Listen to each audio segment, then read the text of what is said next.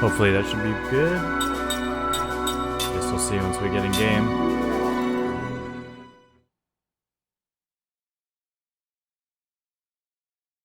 Seems like Xenia does not like losing window focus, which is weird. Gotta remember to unfull screen it first, I guess. Because otherwise it like spazzes out.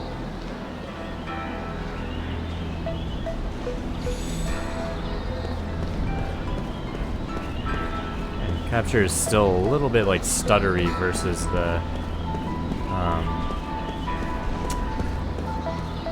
versus what I see on screen. You know, I have VSync disabled. I'm gonna try turning VSync back on.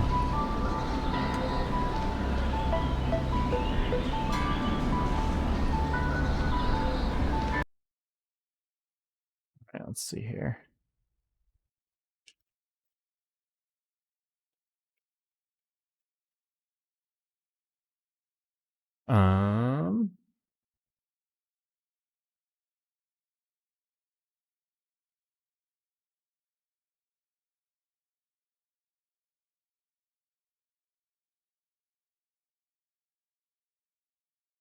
VSync.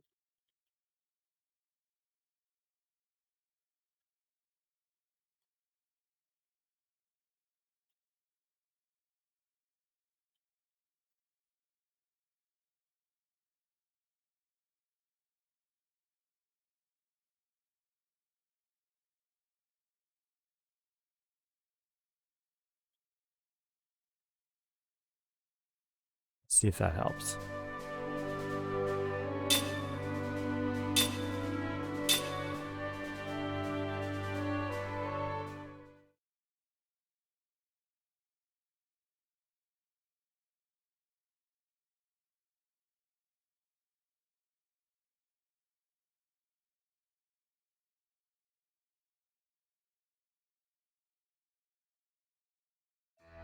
Excuse me.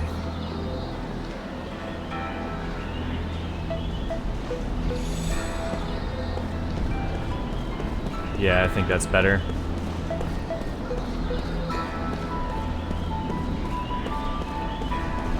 Looks much smoother.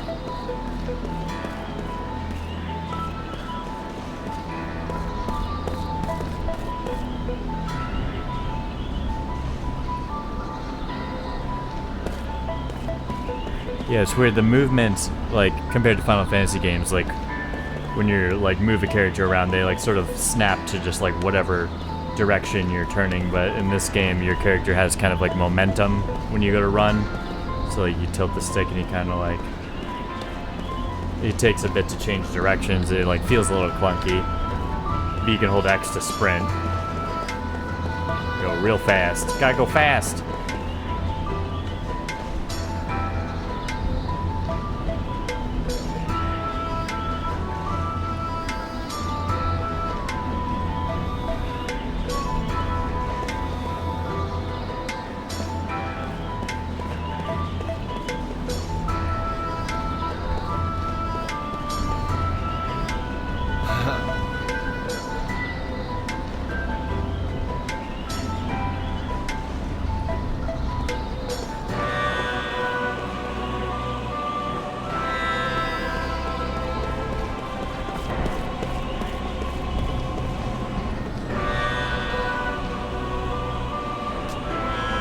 Nice secret, kid.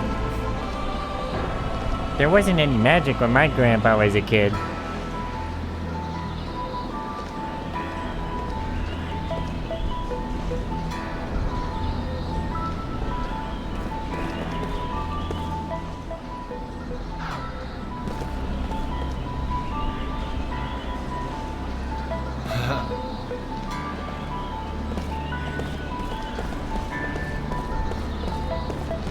Yeah, so in this world, magic was discovered and integrated with technology, and it's sort of just like taken over everything, and it's like very close to FF7 vibes in that regard.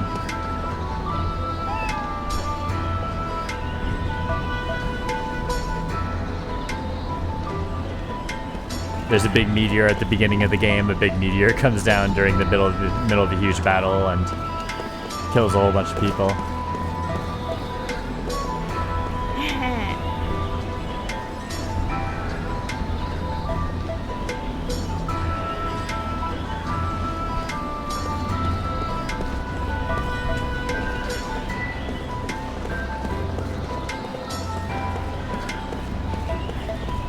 There's random enemy items hidden everywhere, so I'm looking around.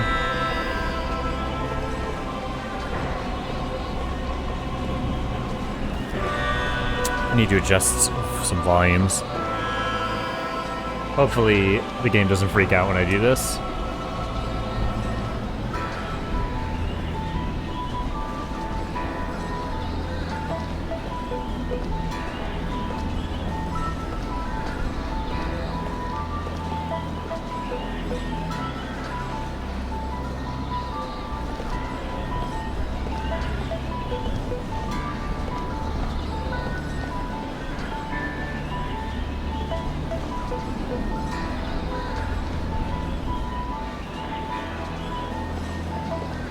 Check.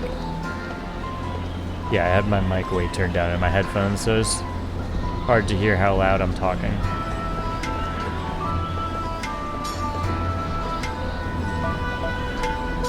Check, check. Check. I don't like to have the mic full volume in my headphones, but it is nice to be able to hear myself. Yeah, I think it was definitely that VSync setting that was making things weird.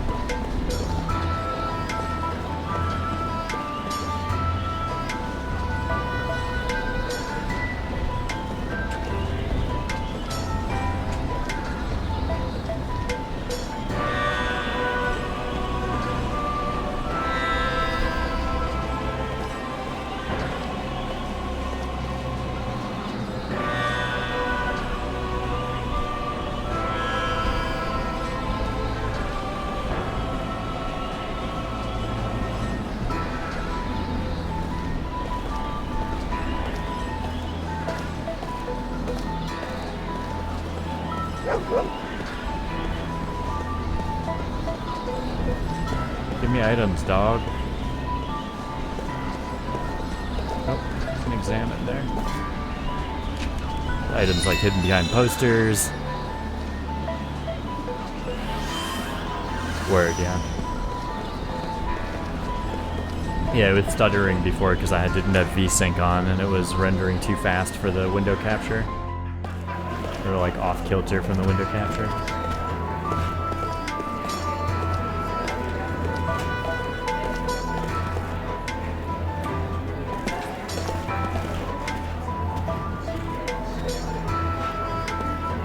Probably dead. There was a huge meteor there. Oh, do we get to play the piano? Nice. So far, this game fails the can you pet the dog test, though.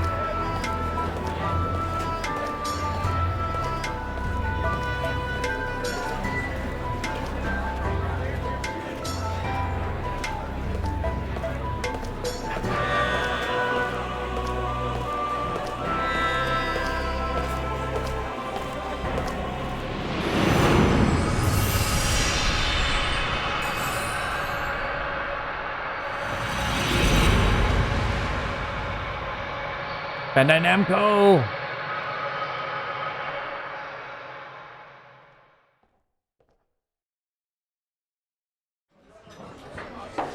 It's funny how playing on the projector, it affects the light on my face.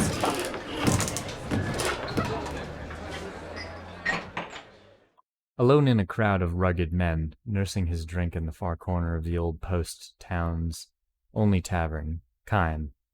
A single man strides in through the tavern door. Massively built, he wears the garb of a warrior. His soiled uniform bespeaks a long journey. Fatigue marks his face, but his eyes wear a penetrating gleam, the look of a fighting man on active duty. A hero's return. The tavern's din hushes instantly.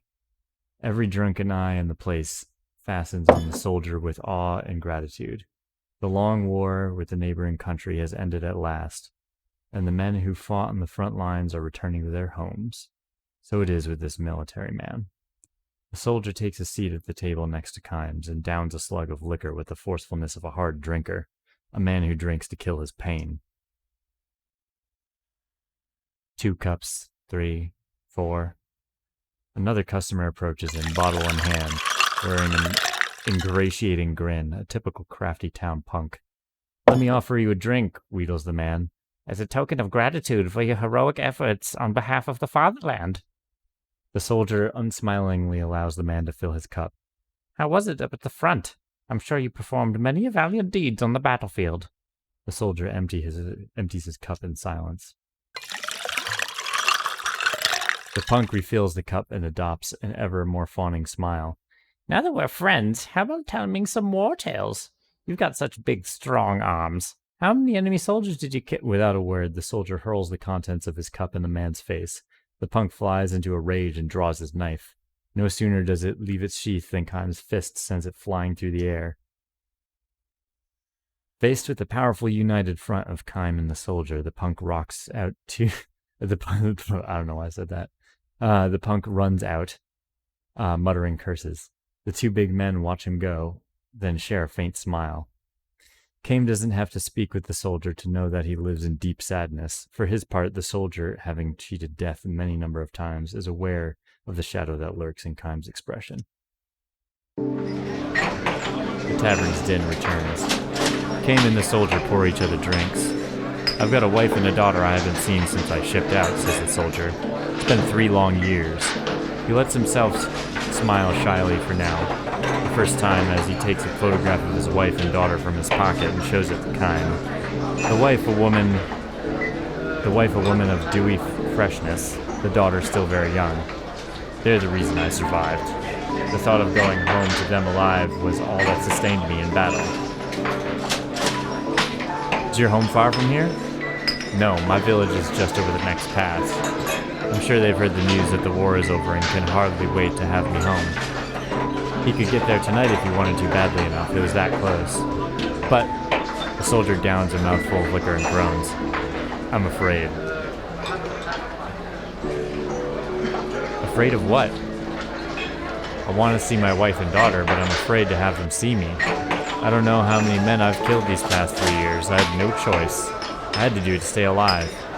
If I was going to get back to my family, I had no choice but to kill one enemy soldier after another, and every one of those men had families they had left home. It was the code of war, the soldier's destiny, to stay alive in battle. You had to go on killing men before they could kill you. I had no time to think about such things on the front. I was too busy trying to survive. I see it now, though, now that the war is over. 3 years of sin are carved into my face. This is the face of a killer. I don't want to show this face to my wife and daughter." The soldier pulls out a leather pouch from which he withdraws a small stone. He tells Kime it is an unpolished gemstone, something he found shortly after he left for the battlefield. "A gemstone?" Kime asks, unconvinced. The stone on the table is a dull black without a hint of gleam a gem should have. "It sparkled when I first found it. I was sure my daughter would love it when I brought it home to her. Gradually, though, the stone lost its gleam and turned cloudy. Every time I killed an enemy soldier, something like the stain of his blood would rise to the surface of the stone. As you can see, it's almost solid black now after 3 years. The stone is stained by the sins I've committed. I call it my sin stone." "You don't have to blame yourself so harshly," says Kime. "You had to do it to stay alive." "I know that," says the soldier. "I know that, but still, just like me, the men I killed had villages to go home to and families waiting for them there." The soldier then says to Kime, "You too, I suppose. You must have a family." Kime gives his head a little shake. "Not me," he says. "No family." "A home village at least?" "I don't have any place to go home to." "Eternal traveler, huh?" "Uh-huh, that's me." The soldier chuckles softly and gives Kime a sour smile. It's hard to tell how fully he believes what Kime has told him. He slips the sin stone into the leather pouch and says, "You know what I think? I think the stone turned darker every time I took a life. It ought to get some of its gleam back every time I save a life. Instead of answering, Kime drains the last drops of his liquor from his cup and rises from the table. The soldier remains in his chair, and Kime, staring him down, offers him these words of advice. If you have a place you can go home to, you should go to it. Just go, no matter how much guilt you may have weighing you down. I'm sure your wife and daughter will understand. You're no criminal. You're a hero. You fought your heart out to stay alive. I'm glad I met you, says the soldier. I needed to hear that. He holds his right hand out to Kime, who grasps it in return. I hope your travels go well, says the soldier. And your travels will soon be over, says Kime with a smile, starting for the door. Then the punk charges at Kime from behind, wielding a pistol. Watch out! Bellows the soldier and rushes after Kime. As Kime whirls around, the punk takes aim and shouts, You can't treat me like that, you son of a bitch! The soldier flies between the two men and takes a bullet in the gut. And as he so desperately wished to do, the soldier has saved someone's life. Ironically, it is for the life of Kime, a man who can neither age nor die, that the soldier has traded his one and only life. That's some deep shit.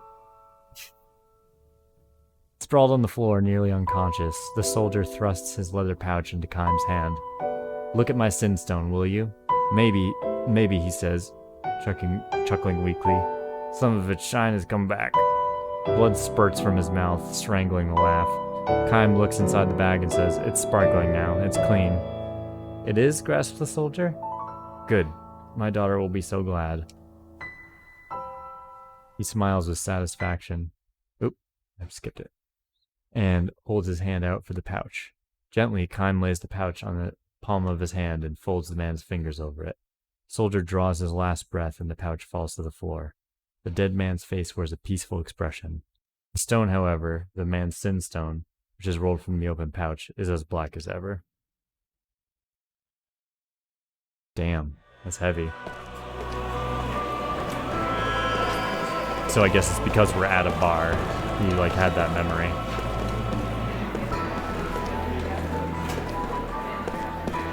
Apparently you pick those up throughout the game in random spots.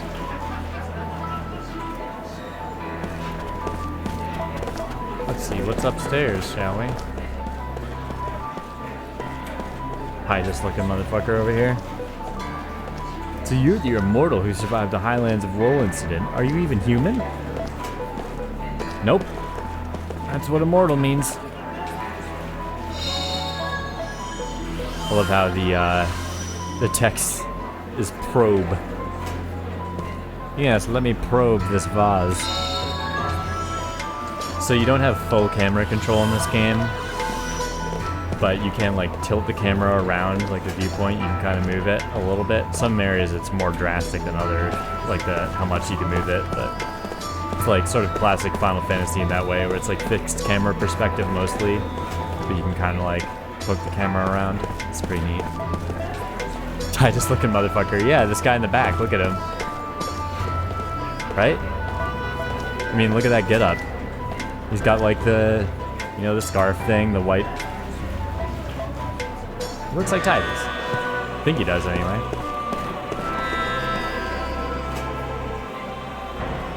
Apparently, Gotza in the north is pulling the strings behind the Kent attack. I guess eventually he'll attack Ura directly. This is just what I heard, but they say that Kent's being manipulated by Gotza. That's how they claim to keep their cans clean, you see, by using the Kents. So, trying to remember. So Kent, I think, is where we are, and then Gotza is the enemies? I don't know. It was late last night. Heavy drinker Otan, is that what they said? I didn't see. Yeah, heavy drinker Oltan. Alright. Alright, whatever you say, heavy drinker Oltan. Conspiracy theorist. Drunk. Hi, I'm heavy drinker Aaron. Cheers to that, lad. Those council types only say things that make them look good. Listen to the talk. Listen to the talk in a few of the bars, and you'll quickly find out the truth behind the scene. They say magic energy brought about the tragedy in the Highlands. This really worries me. Sincere Misfer. Who's this old guy again? Devious Muga. They all have like attributes about them that are their name. It's just Aloof Nella. This is the main street in the city of Ura. You can take care of your shopping along with anything else you might need here. This guy is the same model, but he's lost in the past Nalon. Things were good when old Ziffa was king. There's been something wrong with this country since it's become a republic. Oh my, you look worn out, says conscientious Thalmus. There's an inn just over there. Go get yourself some rest in a proper bed. I thought I already did that. Is this the same inn?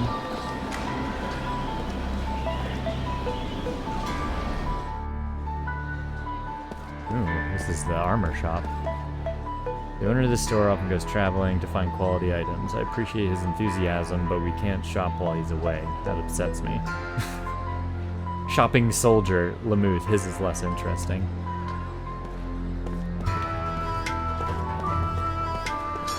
Yeah, so this is generic. They're gating off the armor store until later.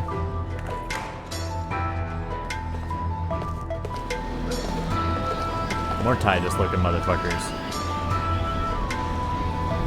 King Ziffa ruled Ura until about 12 years ago. Ha ha ha ha! After the queen's death, he couldn't bring himself to care about politics any longer. Standing, talking Roha. Sighing halls. King Ziffa was loved and respected by the people even after the monarchy came to an end. But dying in such a fashion, that's bound to create some nasty rumors. Blah blah blah blah blah blah blah blah blah blah blah.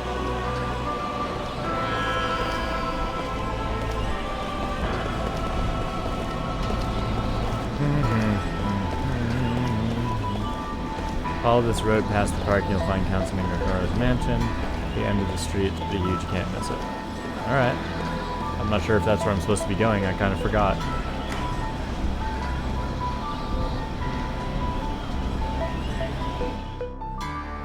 This is the end.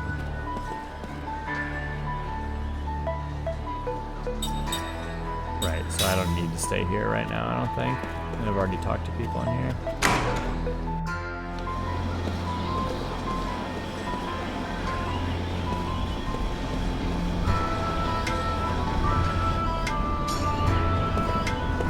Item.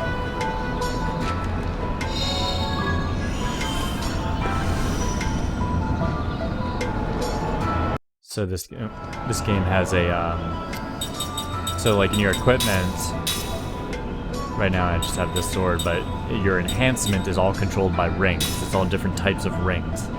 So I only have like the starter one right now. You have a dedicated menu in here called Ring Assembly, where you can get different types of items and you can use them to craft rings that you put on. And then there's this mechanic in battle where whenever you do a normal attack, there's like a ring and another concentric ring that closes around it, and it's like a time thing where you have to like do the timing right. And if you get the timing right, you get like whatever the enhancement is, like to varying degrees. So like yeah, this one would be fire damage, this one's like slightly increases your attack damage. So like your ring effect is determined by that, and it's also the mechanic as a ring that closes in on a ring. Oh, can you pet the dog? No, it just barks at you. Fuck you too, buddy. Oh, you can walk slow. I didn't realize that. You can hold B to walk slow. I think I've already been here.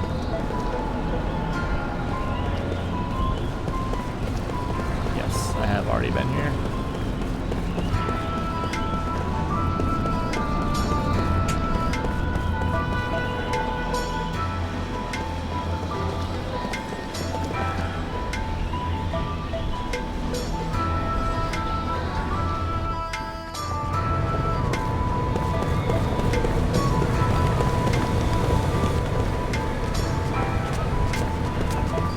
Take the ball. Ah.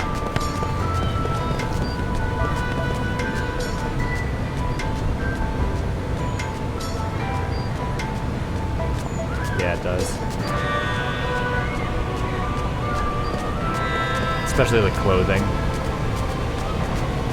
Yeah.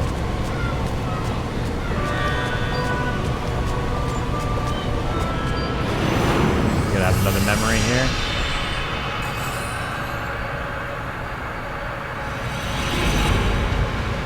Bandai Namco! The dream has been revealed.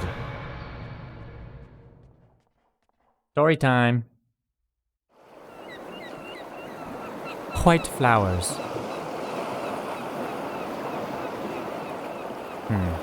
Try moving the camera so that works better.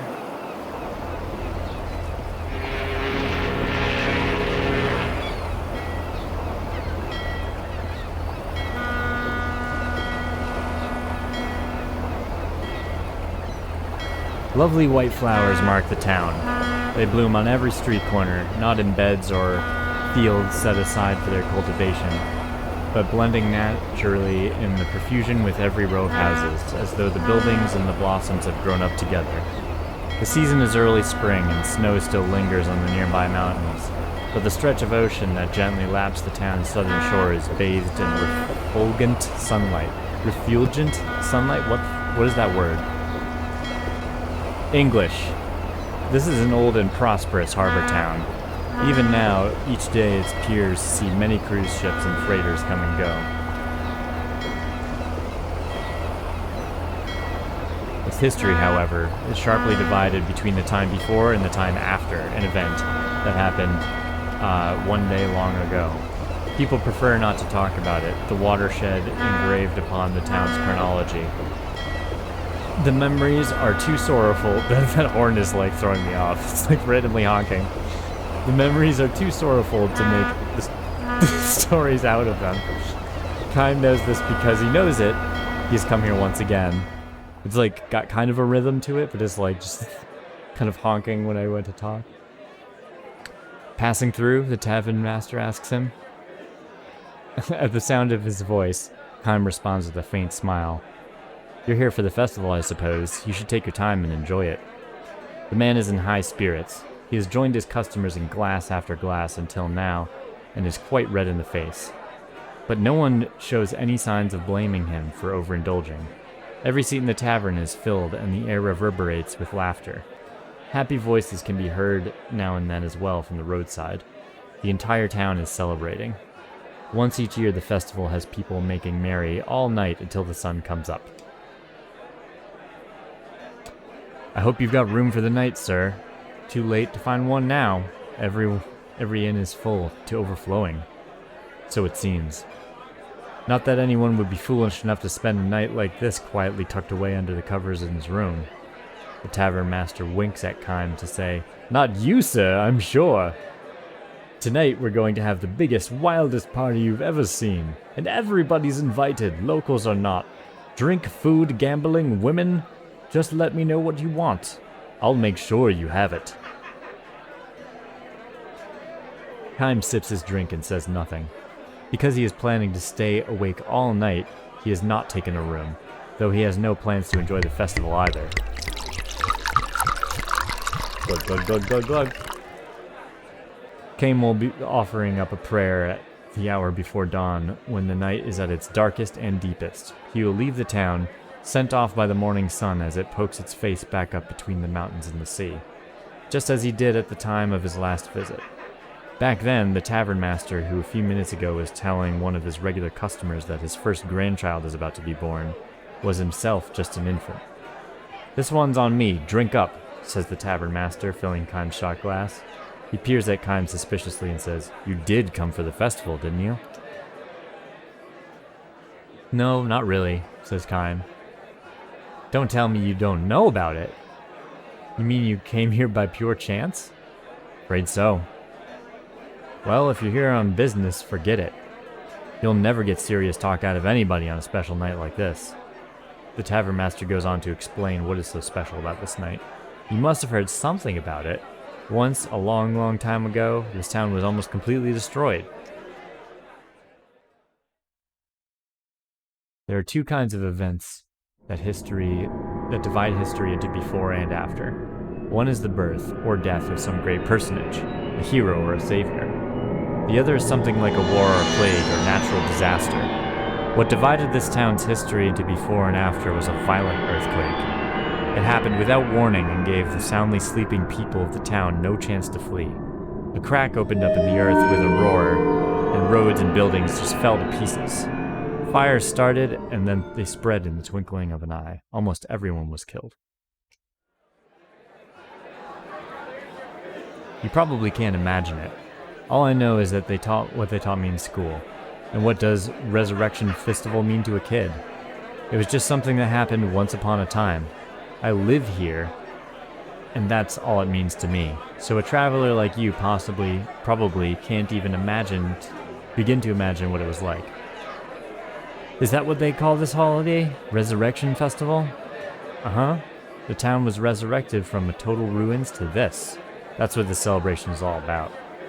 Kime gives the man a grim smile and sips his liquor. What's so funny, the tavern master asks. The last time I was here, they were calling it Earthquake Memorial Day. It wasn't a festival for this kind of wild celebrating. What are you talking about? It's been Resurrection Festival ever since I was a kid. That was before you were old enough to remember anything. Huh? And before that, they called it Consolation of the Spirits. They'd burn a candle for each person who died and pray for them to rest in peace. It was a sad festival, lots of crying. You sound as if you saw it happening yourself. I did.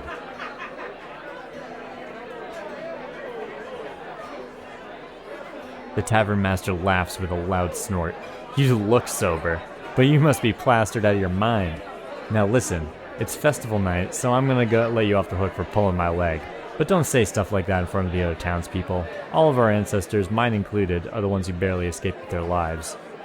Kime knows full well what he's doing. He never expected the man to believe him. He just wanted to find out for himself whether the townspeople were still handing down the memories of the tragedy, whether deep down behind their laughing faces there still lingered the sorrow that had been passed down from their forefathers' time. Because Kime is 1,000 years old, if you didn't know that.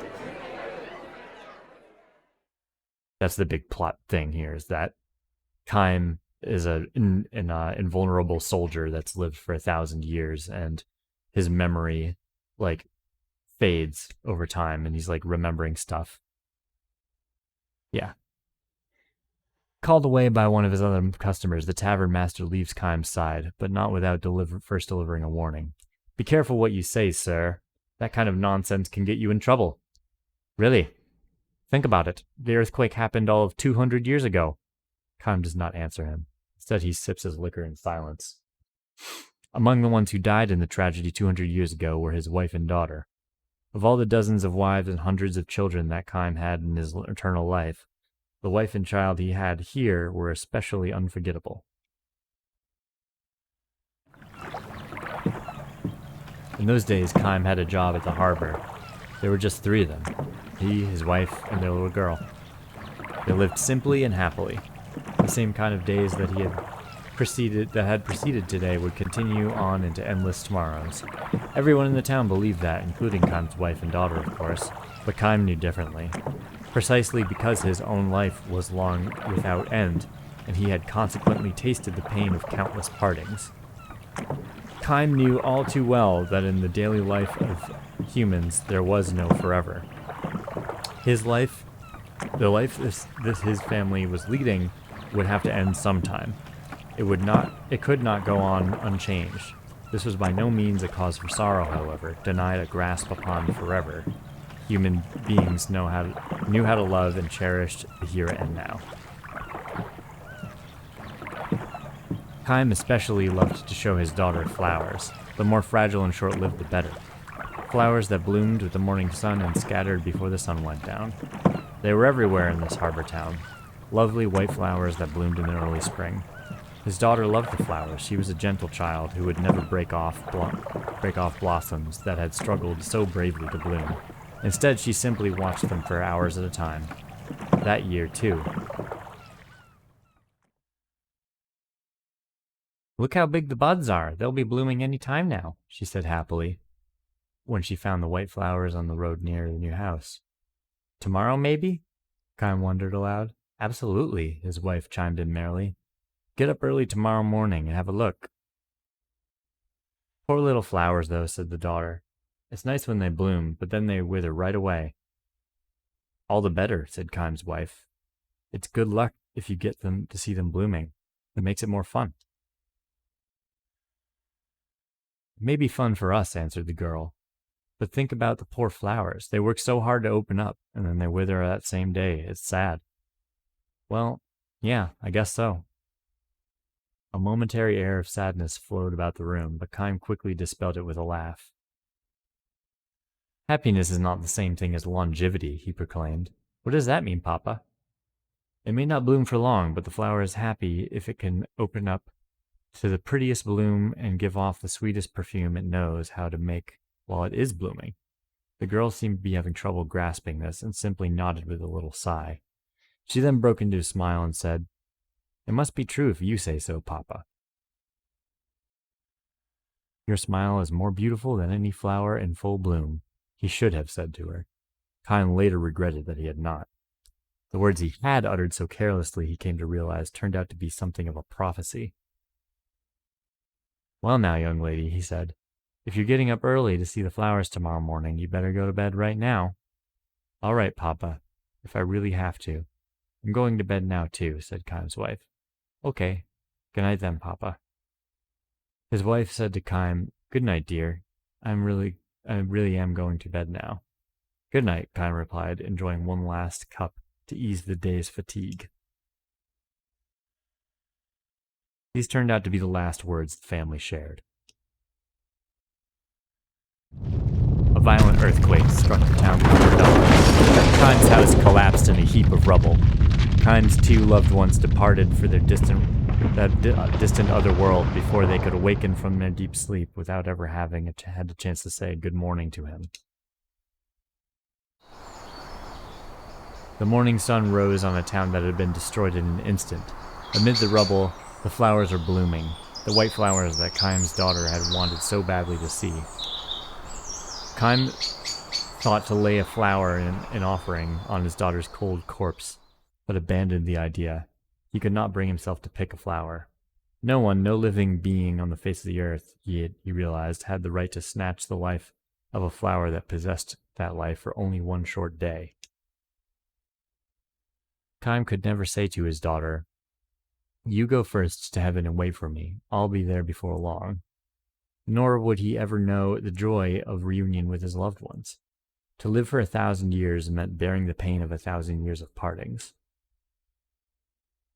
Kime continued his long journey. A dizzying number of years and months flowed by. Years and months during which numberless wars and natural calamities scourged the earth. People were born and they died. They loved each other and were parted from the ones they loved. There were joys beyond measure and sorrows just as measureless. People fought and argued without end, and they also loved and forgave each other endlessly. Thus was history built up as the tears of the past evolved gradually into prayers for the future. He does look kind of like Laguna, yeah. But he's got like the one strand of hair or whatever that hangs in like sort of the same spot. Kime continued his long journey. After a while, he rarely thought about the wife and daughter with whom he had spent those few short days in the harbor town. But he never forgot them. Kime continued his long journey, and in the course of his travels, he stopped by this harbor town again.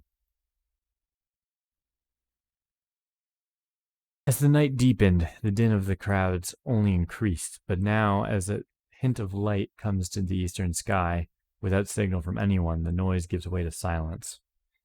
Kime has been standing in the town's central square. The revelers, too, have found their way here one at a time until, almost before he knows it, the stone-paved plaza is filled with people. Kime feels a tap on the shoulder. I didn't expect to find you here, says the tavern master. When Kime gives him a silent smile, the tavern master looks somewhat embarrassed and says, There's something I forgot to tell you before. Oh? Well, The earthquake happened a long time ago, before my father and mother's time, even before my grandparents' generation. It might sound funny for me to say this, but I can't imagine this town in ruins. I know what you mean. I do think, though, that there are probably things in this world that you can remember even if you haven't actually experienced them, like the earthquake. I haven't forgotten it. I'm not the only one. It may have happened 200 years ago, but nobody in this town has ever forgotten it. We can't imagine. We can't forget either. Never forget. This is the 9/11 story. Just as Chaim nods again to signal his understanding of the tavern keeper's words, a somber melody echoes through the square. This is the hour when the earthquake destroyed the town. All the people assembled here closed their eyes, clasped their hands together, and offered up a prayer, the tavern master and Chaim along with them. To Chaim's closed eyes come the smiling faces of his dead wife and daughter.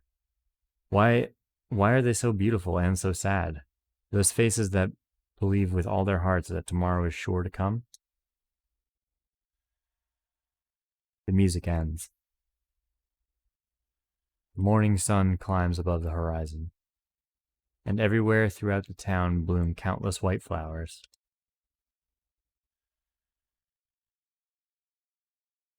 In 200 years, the white flowers have changed. The scientists have hypothesized that the earthquake may have changed the nature of the soil itself, but no one knows the cause for sure. The lives of the flowers have lengthened. Where before they would bloom and wither in the space of a single day, now they hold their blooms for 3 and 4 days at a time. Moistened by the dew of the night, bathed in the light of the sun, the white flowers strive to live their lives to the fullest, beautifying the town as if it was striving out to live out the portion of life denied to those whose tomorrows were snatched away from them forever. Dang. The artwork that they sort of show in the background there during those scenes, like when they draw people, it kind of looks like the same kind of art style that they used for like the Final Fantasy titles. You know, like the logo art or whatever. Anyway, I gotta go take a piss and grab a beverage and probably feed the cats, so I'll be back in like 5 minutes. And make sure to unfold screen this. And I'm gonna put up BRB. And I'll BRB.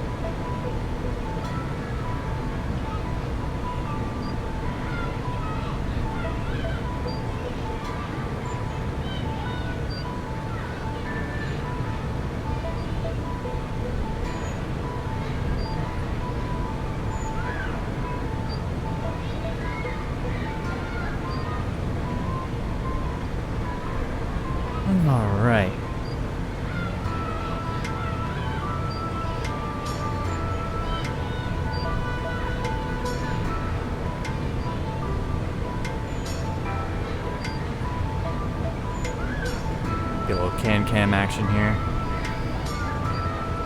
Oh, it's gonna deny me my can because of the... It's being canceled out. Cancelled out. I think I can disable it for a sec.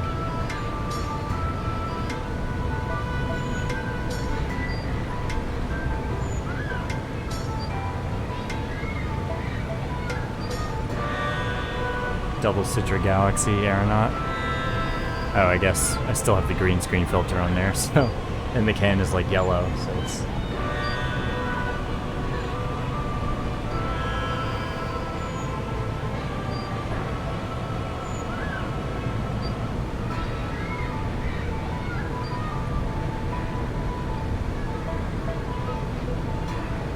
Double IPA.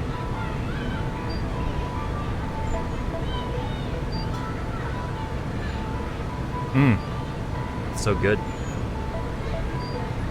want to follow it up with some of this terrible jerky that's in like a normal plastic baggie because the original bag it was in broke when I went to open it.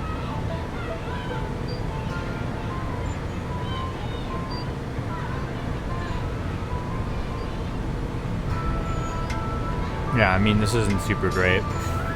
It kind of tastes like, you know, I've never had like beef jerky before, where like I eat it and I'm like literally like that tastes like cardboard, but this like literally has the texture of like, you know, cardboard that got wet and then they dried it out.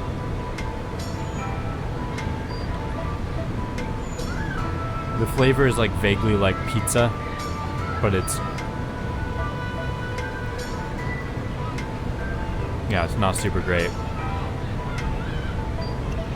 Yeah, it's perfect pepperoni, quote unquote. I'm not sure if it will block this out, but yeah, look at that. It looks like a fucking turd.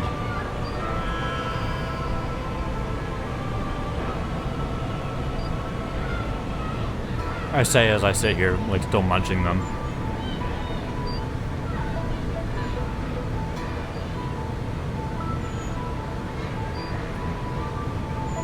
I mean, it's kind of spicy. It's got like a little bit of black pepper into it.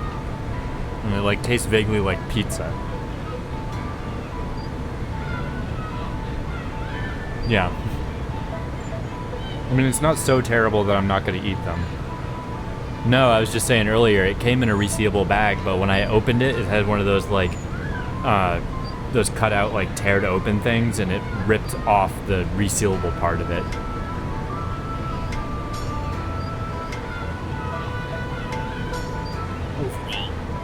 D-.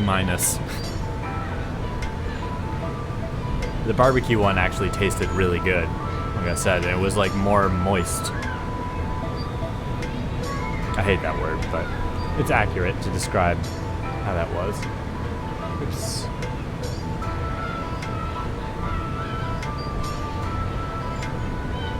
There we go. Oh, Flicker City. Don't do that.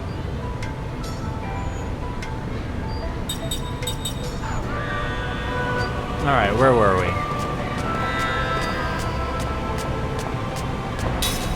Oh, I guess I'm hearing that now. I said this charm off with my son. It can only mean one thing. I knew it. I was kidding myself before, really, but I knew it. This is my grandfather's nameplate, a souvenir from a war long ago that he miraculously survived. He told me a fellow soldier saved his life in that war. But I suppose this nameplate wasn't enough to do the same for my son. It's really annoying, that kid running around there. Thank you for taking the trouble to bring this to me.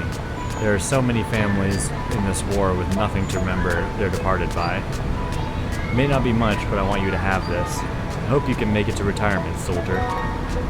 Ooh, it was worth talking to her. Hey kid, stop it. I was supposed to go shopping with my mom today, but she suddenly changed her mind. What was his name? Stubborn Maze?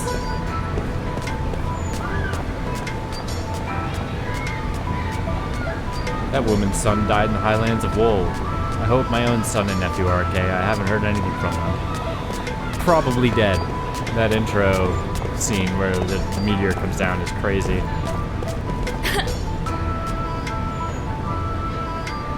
No one else is here today. The park is ours. Oh, interesting. Oh yeah.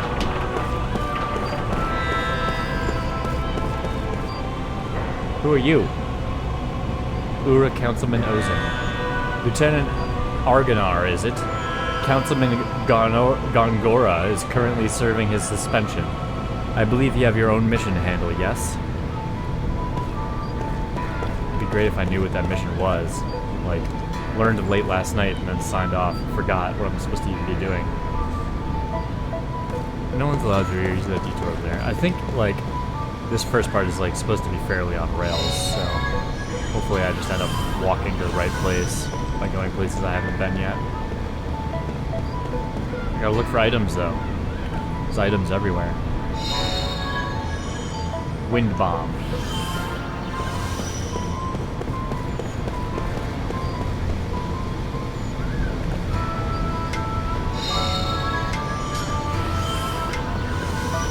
Cold water stone. Yeah, see, like, those are important because you use them to make the rings. So you, like, really gotta kind of scour around and look for items. Did I come from here? Is this where I came from? Like, sort of, yeah, because, like, the square is, like, over this way. Kick! Can I kick the ball at her?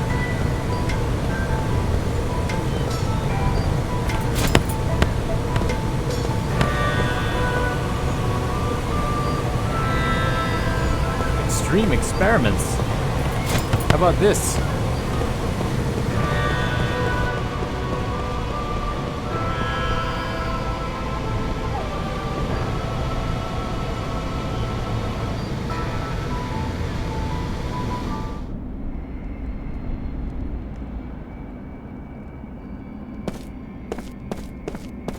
Gongora's mansion. Anything over here? Nope.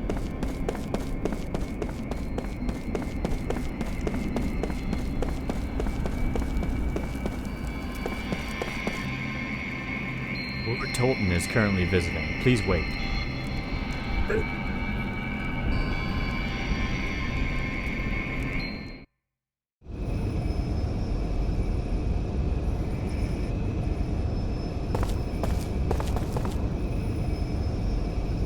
軟禁とはあまりに横暴だ。ロクシアン議長には私から断固抗議する。気を落とすなあかんから。ありがとうございます、トルタン殿下。随分と頼もしくなられた。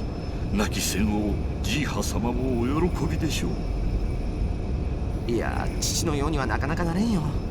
共和制になった今、私は一介の市民に過ぎ、殿下という身分ではない。偉大なる王家の血を崇敬する私にはトルタン様はやはり殿下とお呼びするのが一番ふさわしく思います。 So in a cutscene earlier, this guy Gongora, they're in like the council, like the leading council of this city, and he admitted that he is the one who put a curse or something on Kaim to make him immortal. めったなことを言うな。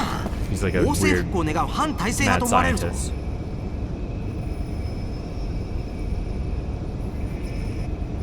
And this land used to be a monarchy, but now it's like a 私を案じて republic. 訪問していただいただけでも嬉しいのです。いつも気にかけていただいて。 I mean, look at that guy. You just know he's gonna be like weird and evil. He's got that weird, like, you know, like Sugar Ray, but he's got like a, you know, a shit-eating goatee. お前には魔導力をはじめ多くのことを教わってきた。気にかけるのは当たり前ではないか。むしろ許せないのはロキシアンだ。このままグランドスタッフ建造を中止に追い込むつもりではないのか。 Grand Staff, I think, is supposed to be like a gigantic tower made out of magic or something. Dude is clearly gonna turn on you, yeah. Or he already 私は has, 悔しい and の we だ don't が even ら know it. 皆魔導力の恩恵をこれだけ被っていながらグランドスタッフの意味を分かろうとしていない。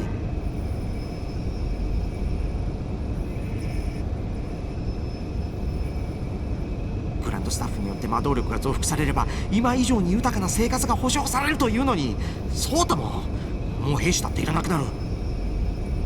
Graphics in this game are pretty good. And they scale up pretty well. お前がどんなにウーラの未来を見据え発展させんとしてグランドスタッフを検討しているか、皆視野が狭すぎる。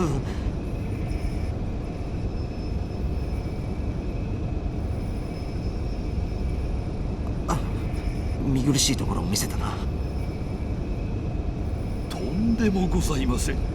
殿下がご理解くださっているのであれば私には十分です。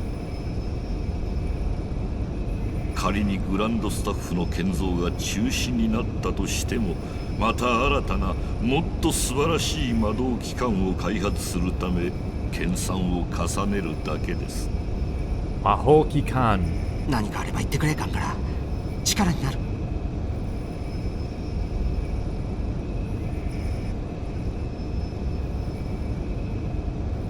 もったいないお言葉です、殿下。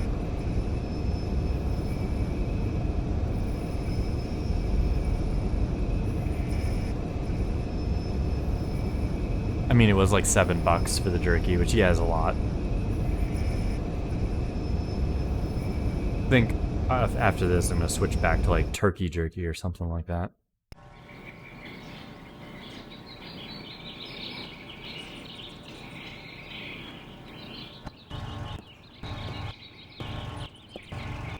Not sure what's going on with the audio there. I heard there's some weird audio stuff. The car was like phasing in and out. Yeah, I hear it.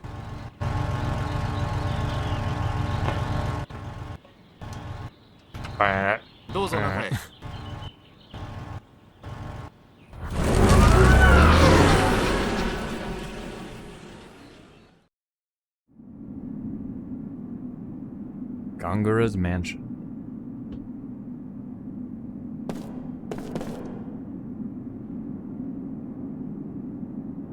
No, I'm just looking for items. I don't want you to gate me out of items.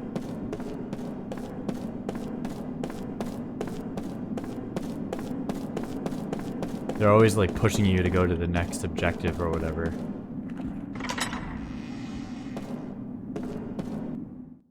I know better than that. There's all my items.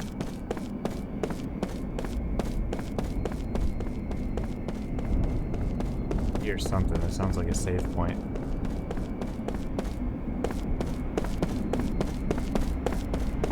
Nothing out here, I guess.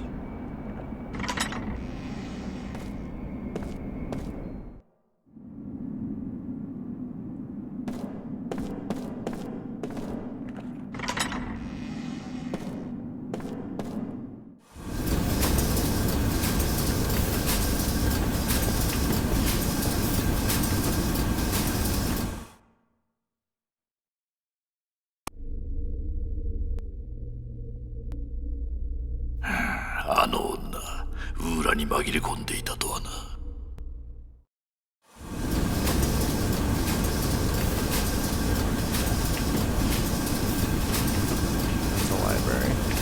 Or that's an elevator.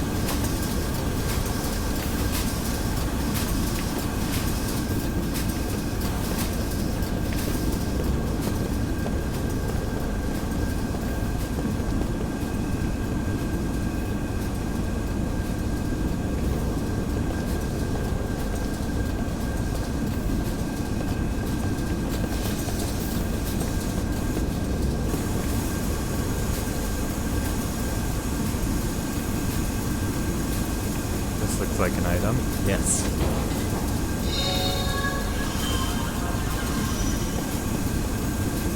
You can even kick the things after you get the item. Just kick them.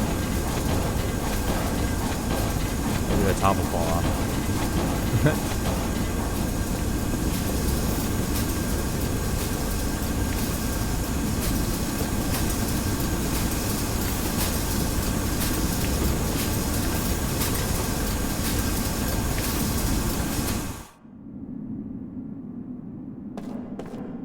Huh, look at all these chests. Flare bomb. Berserker necklace.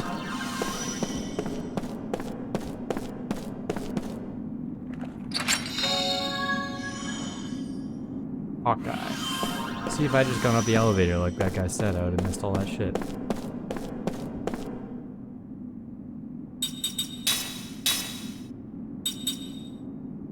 Okay. So we got some choices here now, I guess. Increased magical and physical defense during critical HP status. That's what the Berserker necklace does?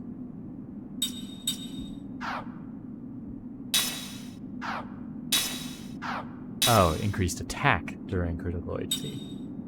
Reveals the types and elements of enemies. That might actually be pretty useful in the early game to figure that stuff out.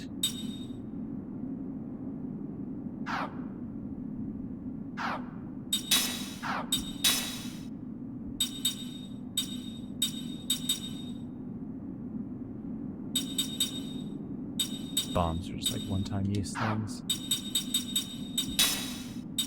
So can't build any more rings.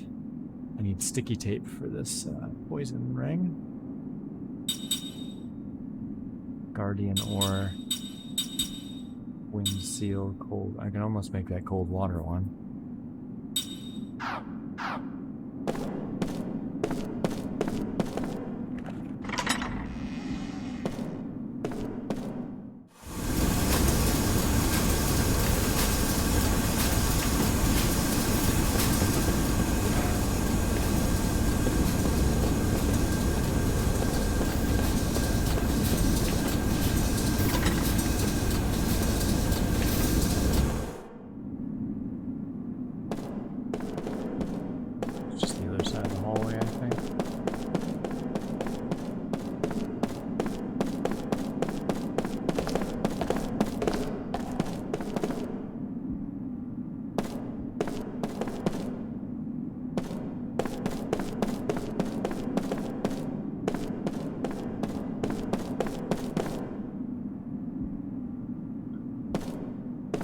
Was the way to go, I guess.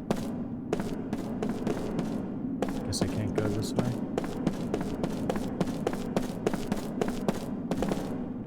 I probably gotta go up that elevator that was in here.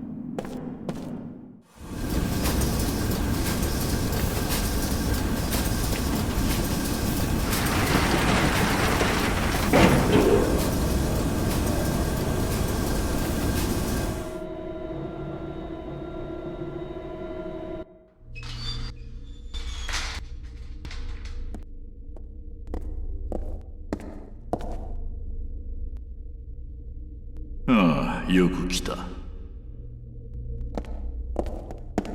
Really does look like Laguna. お前を呼んだのは他でもないが。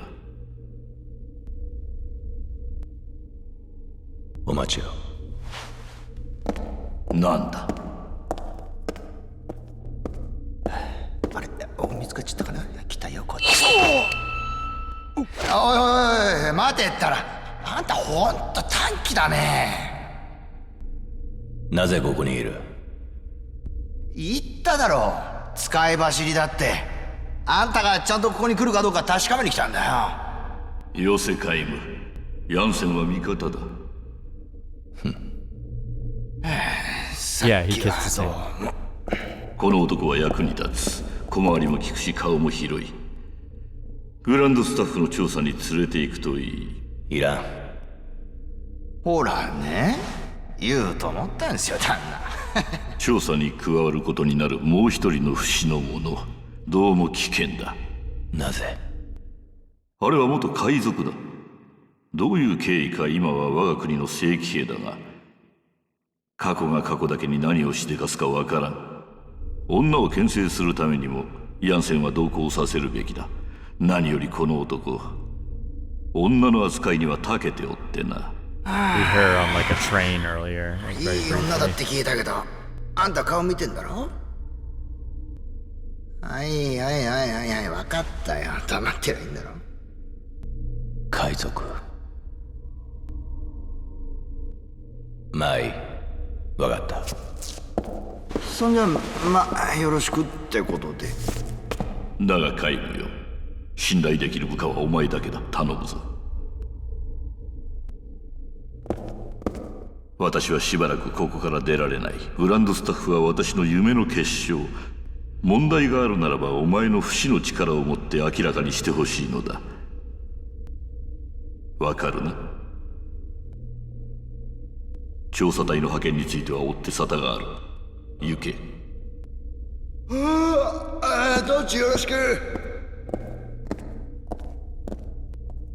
疲れるやつですね、あいつ。ご苦労だった。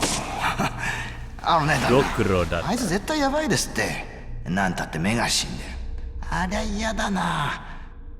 あんなのの見張りにこのギャラじゃ見合わないってもんですよ。いや、もうちょっとバカし色つけて割らないと。言ってることわかりますよね。Greedy bastard。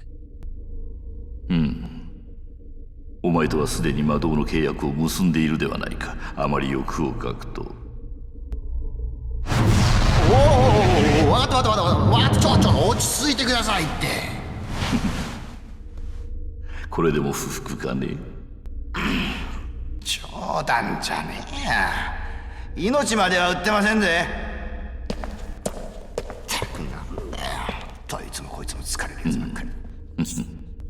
I'm taking a bath.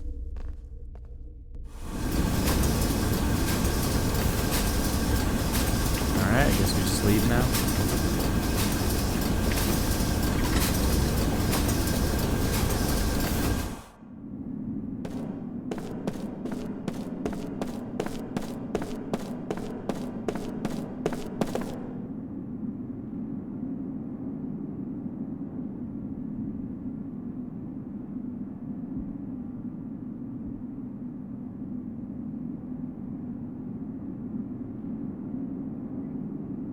This is where they're telling me to go look around for items now, I guess, but I already did that.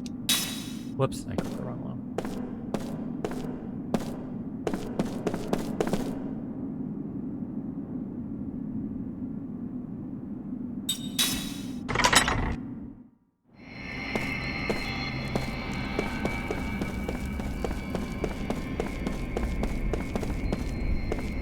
Fucking cars.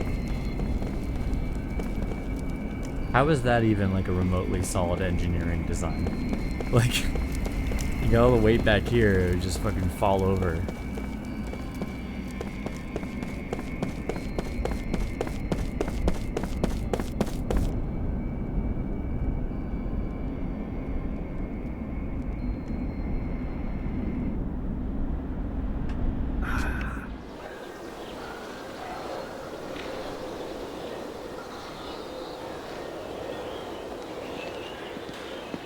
いや、探したよ。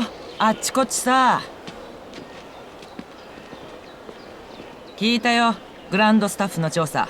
お互い貧乏くじ引いたって感じだね。無駄に生き残っちゃうといろいろ面倒で。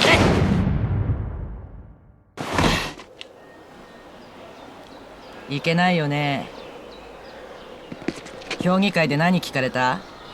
お前には関係ない。そうかな。ねえ、どこかで会ったような気しない？警戒することないよ。記憶がないのはこっちも同じ。お前もか？なんにも思い出せない。分かってることは自分がどうやらセス・バルモアって名前らしいことだけ。昔は海賊だったっていう人もいるよ。二人とも不死身で記憶がないなんて変だよね。もしかしたら昔会っていたかもしれない。あんた見てるとそんな気がしちゃうんだよね。会っていたとしたら敵だったのか、それとも味方だったのか。ひょっとして愛し合っていたかも。おっと、明日からの旅が楽しみだね、カイム・アラゴナ。明日？まだ評議会から連絡来てないんだ。グランドスタッフ調査隊の出発は明日早朝。あんたのとこにも連絡行くと思うけど、私は旅のお供にまずはご挨拶ってことで。旅の友か。遅刻厳禁だからね。Okay, bye.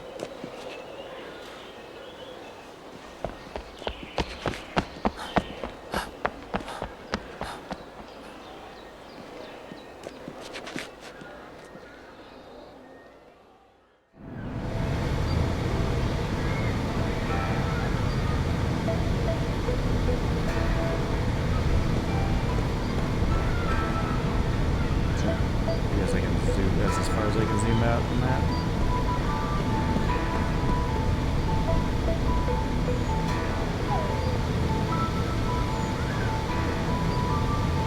That was the way I came from.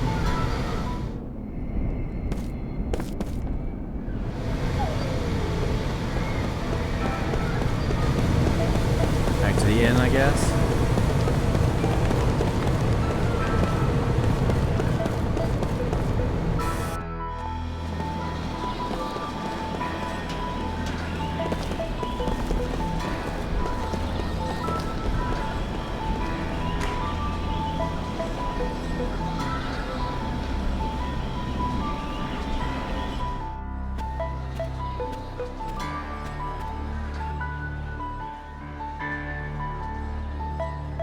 Welcome back. I received a message from the council earlier. You are to report to the Great Gate for your next mission. If you head to the station, you can either take the monorail or pick up a taxi to the Great Gate. Be careful out there.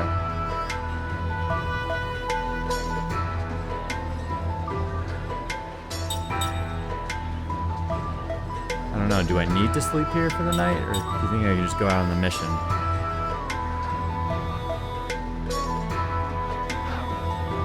I'll just try and go out to the monorail area.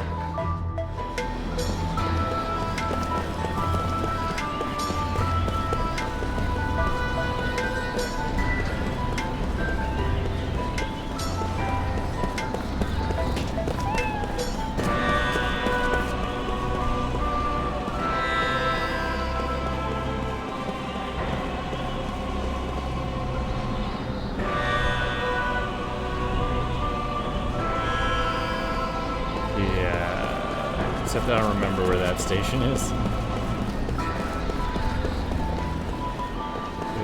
here.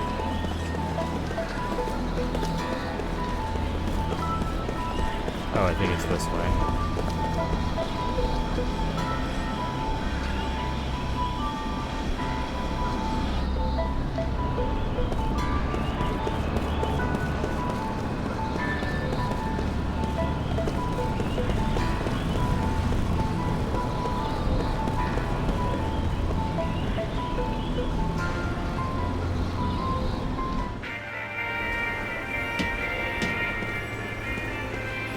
Save point.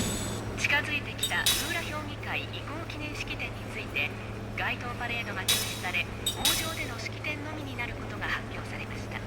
モール高原の惨劇により家族を失った人々に配慮したとのことです。先日から行方不明となっていたウーラ市民がイプシロン山脈の麓で無事保護されました。調べによりますとこの市民は商用で町を出た後ウーラ街道上で魔物と遭遇し必要に追跡されたために戻ることもできず旅の商人に救出されるまでずっと逃げ回っていたとのことです。市民は追跡が激しく現在は自宅で療養しています。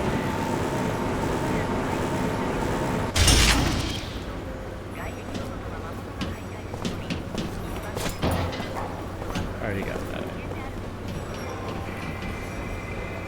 Monorail is not in operation at this time. What about this one? Great Gate. Oh, okay. There we go.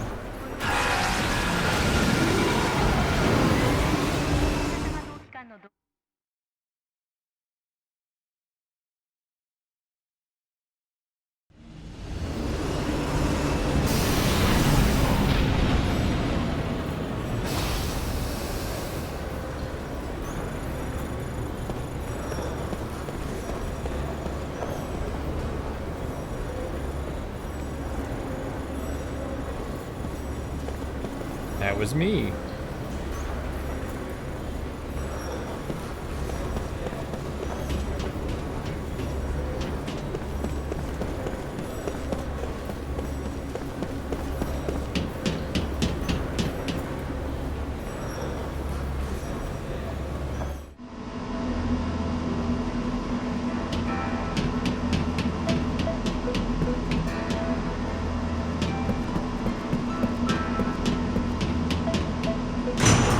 Weird, because I've already been here, like the beginning of the game. let me go directly here, but they said I would have to go in the morning.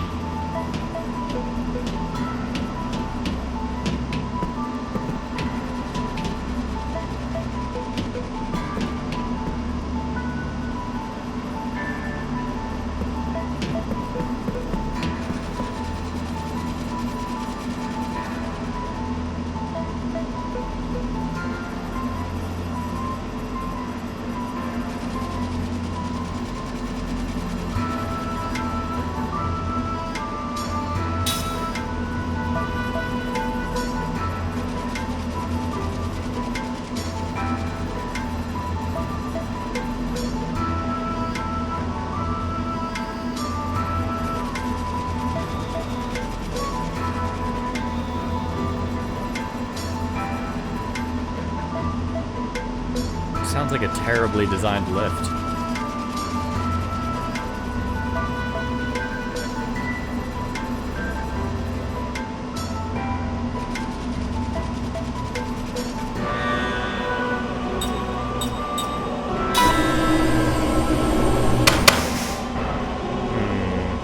We gotta see what each one do, I guess. This is a classic Final Fantasy puzzle.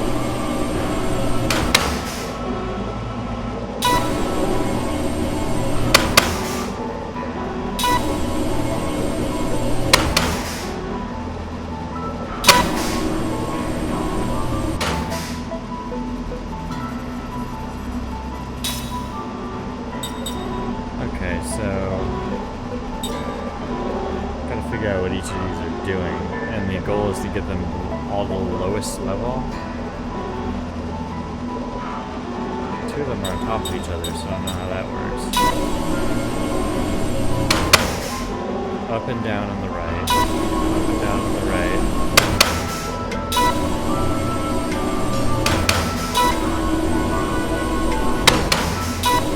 So that only ever changes those ones.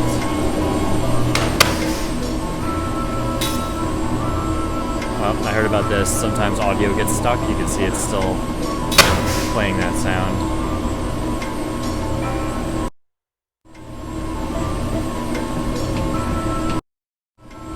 Yeah, you can you're still playing that lift sound. I wonder if you can get rid of it by like navigating in between areas.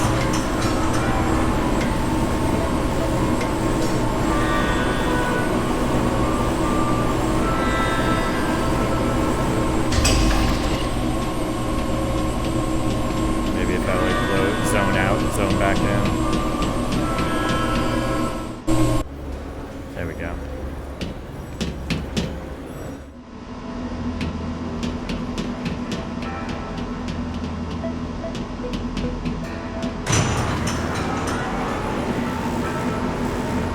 Alright, note to self, don't click them too quickly.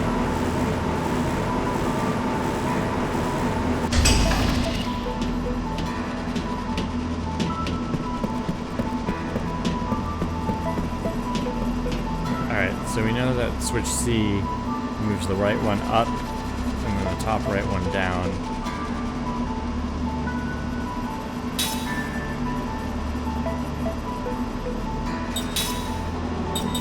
What does lever B do?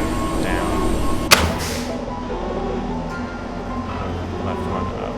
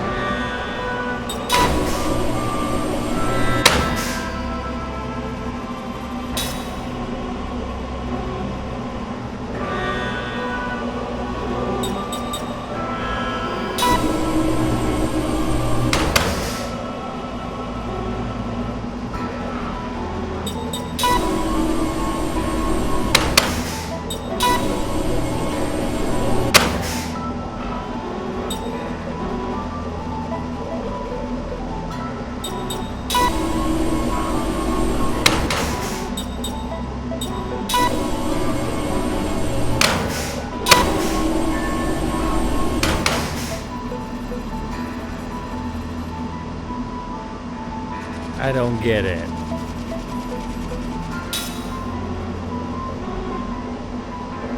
This is probably like super obvious how to do this.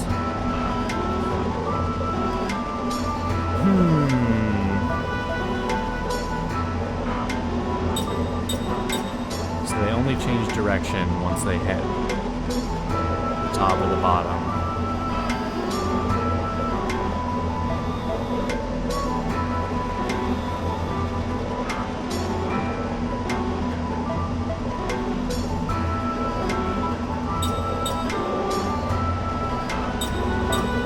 The left one's gonna raise up either way with the first press. So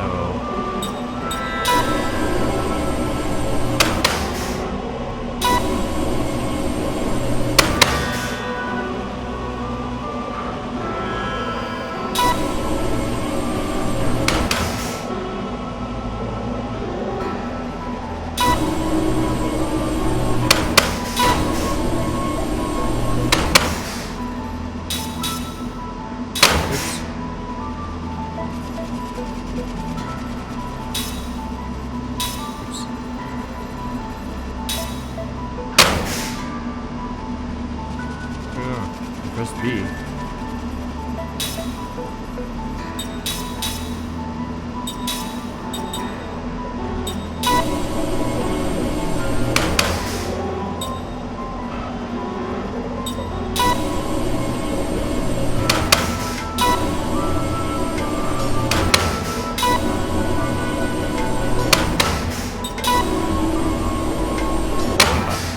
There we go.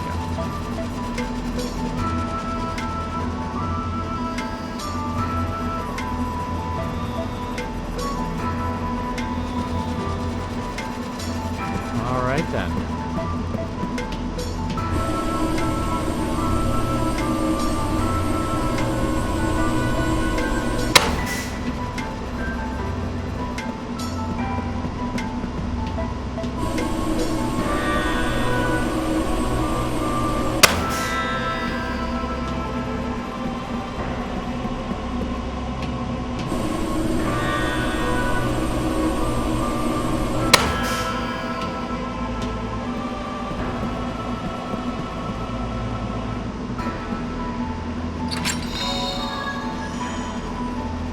Platinum Gauntlet.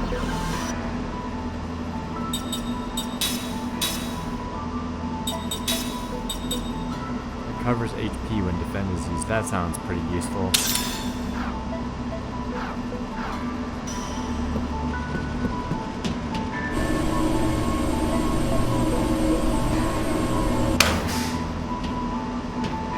Now if only I could get to some fighting.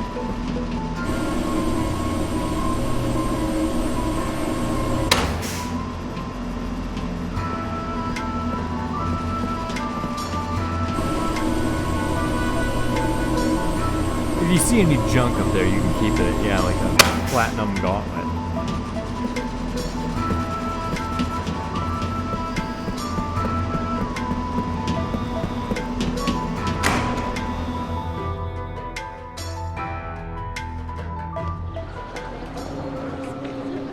So I guess this is the right thing to do.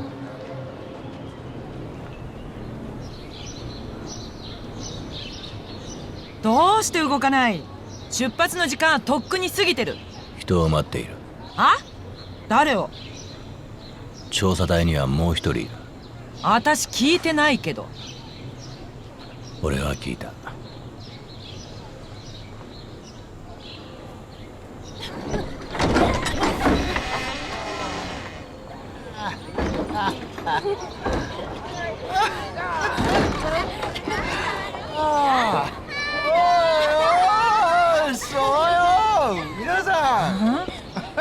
何？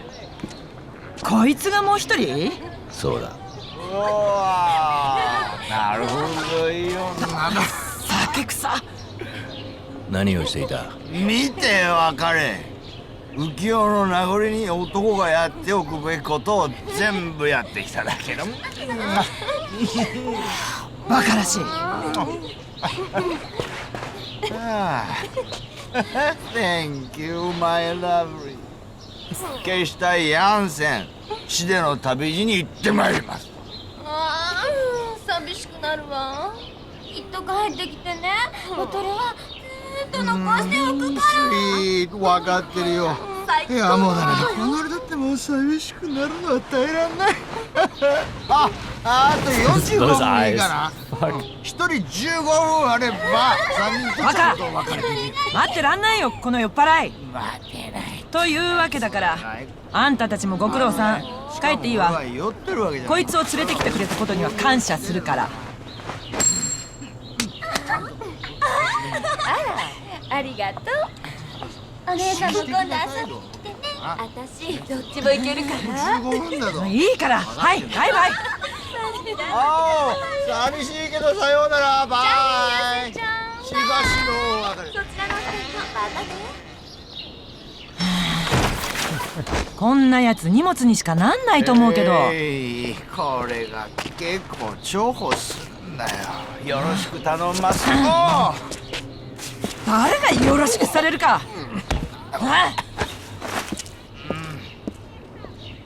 ああ、気持ち悪い。ああ。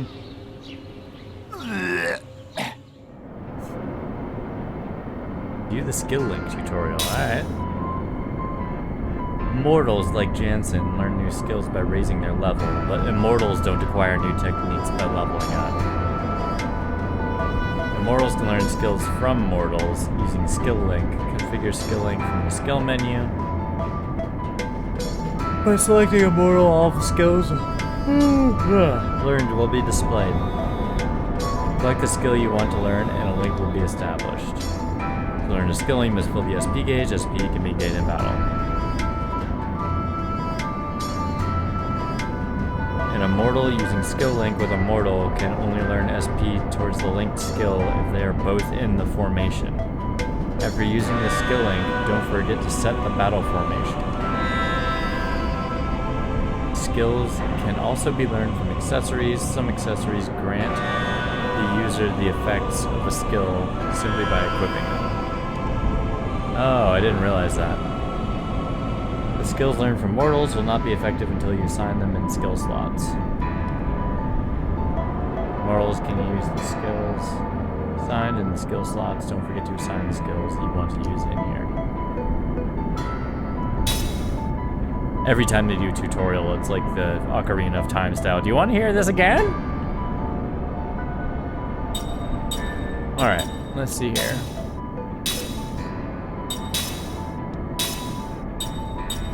Steel, white magic, or black magic? You know it's gonna be black magic first, baby.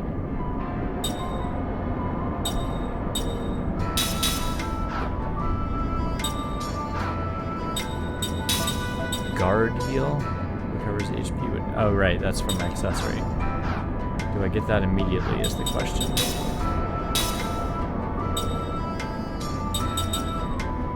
No, I have to learn it. So I need SP to learn it.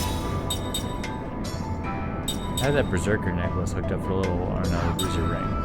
So the Bruiser Ring gives you it automatically, because it doesn't have a learning gauge on it. Versus the other ones all have learning progress. And then, I guess once you learn it, you can equip it here.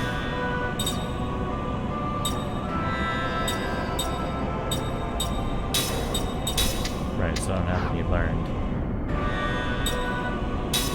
Neither does she. This doesn't have anything equipped. This guy already has those skills equipped because he's immortal. Amortal, not immortal. But can I equip stuff on Seth? Bruiser Ring.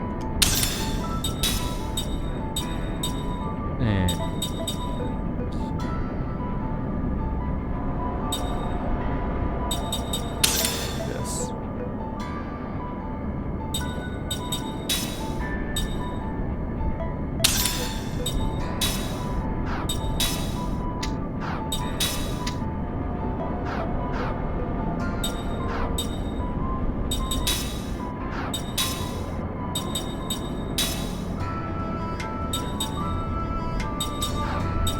Interesting.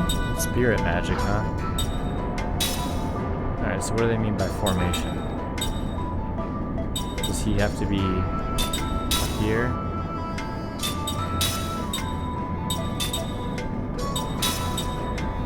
I'm confused. It says you need to be in the formation. I guess it just means that he needs to be... Maybe you get enough members in the future that you can't fit them all in here. So like if they're not in the formation, you don't get the skill. We'll try and leave it as is for now, because he's a caster, so that makes sense to put him in the back, I guess. Suppose I could make another bruiser ring. I don't know if these whetstones are used for anything else. But I don't think Jansen has a ring equipped. I don't think he can equip a ring.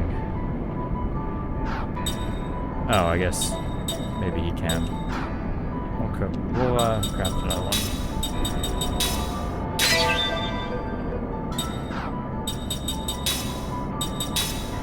I guess he doesn't really need it.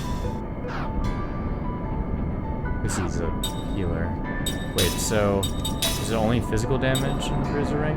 Slightly increases attack damage. That's probably just attack, that's not magic. So that's probably useless.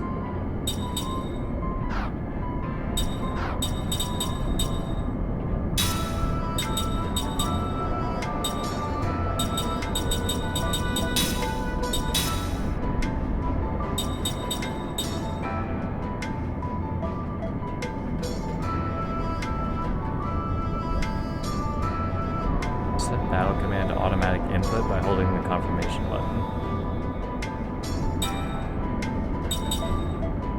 Huh. You can change, you can invert the confirmation button.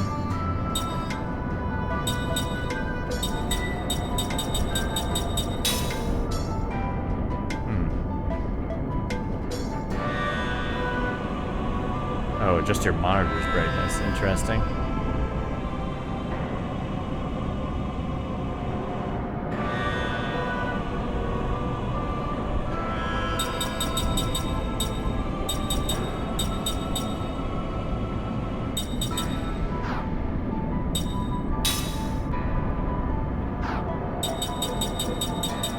Alright. Not sure where we're supposed to be going.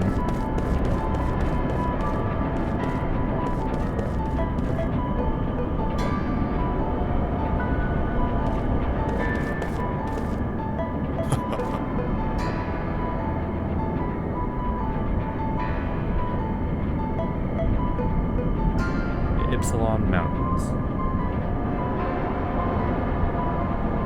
Alright, let's go across the Ypsilon Mountains. I imagine it's this way.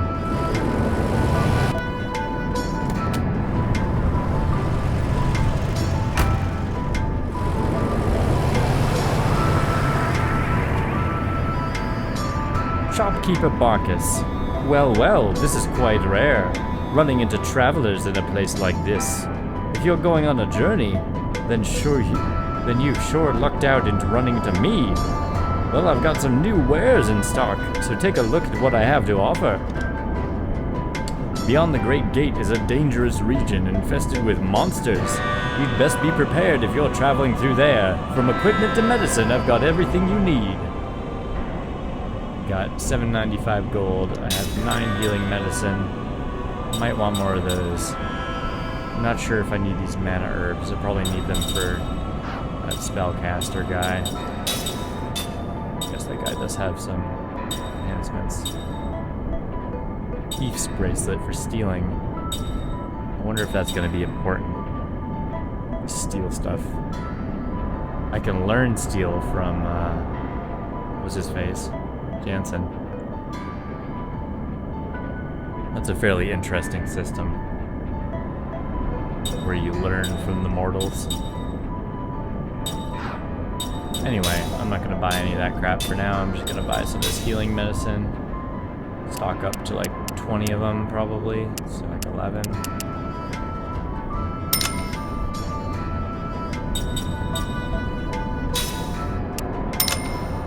Yeah, that'll do. I run a small and humble shop in the city of Ura. If you're in need of medicine or such, pay me a visit. I think you'll be quite happy with what you'll find.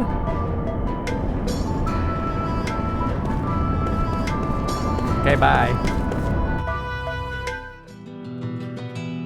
Oh, the world map. I had heard that there was a world map.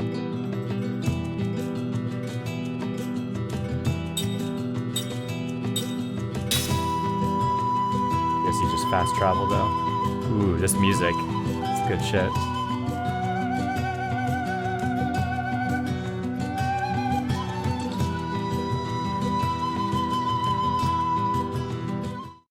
Yeah, that music fucking slaps.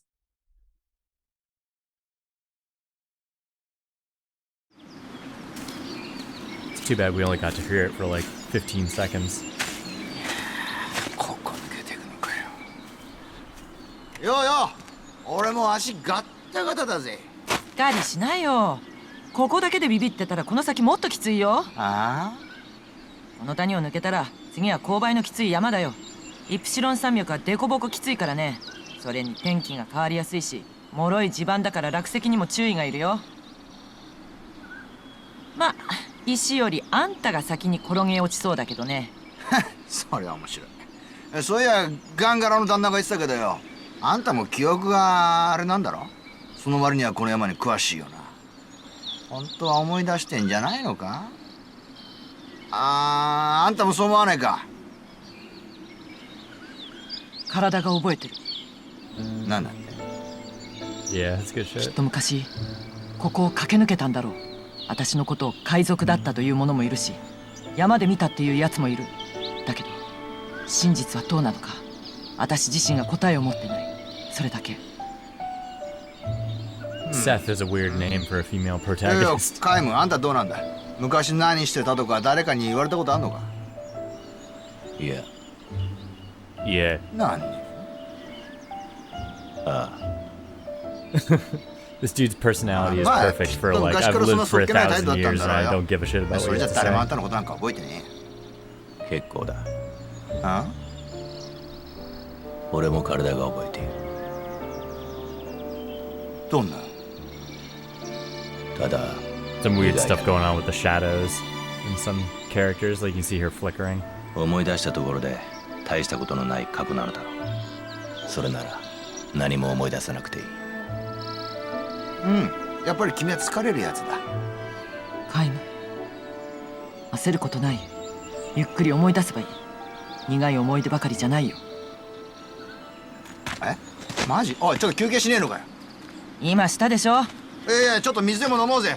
とかさ、ほらちょっと足裏マッサージやるとか。よ姉さん、カイムもよ、そう思わねえか。あ、思わない。あ、そう。 There's always got to be the jokester.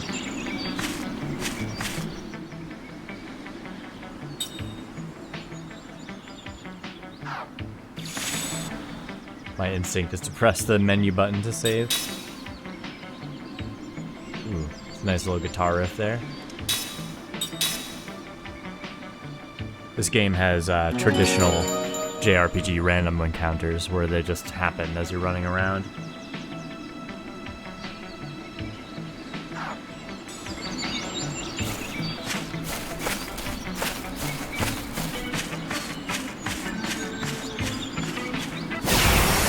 My item.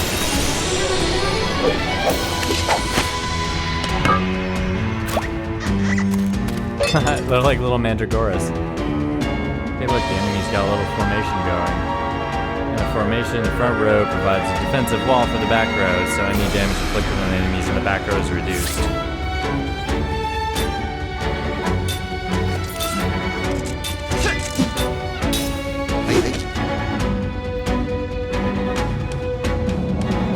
Guard condition. Oh, okay. 140. The gauge in the upper left-hand corner of the screen indicates the enemy's guard condition. The gauge in the upper right indicates the allies' guard condition. Guard condition is made up of the total HP of the front row. Okay. By attacking enemies in the front row, you can reduce their guard condition. Easy enough, right? Get rid of the enemies in the front row, and the back row will start losing their defense.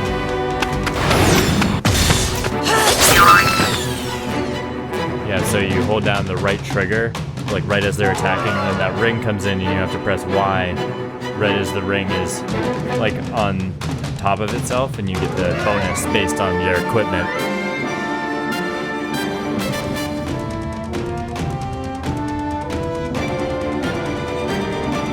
guard condition reaches 0, any made damage inflicted will no longer be reduced. I'll be in the back, so guard me well, alright?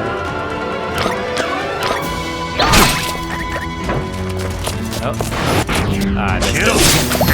You have to like hold the trigger to start it going. The first couple battles I was in, I thought it was bugged because I didn't see the concentric ring. I figured it was supposed to trigger automatically. I like missed the explanation, and then like I figured out it's supposed to be the trigger. And like if there's like that dialogue and like we're attacking now, you have to catch it and hold the thing.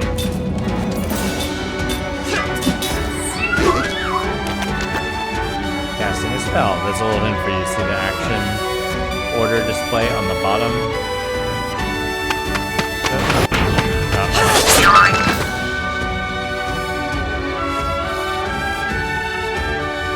Casting interference, eh? Keep the spell from popping off next turn. Alright. Nope.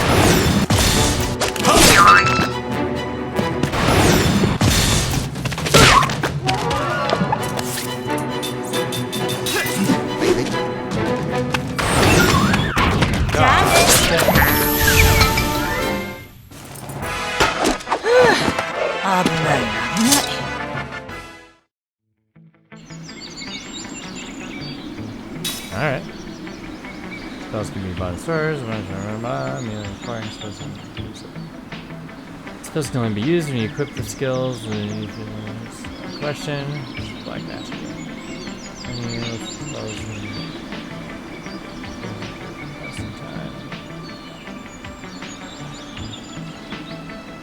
Alphabetic letters represent the casting speed within one turn. S is the fastest, and it will go slower from A to H. The number represents how many turns are required before the spell takes effect.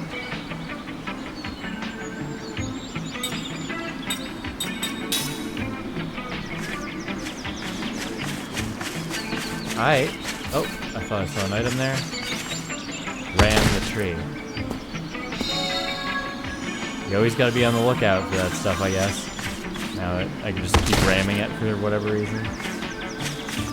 Just gotta be constantly looking in the right corner for that action indicator while you're running around.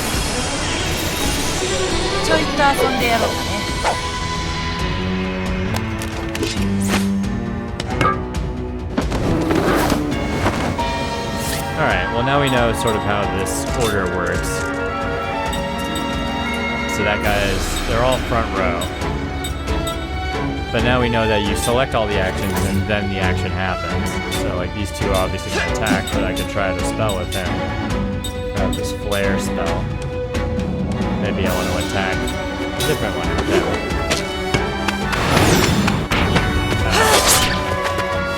Bad.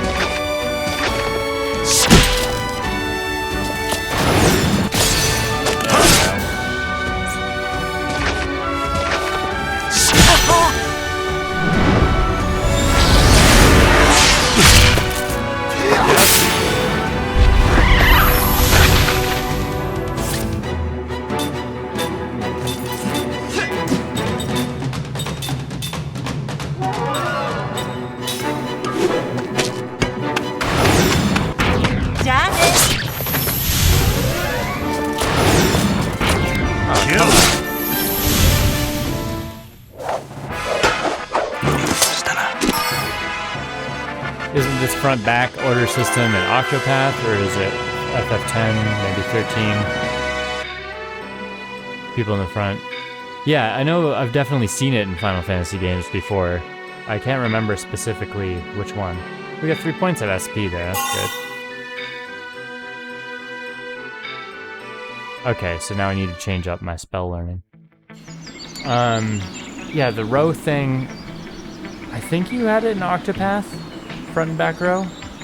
I don't remember.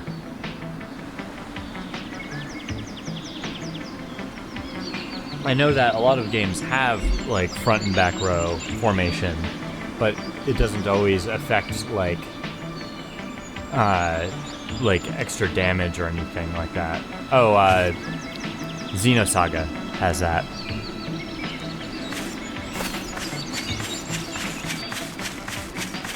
In Xenosaga, if a character is behind another character, they can get certain bonuses depending on like what accessories they have equipped. There's ones that are like automatic hover if you are behind another player.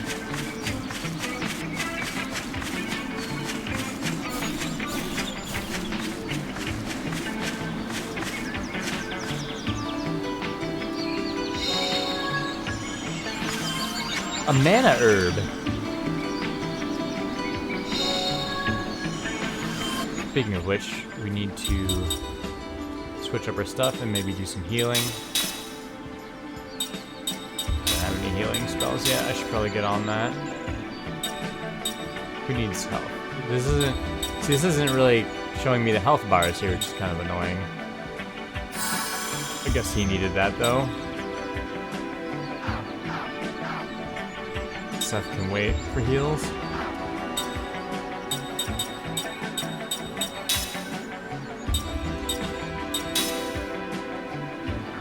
So, did he learn Black Magic? Yeah, so we got Black Magic on him now, level 1. And we got a skill link. And learn level 1 White Magic now. Oh, and I forgot that she's immortal as well, so she can skill link. And she is going to... And why not steal? Back true. Oh, right. The reveal thing from the,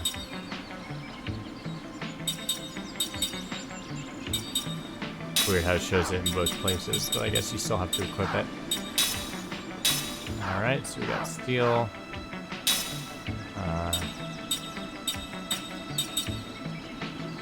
Yep.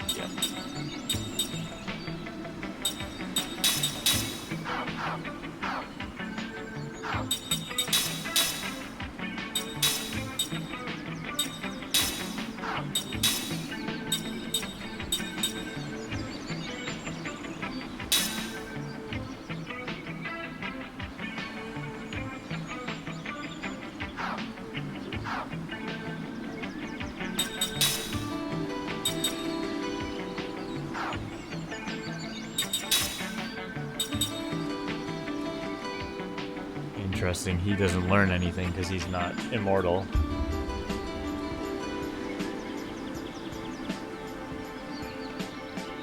It's interesting that it doesn't say whether they're immortal or not.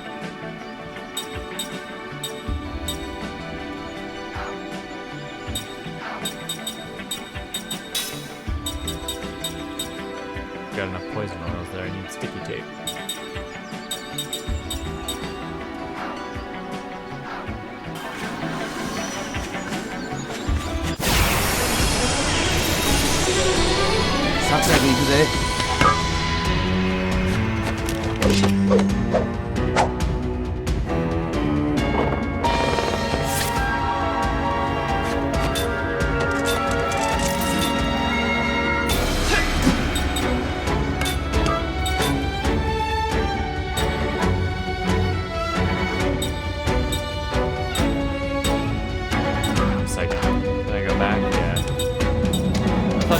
I thought I equipped the skill on her to analyze. Guess not though.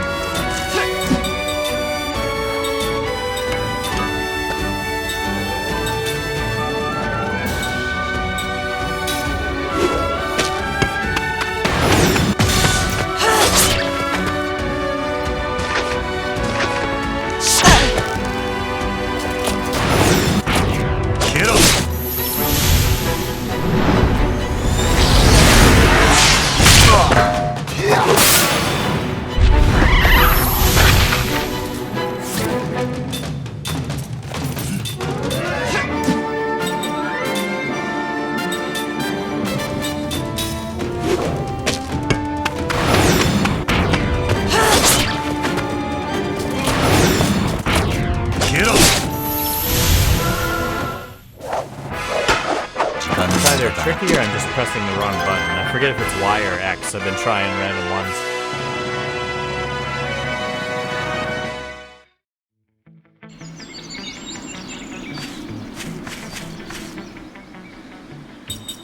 I like how they have a dedicated heal section of the menu. I don't really need to do it yet, though.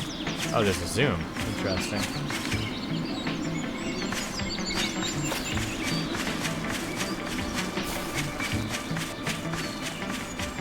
Oh, I ram that tree.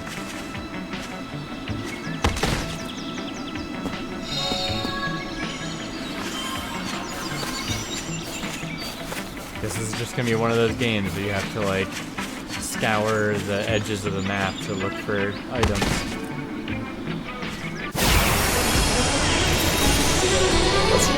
Yeah, this is pretty good. I'm liking it.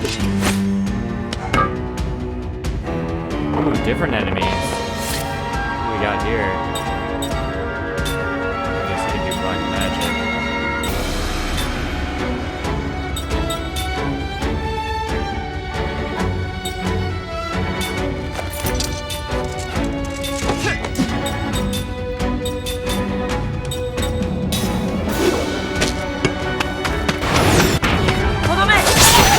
It must be X because I pressed it too soon.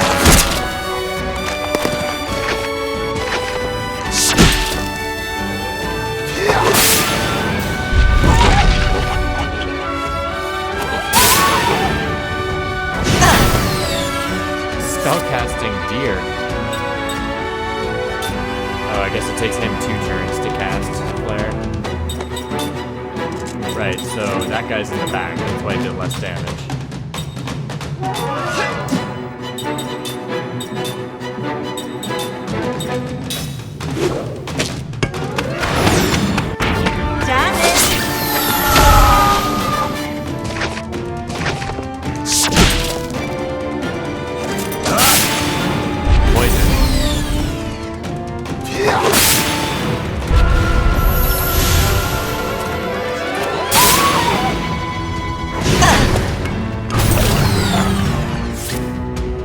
I guess I will not heal him. We'll find out if poison persists after battle.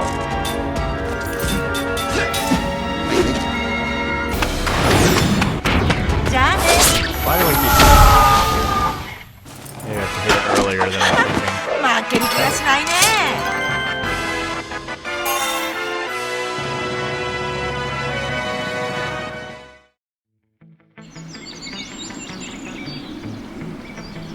Well, let's find out.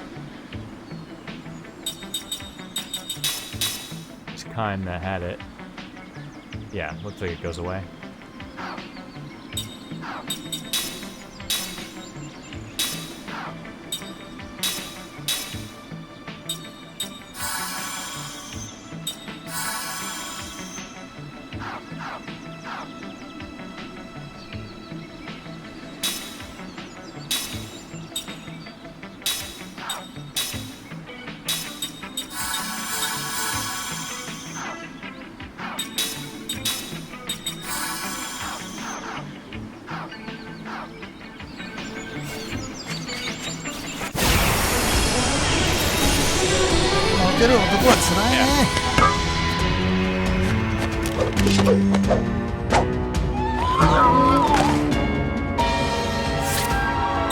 After this battle, I gotta figure out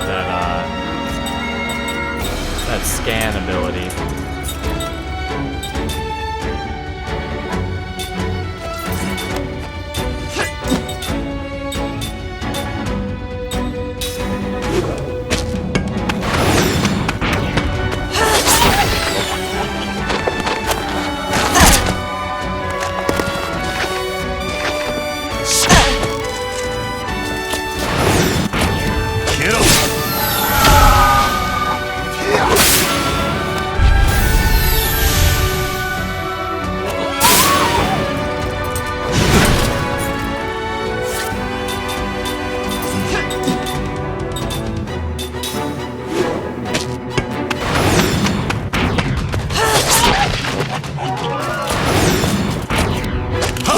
Jesus, suck.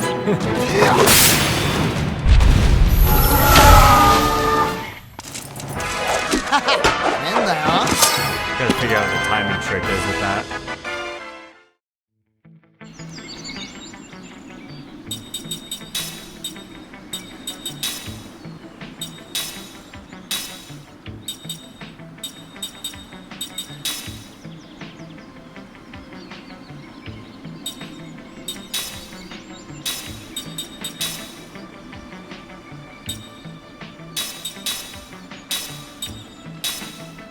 She has that factual analysis skill equipped. Why won't it let me cast it? Pretty weird.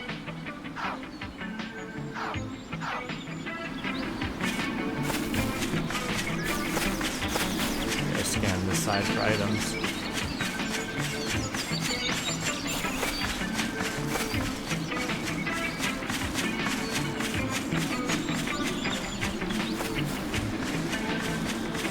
Pretty sure I already through all this. Stuff up there.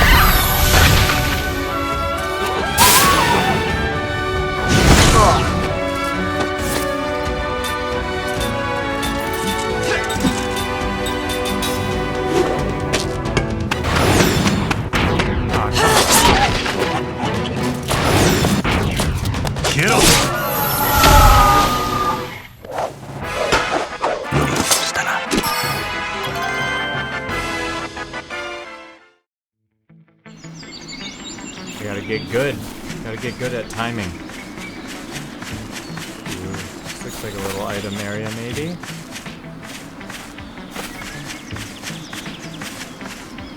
What's going on here?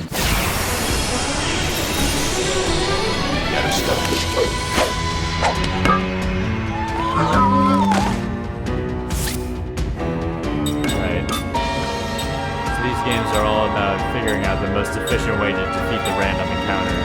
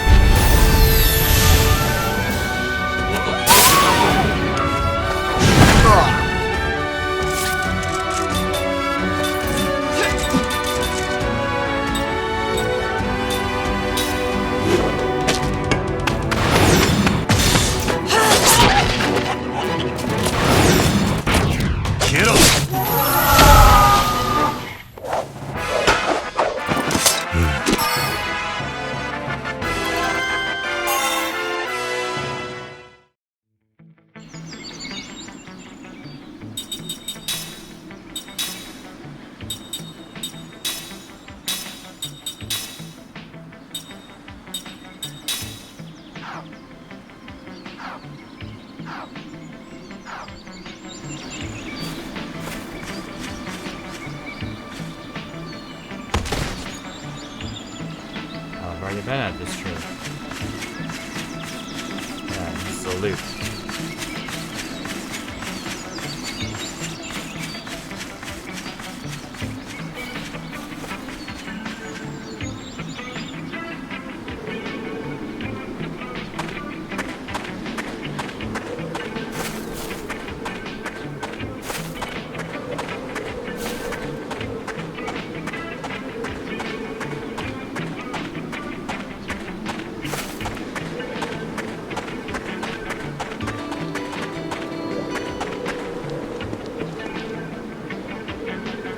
That little part there is very Nobuo Uematsu.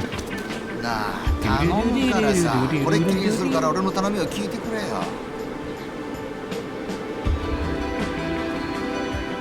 うるさいな。何よ。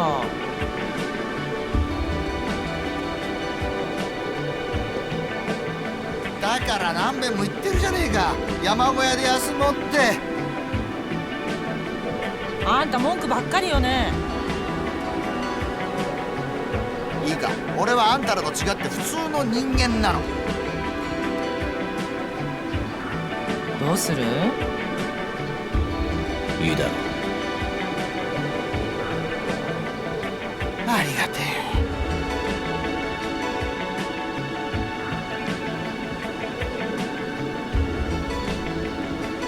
I'm actually gonna pause it for a sec. I gotta go put stuff in the fridge. Defrosting some chicken.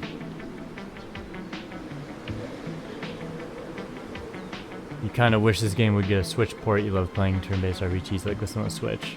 Yeah, I just recently finished Triangle Strategy. Not my New Game Plus One, but just the regular game. Loved that, and I played Octopath Traveler on the Switch, and yeah, it's great to have those on the Switch, especially if like you bring your Switch places, you know, and you like go places where it makes sense to just have that with you all the time. But yeah, like I've heard people talking about like, oh, I wish this game had a remaster. But yeah, like this is as close to it as you can get. I'm running it on Xenia, the experimental Xbox 360 emulator with 2x scaling, FSAA, and AMD FSR AI upscaling. So it looks pretty good. But, you know, true remaster would be neat. Anyway, I will be right back.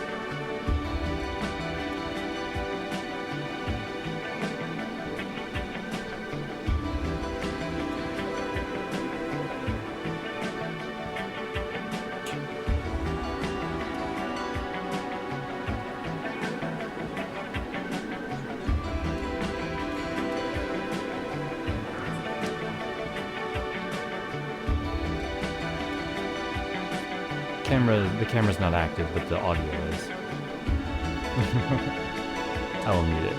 I'm going to smoke a bowl real quick. I'll be right back.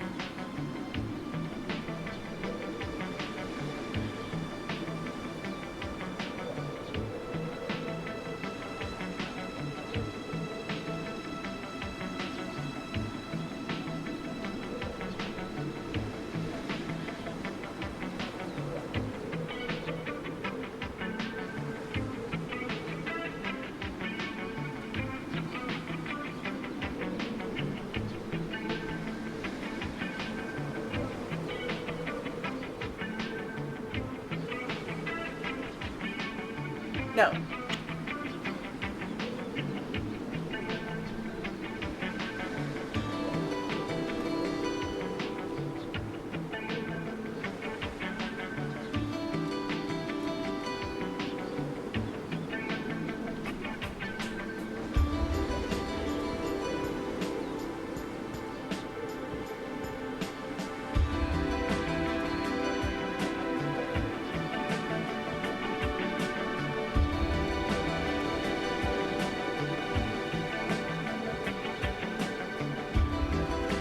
Oh, right.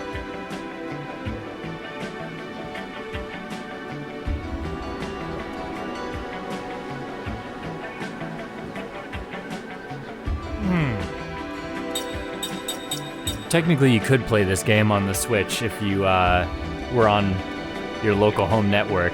You could use SkyNX to stream it to your Switch. I know it's obviously not the same, but you could do it.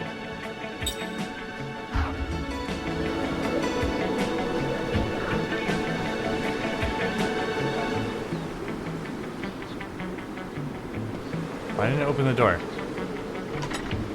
There we go.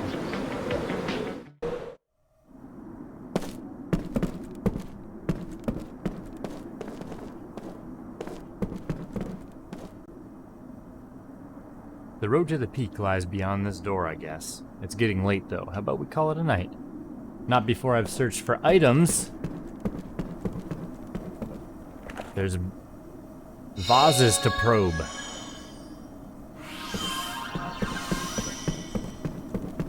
Oh, save point.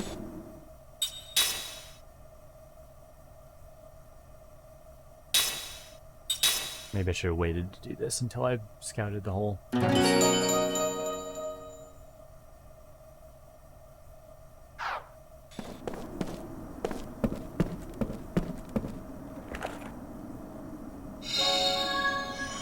Power drink.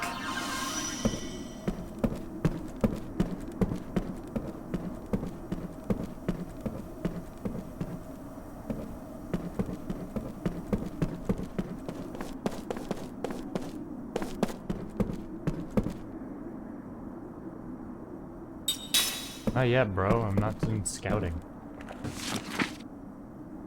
What we got here? We finally reached the mountain hut. Everyone is worn out. I can barely keep my eyes open long enough to leave these few words. We're going to stay in this hut for a while. A giant monster inhabiting the Ypsilon has appeared. We've only glimpsed its shadow near the peak, but it was enough to make us think twice about going on. I've got a light fever, probably from the rain during the climb. The weather changes so fast up here. I still have my appetite, and I've taken some medicine too. I should be fine after I'm rested. The keeper of these mountains is still on the prowl near the summit. We hear the beat of his giant wings and roars periodically. We should be safe in this hut, but who knows when we'll be able to leave. I thought the Ypsilon Mountains were a terrifying place, a nest of monsters, but everything is so beautiful up here. We discovered an exquisitely rare flower today. There isn't much else to do right now. The master of the Ypsilon Mountains finally seems to have moved on. At last, we can leave this place. We're going to ensure our safety tomorrow and depart.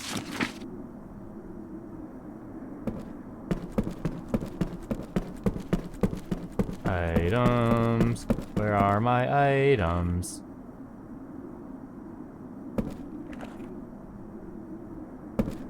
Oh, I think something glowed under the bed. Yeah. I get it now? Yeah, see? Gotta always explore for items.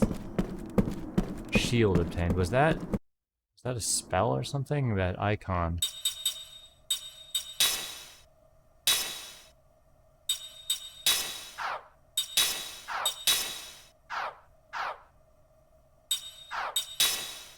Is it like a skill? I don't know.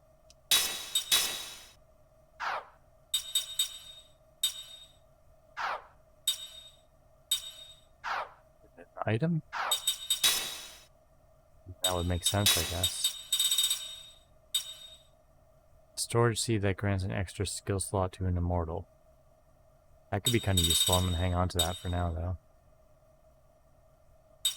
I'm not going to use any healing stuff because I'm probably going to get healed when I rest. I don't have any weapons. Crafting materials, valuables. I've got seeds and black pearl of darkness. I don't see this other thing I got anywhere, though. Like, what the hell? Am I just missing something? Spirit magic? It's called shield. Maybe it's white magic? Yeah. There we go. Slightly increases... Yeah, so that's protect. It's basically like all the Final Fantasy spells, but they had to come up with alternate names except for poison.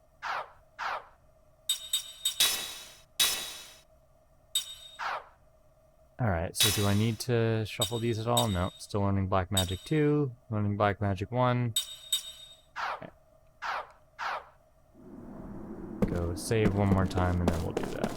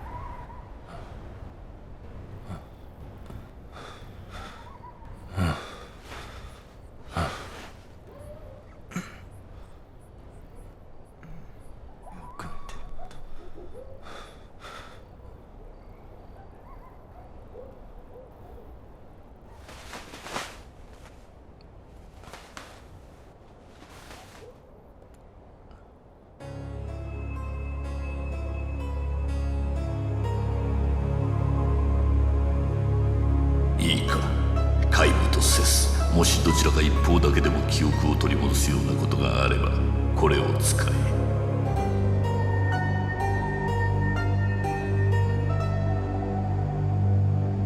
これなんすか？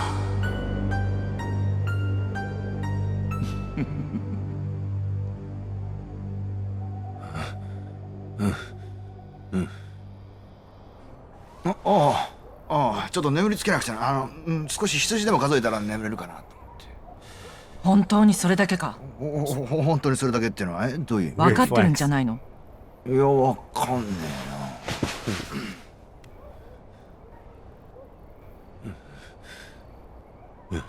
Oh, shadow glitch. He's really freaking out, man. He's having a wild dream.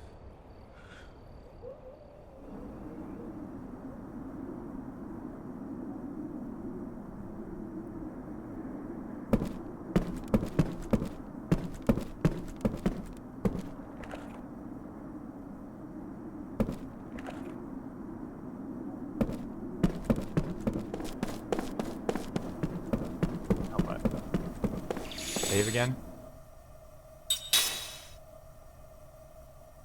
Impulsive saving like every Final Fantasy game.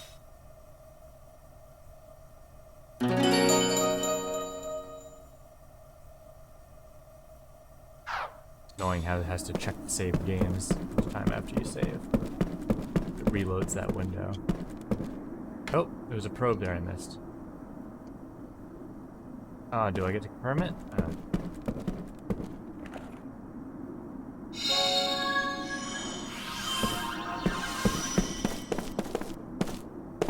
Now we just what? Go out the door?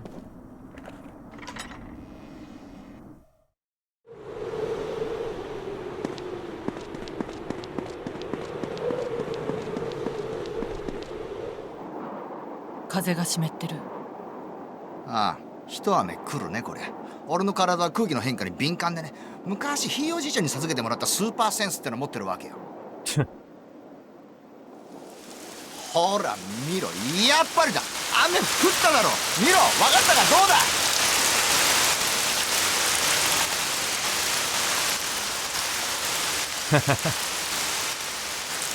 You hear the weird audio. It's like just playing 3 different samples. With no, I imagine there's some sort of like effect that it's not executing there that like works on the 360 for some reason. Like pitch shift between them or something.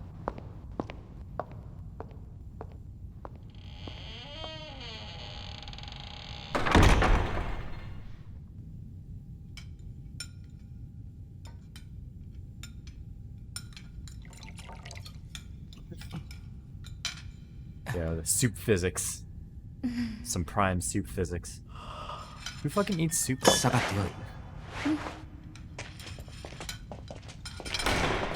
Don't watch me eat my soup.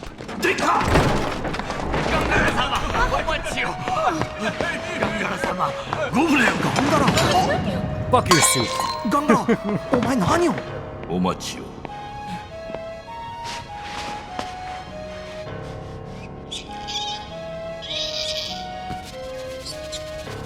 何なんだガンダラ、答えよ。お前は議会より謹慎の命を受けていたはずではないか。ご覧ください。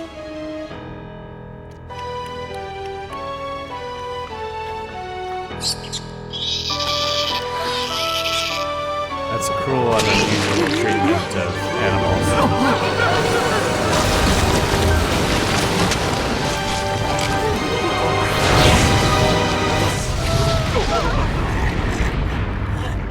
ガンガラ、これはどういうことだ？王政の復活を望まぬ者がいるようです。私はそんなものを望んではおらんぞ。恐れながら今日の共和制に浸りきって堕落している者もいれば、偉大なる戦王の統治を懐かしむ者もおります。殿下が望むと望まぬにかかわらず、今もって過去と現在2つの勢力が水面下で争っていることをご自覚なさいませ。はばかりながらこのガンガラ、魔導力によってこの危機を察知するに至りました。されば軟禁の身であろうともこのように参じてこそ日頃のご愛顧に報いられるというもの。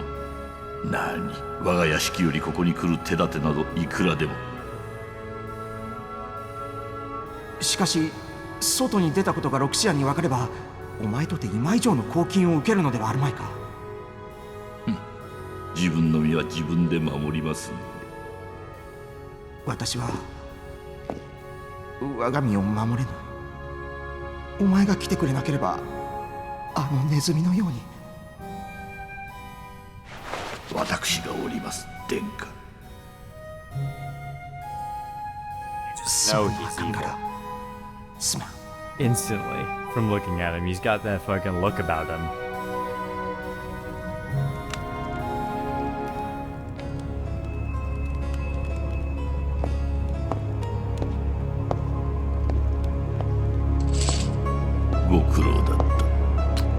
Look, いずれもう look 一 at 押 that. しするやもしれぬ。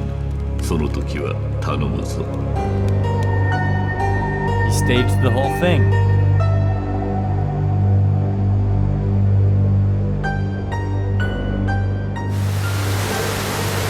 Oh, the turntables.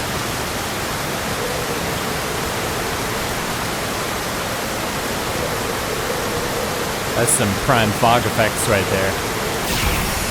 Ooh, interesting. That makes me move slow.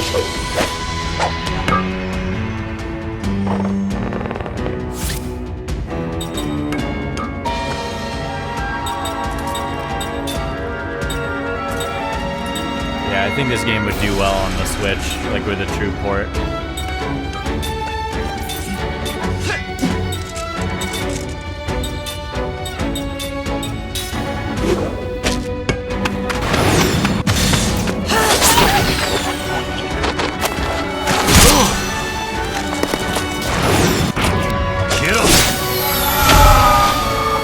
Too early.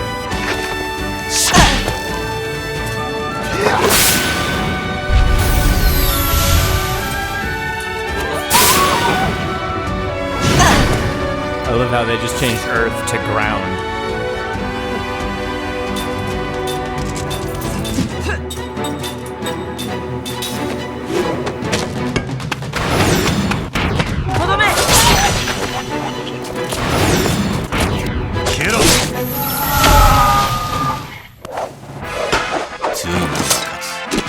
I suck at that ring thing. Gotta figure out the trick. If anyone knows the trick, let me know.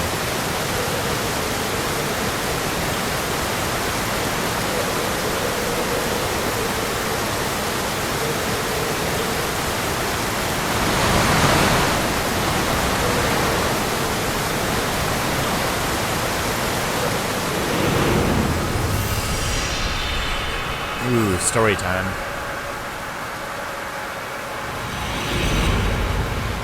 Bandai Namco! A dream has been revealed.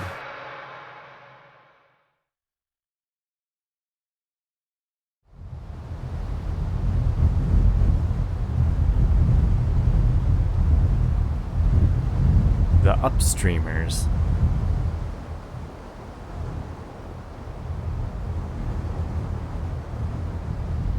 Strong winds have always blown across this vast grassy plain. Perhaps the area's topography has something to do with it, but the direction of the wind remains constant, irrespective of the time or season. From east to west, from the horizon where the sun rises to the horizon where the sun sets.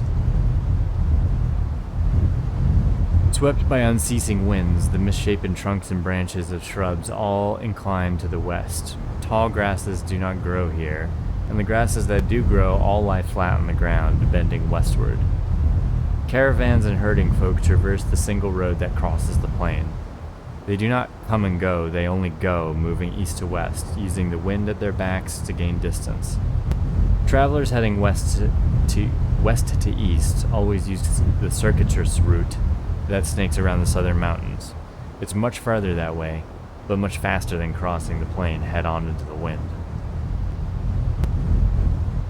The road across the plain is called the Wind Stream. Just as the flow of the great river never changes direction, the footsteps of those who use the road have not changed direction since the distant past, nor are they likely to change far into the distant future from east to west. Human shapes that appear from the horizon where the sun rises disappear over the horizon where the sun sets. They never pass oncoming travelers, with only the rarest exceptions.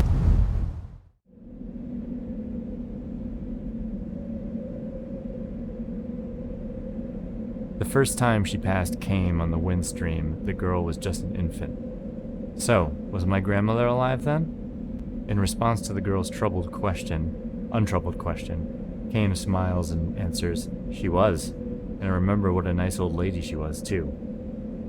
Looking back down the road, the girl points toward the line of the hills fading off into the distance. My grandmother crossed 7 hills on her journey. Is 7 a lot? Oops. Uh-huh. Grandma lived a long time. Most people end their journeys after 5 hills. The people they leave behind build a little grave where they ended their journey, and then they keep traveling. The girl points down at the ground where she is standing. "This is as far as I've come," she says with a proud, happy smile. The religion of the girl and her family professes a pious belief that if they devote their lives to walking eastward, against the flow of the windstream, they will arrive at the easternmost source of the stream itself. People call believers in that religion the upstreamers. The word carries a hint of fear and sadness, but also a trace of contempt and scorn. The upstreamers are devoid of worldly desires. They live their lives for no greater purpose than traveling eastward on foot. They are free of doubt. They give birth to children en route. They continue their journey while raising their children. When they age and their strength gives out, their journey ends, but their family's journey continues. From child to grandchild to great-grandchild, their belief is carried on. The journey of this girl's family was begun by her late grandmother, who began walking in from the windstream's western verge with her son, who is then the age the girl is now. The upstreamers do not walk for the entire year, of course. During the season when the winds are especially strong, from late autumn to early spring, they take up residence in various post towns scattered along the road and earn day wages by performing tasks that the townfolk themselves refuse to do. Some upstreamers choose to stay in the towns, while others conversely take townspeople with them when they return to the road in the spring. These people with whom they have fallen in love with during the long winter, or boys who dream of travel, or grown-ups who have tired of town life.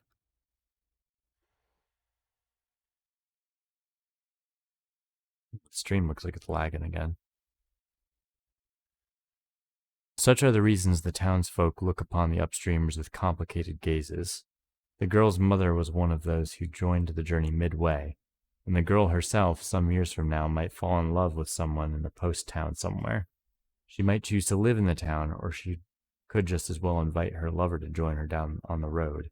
She has no idea at this point what lies in store for her.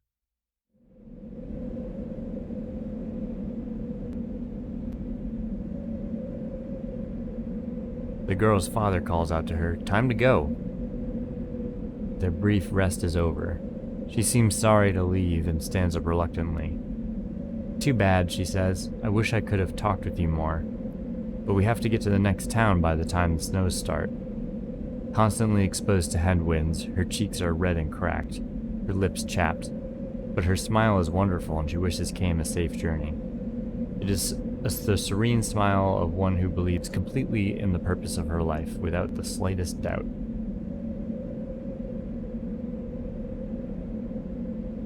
"Will I see you again somewhere?" she asks.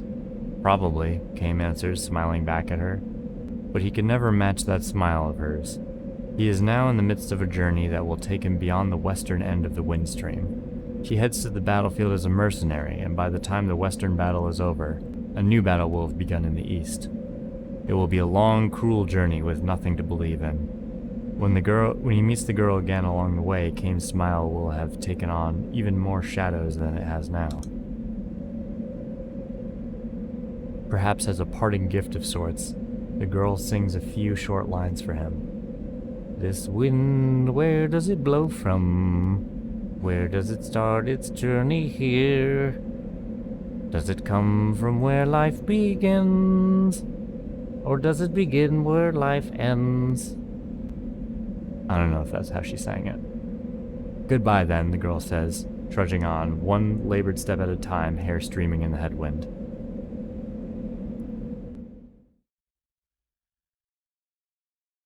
Big fun baby in the house. 10 long years have flowed by when Kame next meets the girl.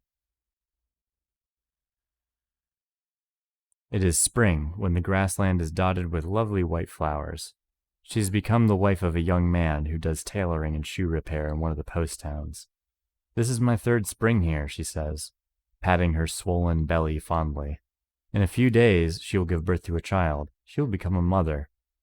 And your parents? Kame asks. She shrugs and glances eastward. They're continuing their journey. I'm the only one who stayed here.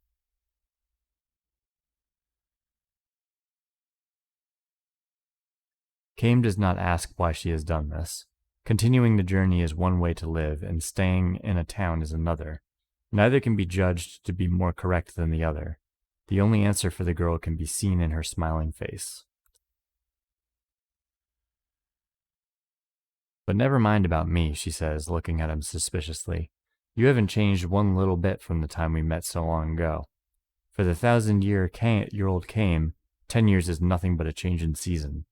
Some lives are like that, he says, straining to smile. Some people in this world can never grow old, no matter how long they live. He looks at the girl, now grown into a woman, and wonders again, living through the endless ages of time, is it a blessing or a curse?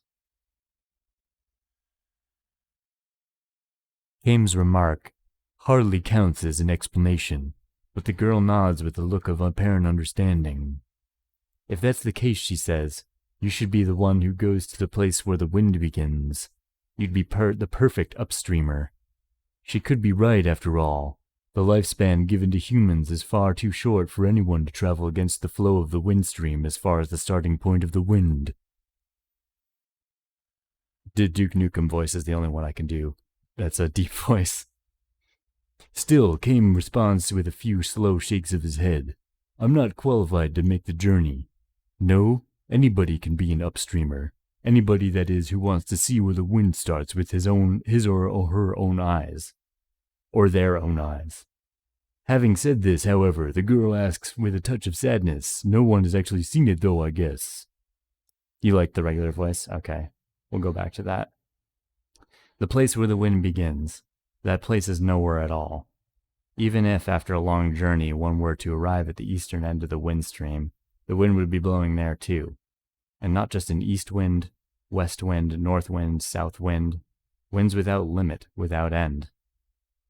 Human beings who cannot live forever, daring to take a journey without end. This might be the ultimate tragedy, but it could just as well be the ultimate comedy. Kame knows one thing, however. One cannot simply dismiss it as an exercise in futility.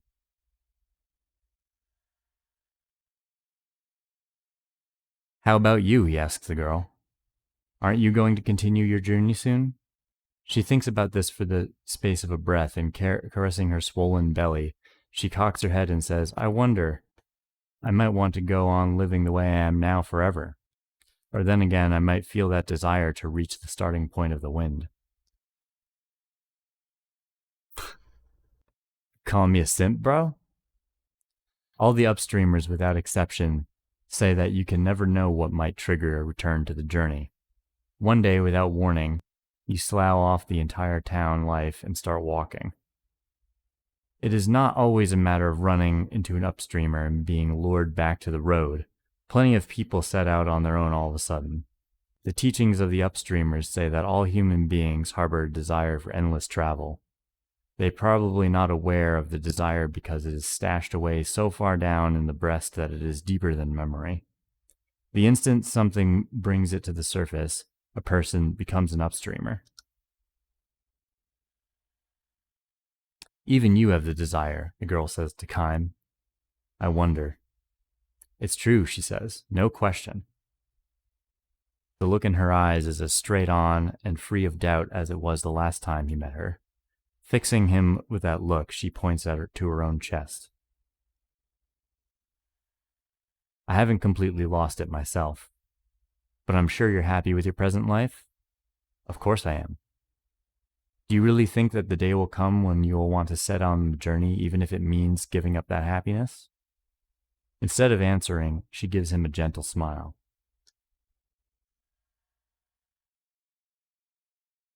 Many years flow by. Every now and then, something reminds Kame of the girl's words, that everyone harbors a desire for endless travel. For Kame, living itself is a journey without end. In the course of its journey, he has witnessed countless deaths, and he has also witnessed countless births. Human life is all too short, too weak and fleeting. Yet the more he dwells upon its evanescence, the more he feels inexplicably that words such as eternal and perpetual apply more properly to life finite as it is than anything else.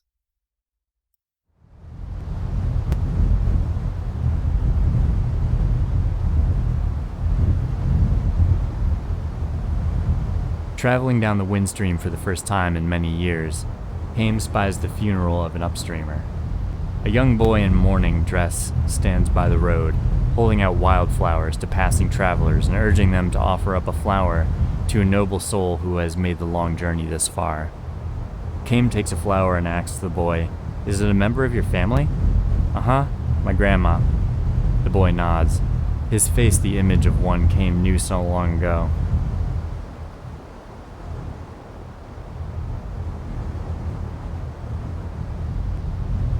The old woman lying in her coffin must be the girl. Kame is sure of it.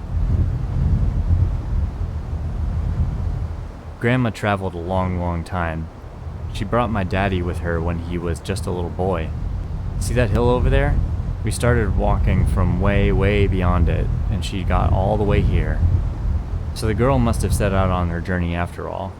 Turning her back on town life, leading her child by the hand, she trod her way along the endless journey. Her wish to aim for the place where the wind begins would be passed on to her child, her grandchild, and on through the succeeding generations. To head for a land one could never hope to reach, and to do so generation after generation. This is another endless journey. Is it a tragedy? A comedy? Perhaps the serene smile on the face of the old woman in the coffin is the answer. Kame lays a flower at her feet as an offering.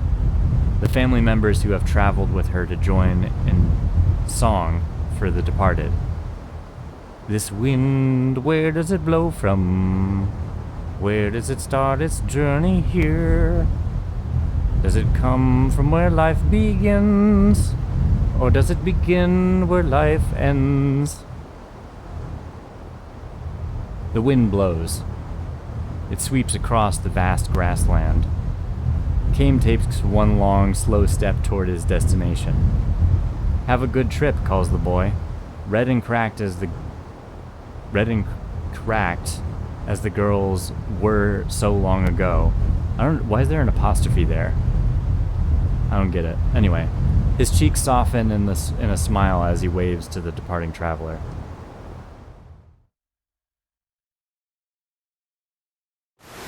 There you have it.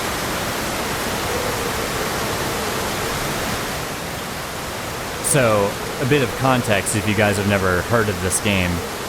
This is a game called Lost Odyssey that came out on... I'm going to pause it because this rain is super loud. This game came out on the Xbox 360. I forget exactly what year it was, but it was around the time Final Fantasy 13 came out. And it's by the creator of Final Fantasy and has a soundtrack by a guy called Nobuo Uematsu, who's done soundtracks for a lot of different Final Fantasy games, and like a lot of people who were involved in Final Fantasy worked on this game. And it's because the creator of Final Fantasy had disagreements with Square and split off and formed his own studio. And he ended up releasing his games through Microsoft Xbox Studios. So this game came out on the Xbox, and it flew under everyone's radar because you couldn't use any Final Fantasy IP, obviously.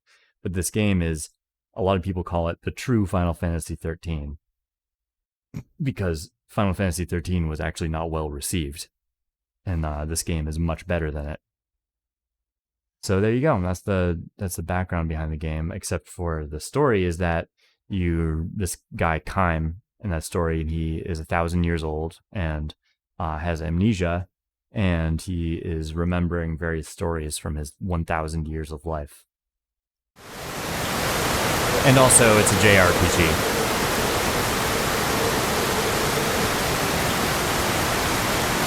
That story just gave us some context for why we are walking through a strong headwind, being an upstreamer.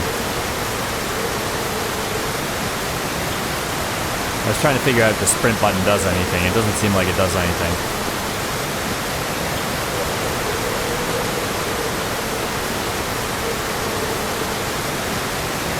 Items? Any items?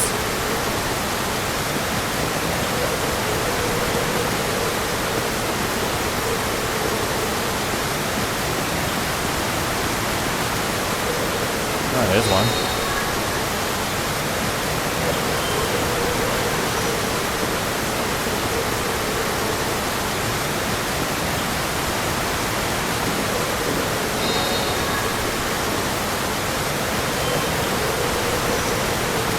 Is that an item? Nice.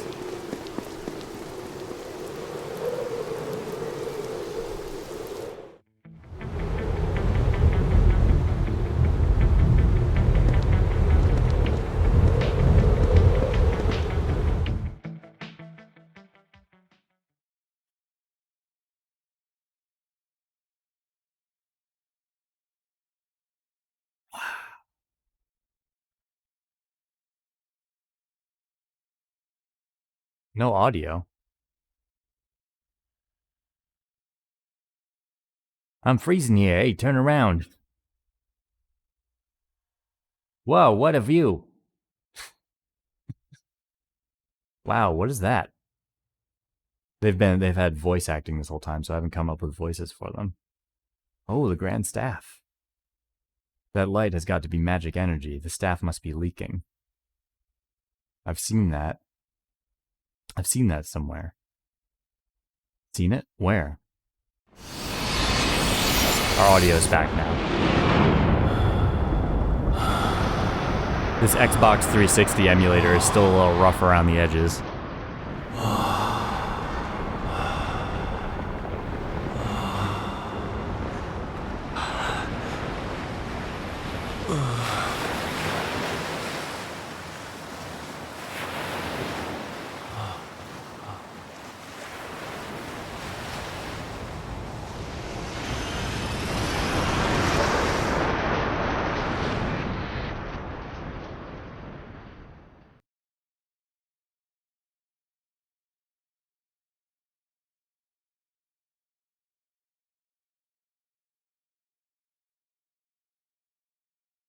Oh, deja vu? Or maybe your memory's coming back. No. Maybe what you've forgotten. It's too fast. What? Well, excuse me for helping. Can't read that fast. You're such a pain. Oh, okay, fine. Look at the view. I'm gonna go ahead and fix everything. You just talk amongst yourselves. You've really seen this before? What do you mean by that? Just what I said. Do you feel like you've seen this before? What's with you? Just trying to be a friend. Don't look at me like that again. But I thought you... forget it. Alright, come on. You were in a rush. The heck is that? This moment is much less dramatic without all the audio. Alright, at least we have audio back for the battle.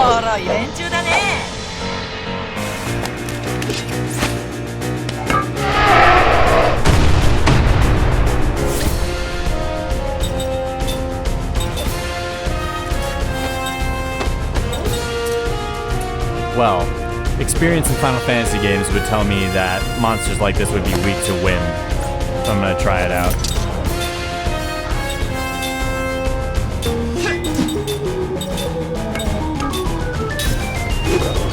find out, I guess. Oh. Ah, too late.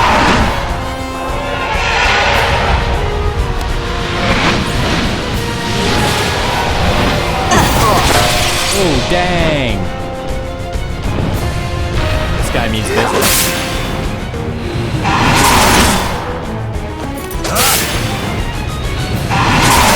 That didn't look like it did much. Alright, you are going to attack. So are you. And you are going to use white magic. And you're going to heal Seth. Damn it. So bad at that. Eh, there we go. Oh no! I gotta do more heals next round. Way more heals. Alright. I'm gonna use some healing medicine. And you are going to use Jansen, spell. I should get shields up too.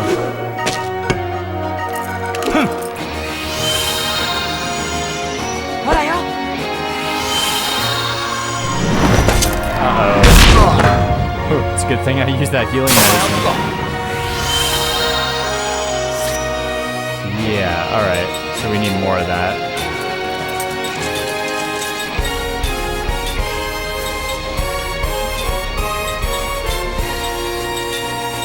Let's get that shield up. First on him because he's weak.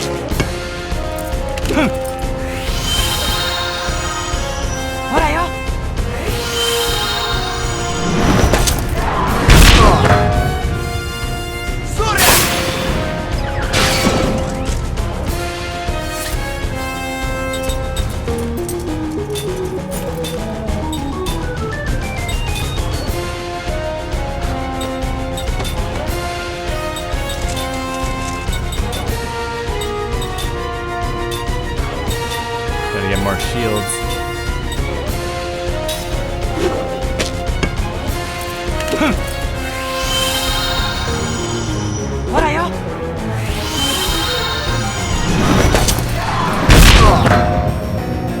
Keeps wanting to attack my healer.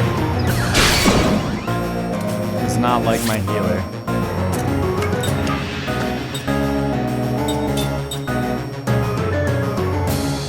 Physical attack power.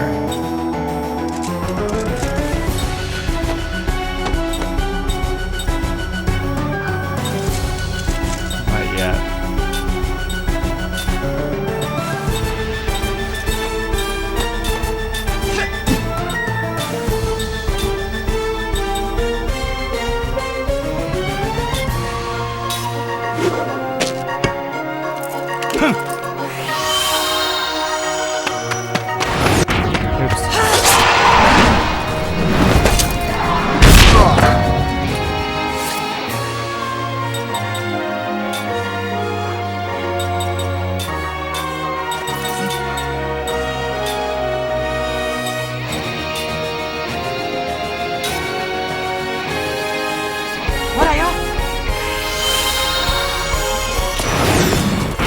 Damn it.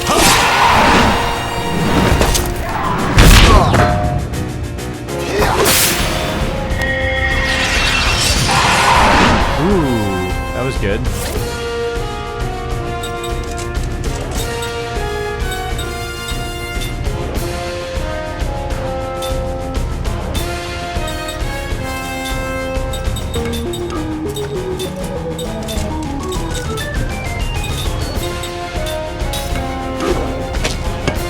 Gonna need some mana soon.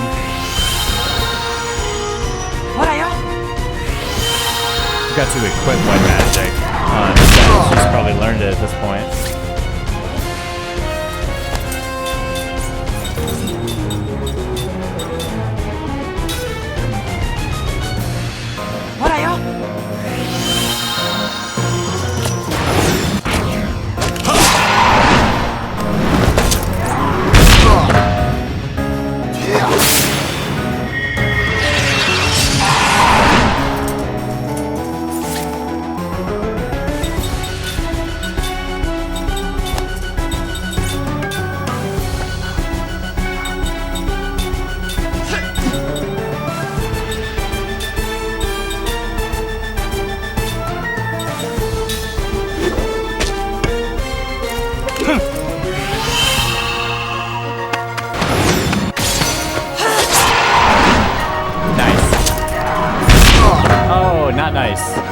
1 HP.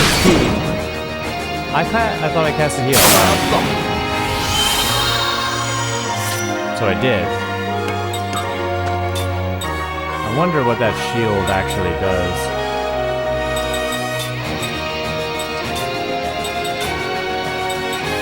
I gotta keep up the pace here attacking. I'm gonna run out of heals.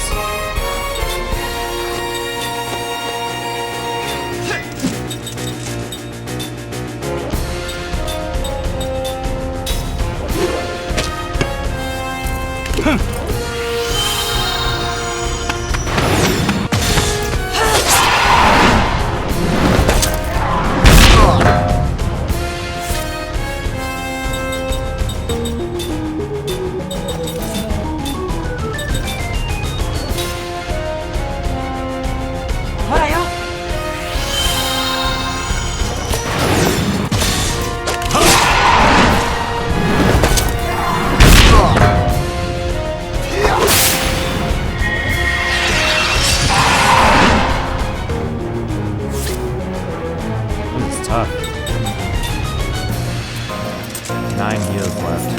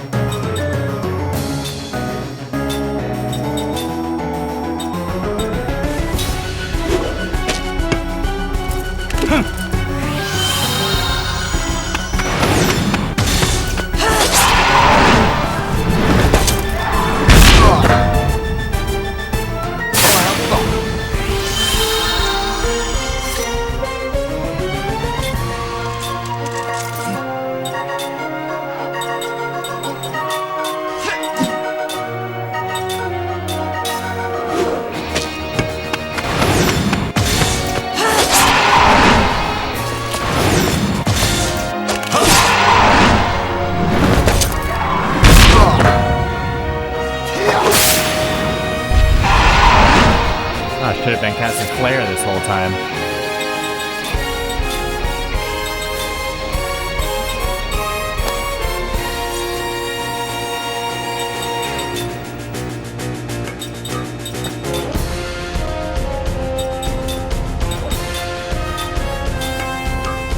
Oh, wrong person.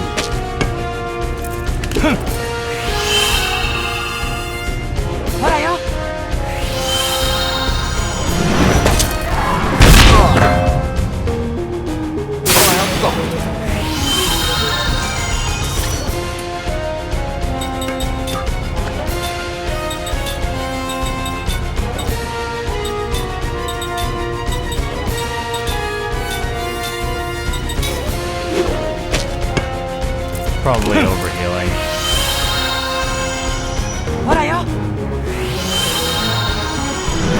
Yes, definitely overhealing. Although I guess he'll be full next turn, maybe not. Alright.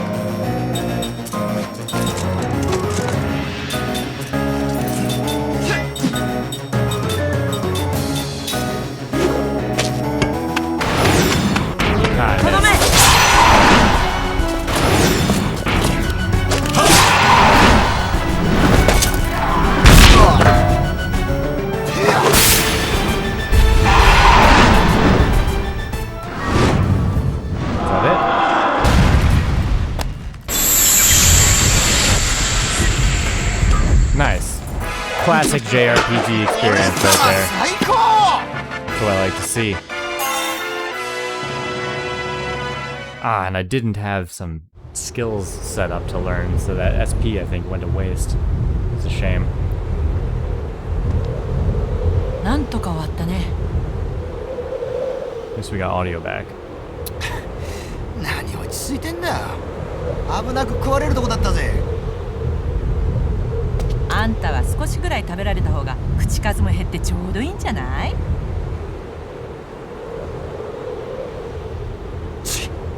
さっさと行くぞ。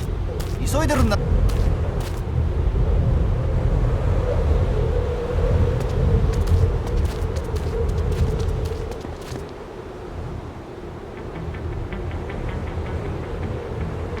Wait, was I headed this way? Yeah, save point here. Yes, I would like to save.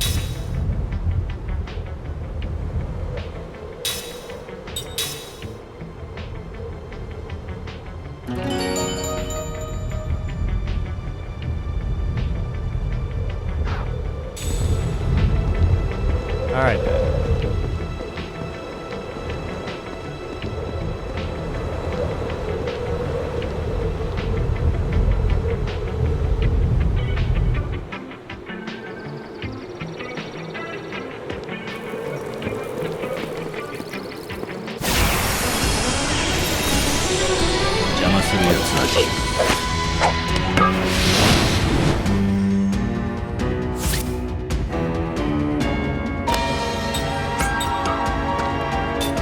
Still curious why that scan spell or the skill isn't active on her. Like, I equipped it.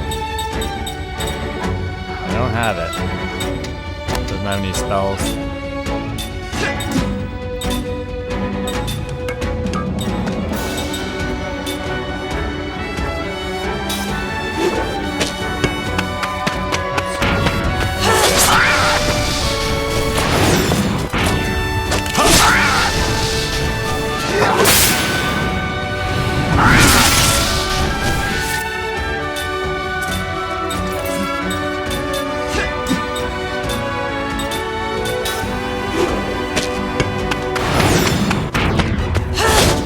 Damn. Harsh.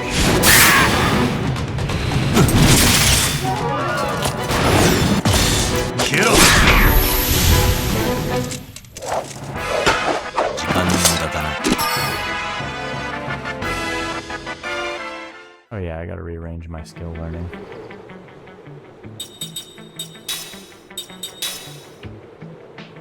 Alright, so what do we got here? Did we learn? Yeah, we learned level 2 black magic. I guess steel or factual analysis. Let's see if he can get factual analysis. Level 2 black magic, level 1 white magic. Oh wait, that guard heal. Yeah, I want that. He doesn't need level 2 black magic because he takes long enough to cast level 1 black magic. We'll do that guard heal, we'll learn factual analysis. And she's, I don't know, I've got it set to learn factual analysis and it's lit up like she learned it. Skill is set here. Reveals the type, maybe it's a passive, I don't know, it just doesn't say it's a passive. Just kind of annoying. Steel and I guess white magic for heals. Guess we're still learning black magic level 2. Alright, we're all set there. Let's check our equipment. Did we get anything new? Sort of a berserker necklace. I mean, I guess I could equip that so you could learn.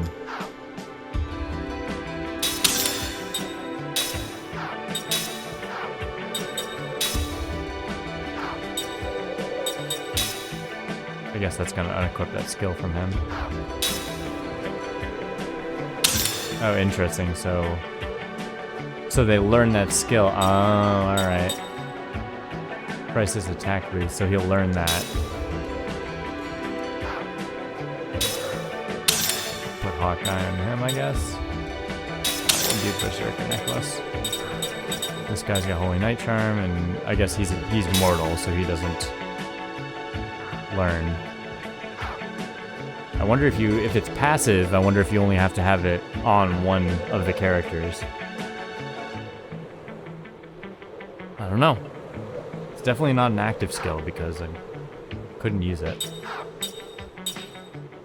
We need some heals? Yeah, we need some heals. I'm surprised the save points don't heal you.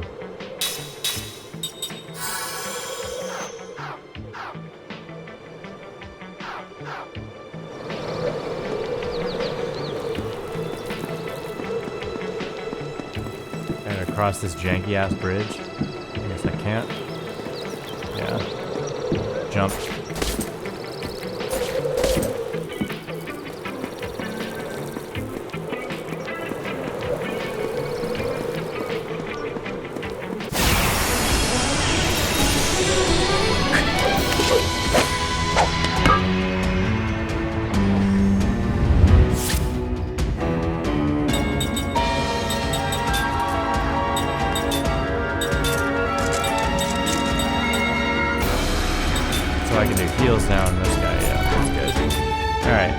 kind of curious if ground damage...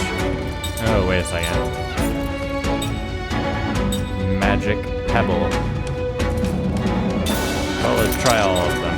Just figure out what works. I get feeling it's white magic. Okay, ground. Let's try also wind. Same enemy.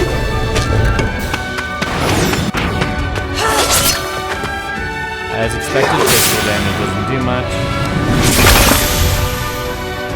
Wind is good. I'm guessing the ground is not going to be good. Yeah. So standard fare. So wind. Heal.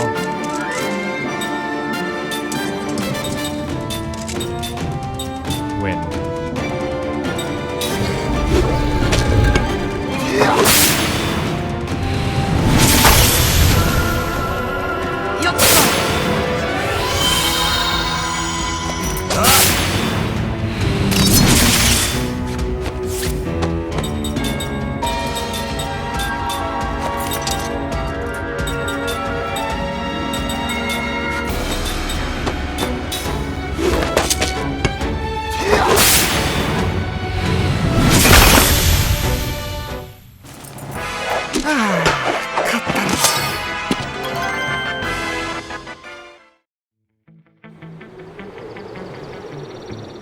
Which way was I going?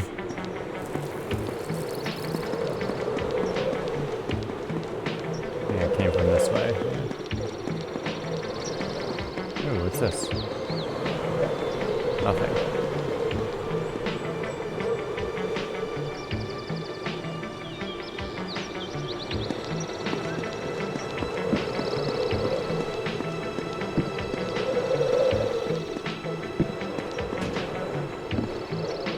Oh, I can push it.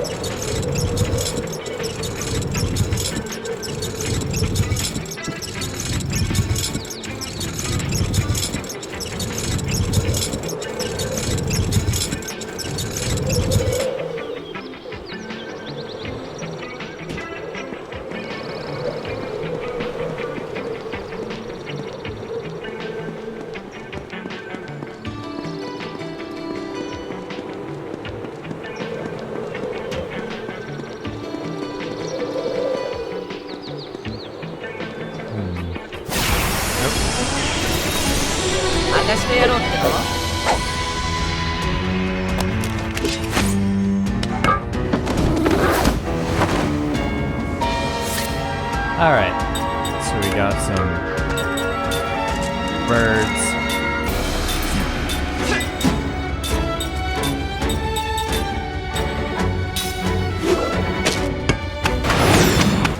Ah! It's tough to hit.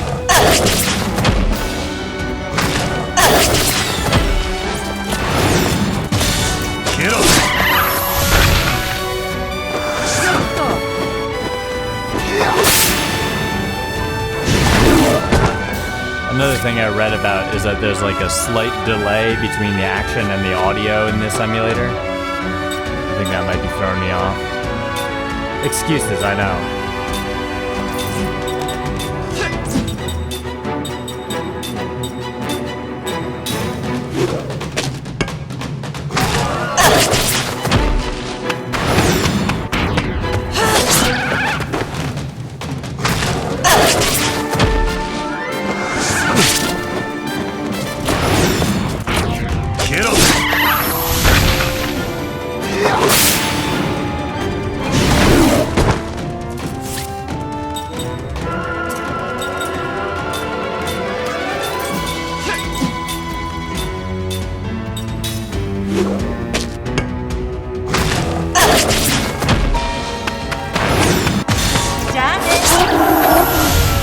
Get wrecked. Get him!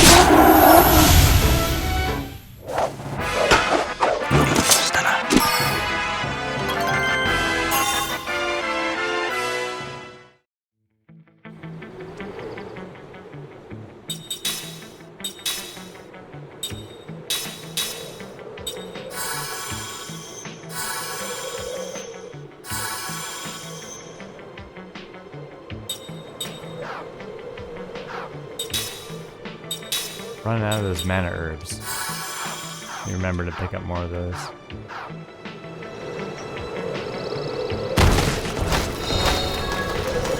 Alright. Cold water stone. I wonder if I can craft any rings. Yes, I can. Wind ring and an aqua ring.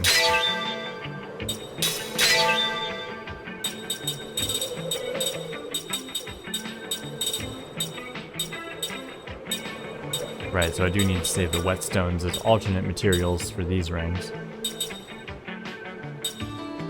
And now that I have these, I can make the upgraded versions of them with different items. So I can equip them. With a bruiser, slight increases attack damage, water damage, and wind damage. Wonder if those are worth it.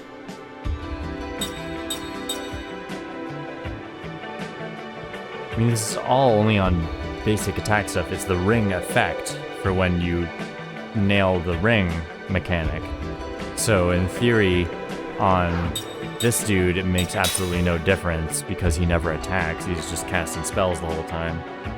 I guess until you run out of mana. But he definitely doesn't need the bruiser ring, I guess, because he's not going to do much damage in the first place, so...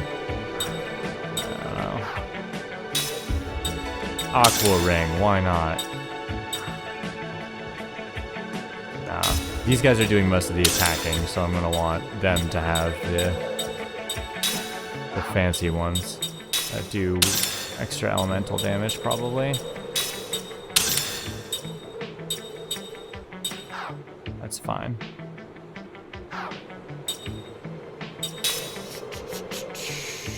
Still got 2 of those slot seeds, but I don't have any need for extra skill room yet, I don't think. Actually, let me check. Yeah, I do. Does he have an extra? Yeah, he has extra stuff he could equip. Level 2 black magic, factual analysis. I probably don't need factual analysis equipped on multiple players, but I just don't know. It hasn't really... I haven't really seen how it helps you so far, because it's not an active ability, and I mean, it shows you elements on the enemies, but it doesn't show you if they are weak to them or if they use those elements. But I guess it's just, you know, the system in Final Fantasy where it's the opposite element hurts them. Well, we'll have to find out. Realize the camera is like just me like lying back and it looks like I'm looking up, but I'm looking at the projector screen.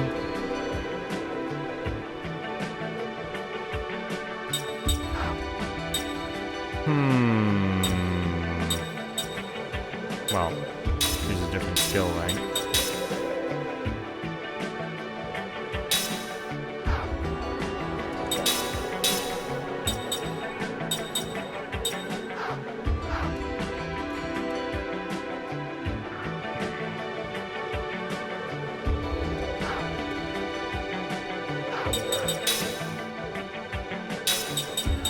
I've got 2 of them, so I might as well use it on my 2 immortals.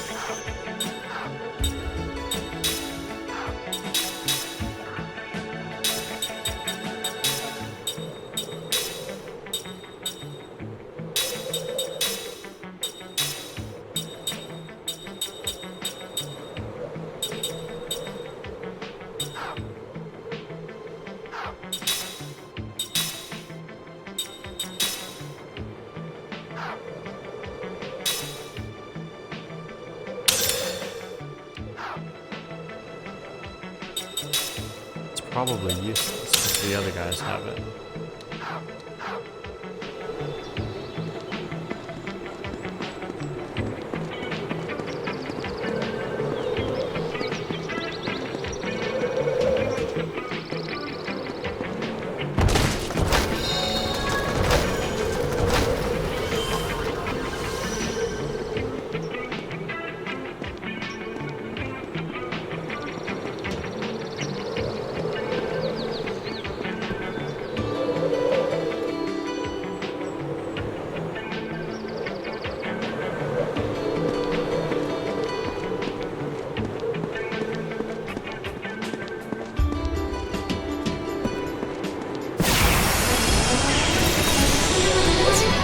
私としたことが。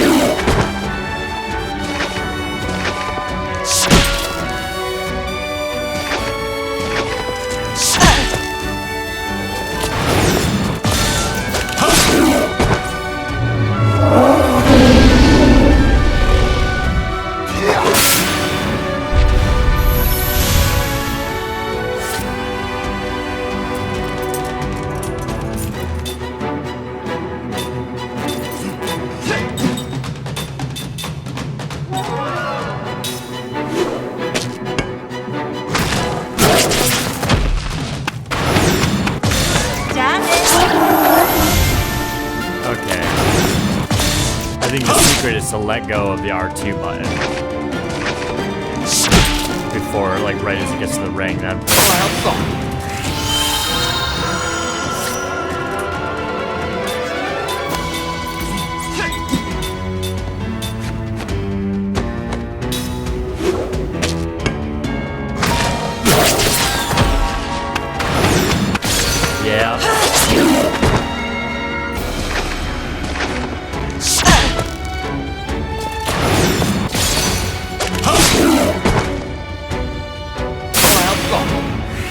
Holding the R2 button the whole time and then just hitting X with it still held down.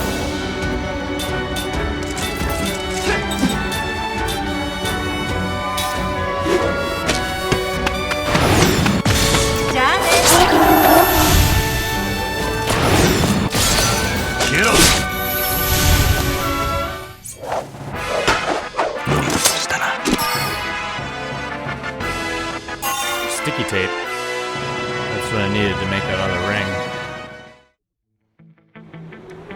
I don't think I have enough of them though. Which one was it? To make the anger ring, but also the poison ring, if I get 4 of them.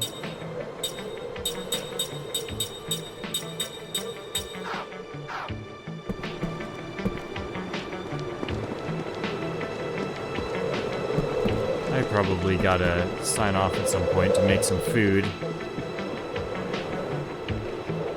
Or maybe I will just order some food because I'm having a good time.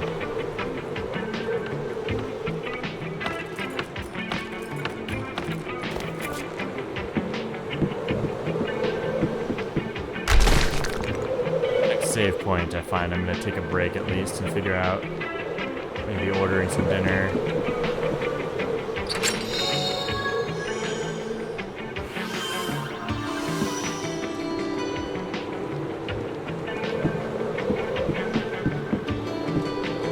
I also have an unnecessary amount of computers running in this room at the moment.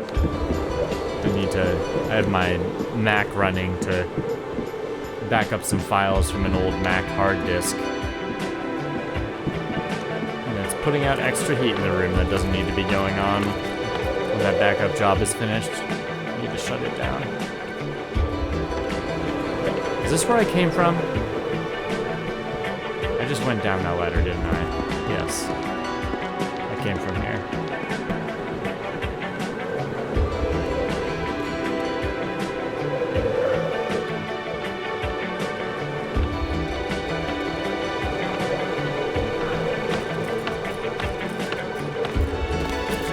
Gotta go this way.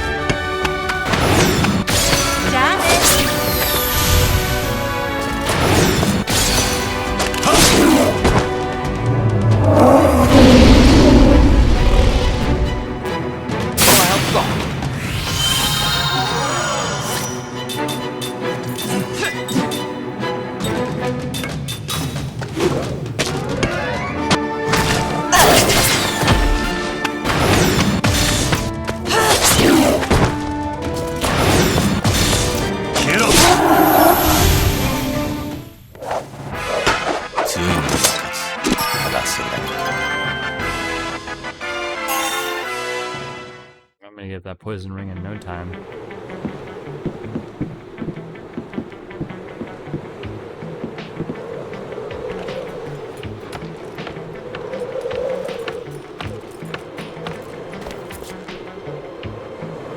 You know what? I'm actually going to take a break right here and go order food because it's getting kind of late and I don't want to wait too long and have the restaurant close.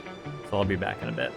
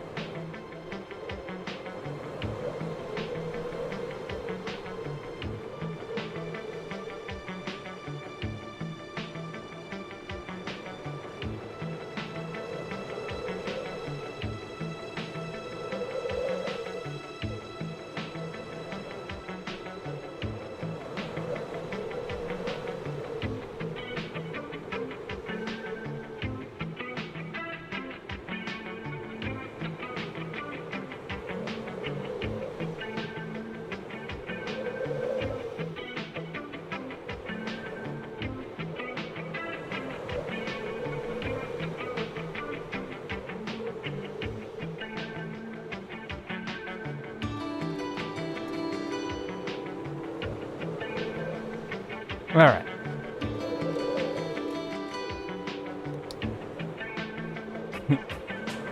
Yeah, it means I would be RB, and now I am back.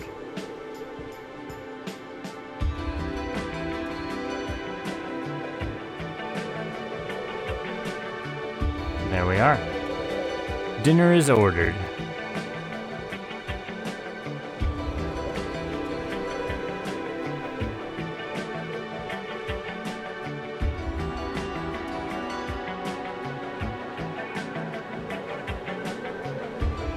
All right.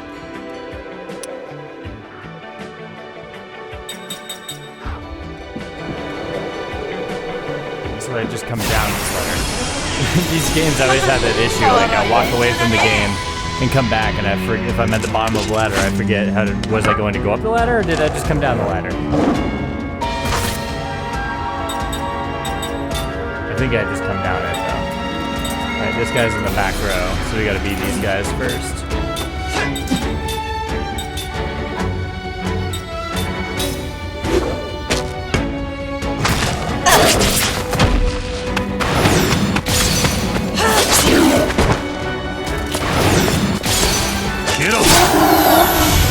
Yeah.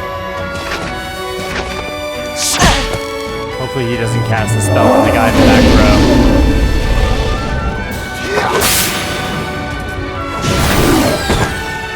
Dude, I get good damage.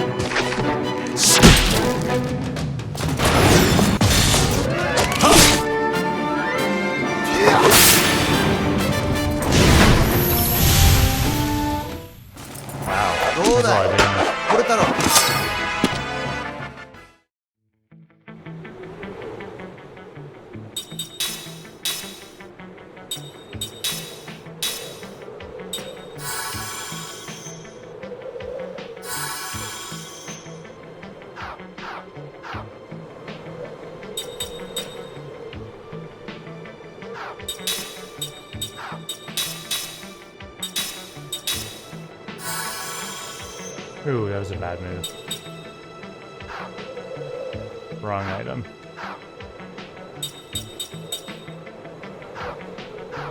Well, hopefully I get to a merchant soon.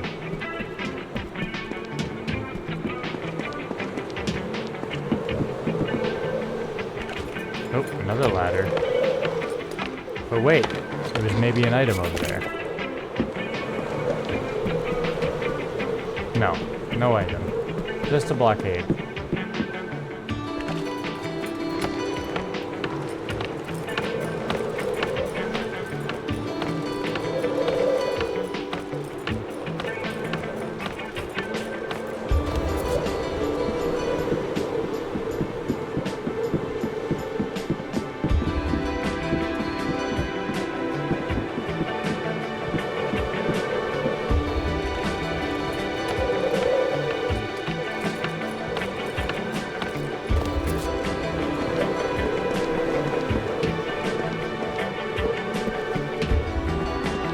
Of course, no items.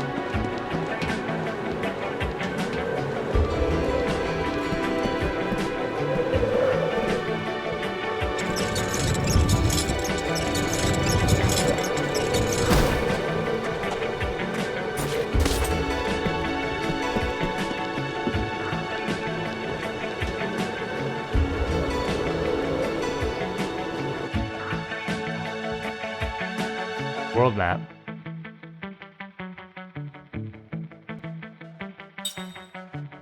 Grand Staff Construction Base.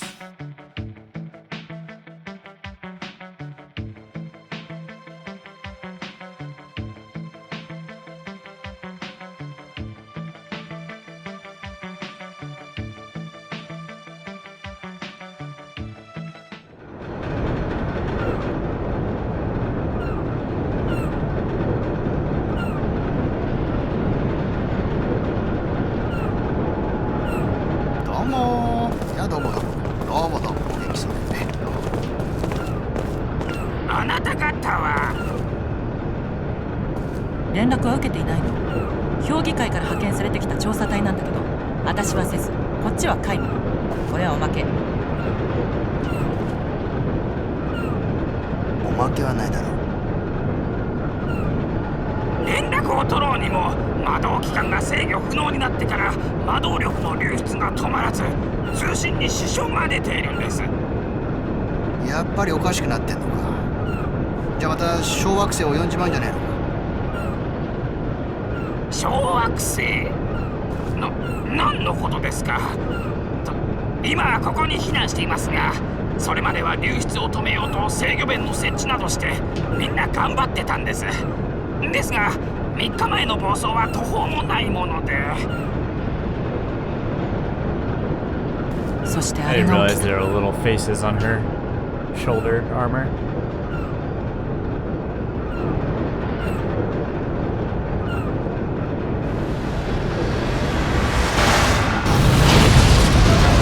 Yeah, this is the intro scene.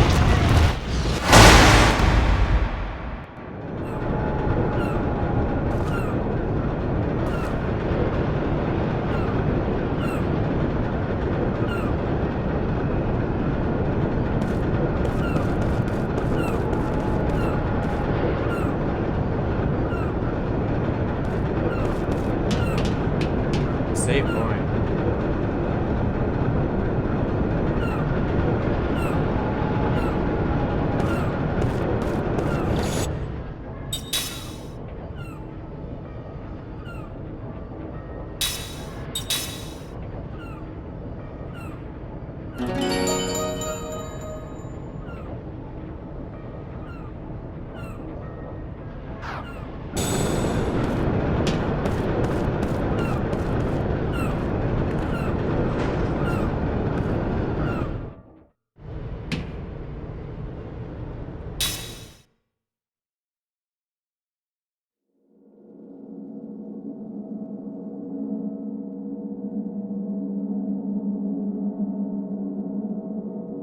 Huh, did I miss some stories? Must have.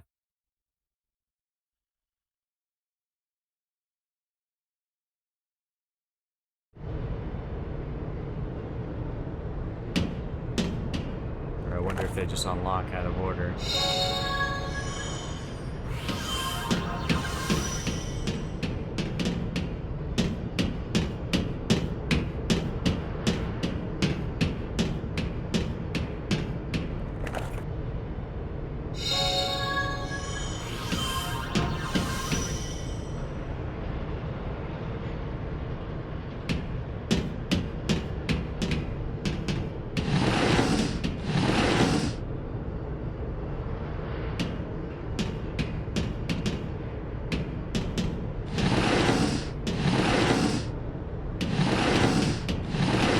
They only do in increments of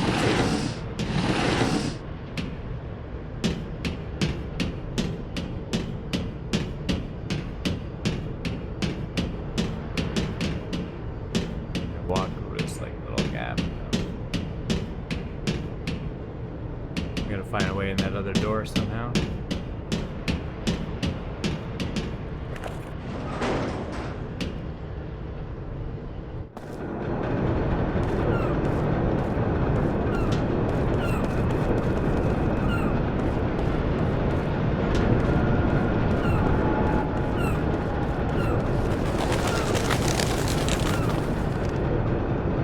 Authorized personnel only, you say?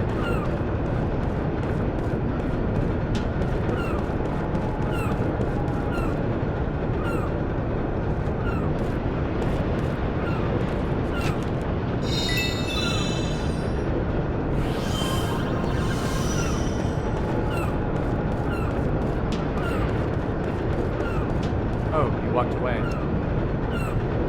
Let me in. Yoink. Ah, he kicked me out. Wonder if you have to just like make it back there before he does. You walk away. How did I trigger him walking away?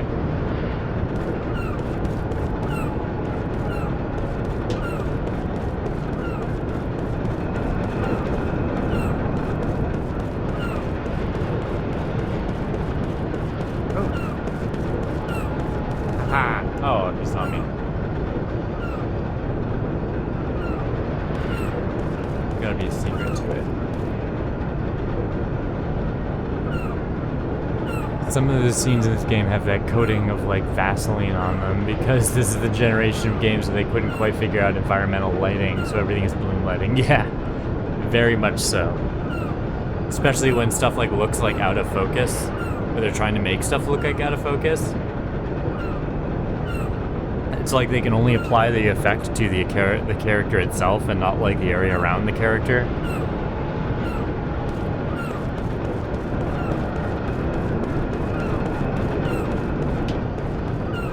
Yeah. Yeah, for sure. Gotta figure out how to sneak around these assholes.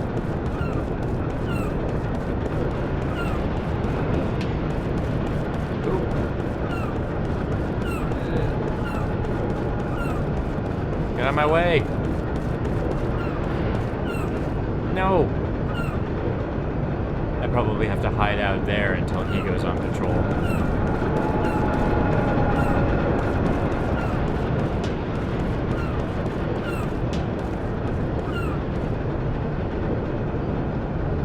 Let's just wait here for a sec. See if any one of them moves.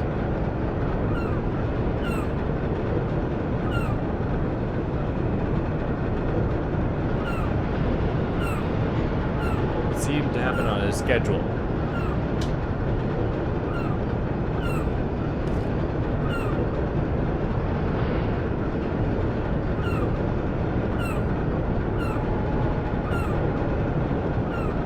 I don't know, is it triggered by me walking away and walking back?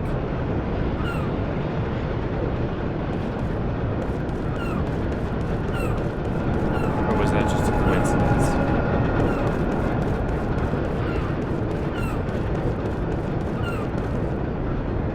Seems so.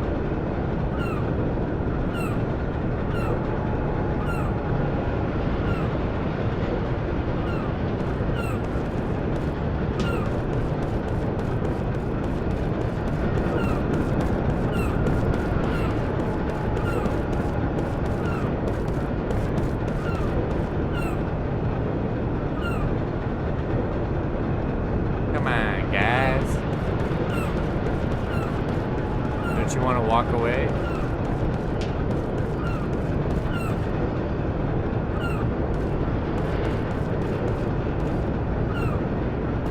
Oh, you talk to them and then they walk away.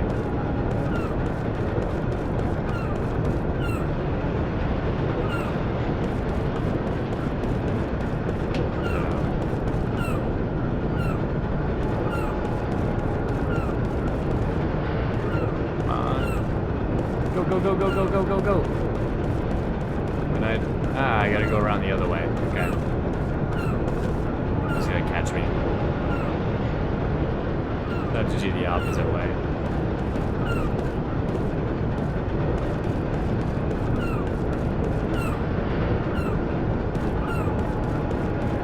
I'm gonna follow.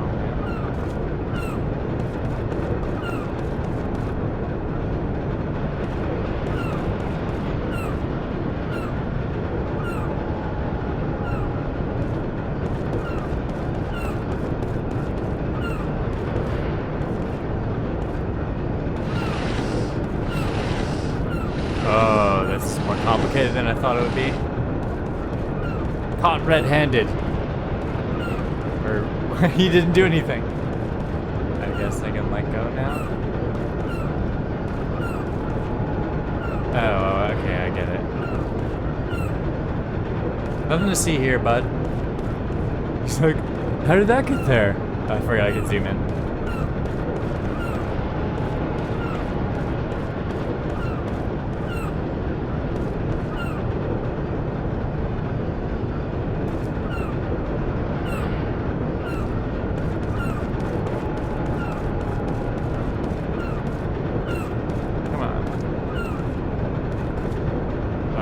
The guy see me, I guess.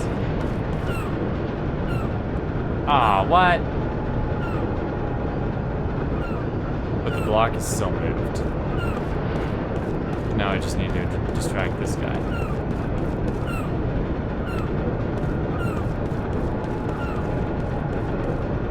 Don't worry about me, bud. See ya. Ah. Alright, okay, I gotta distract him first.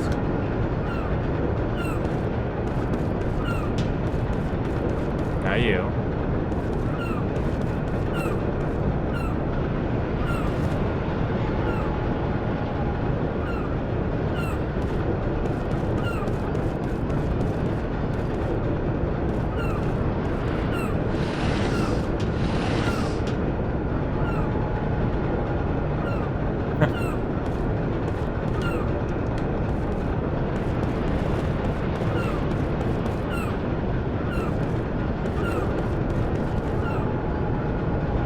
Hilarious mechanic.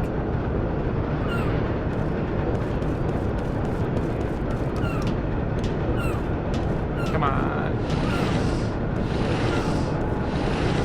Nothing to see here.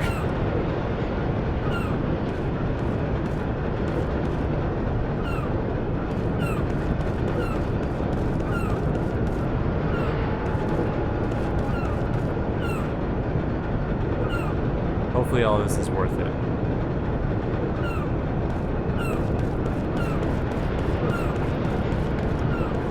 Come on, descend. Ha! Oh, there's just dudes down here? Are you gonna mess with me?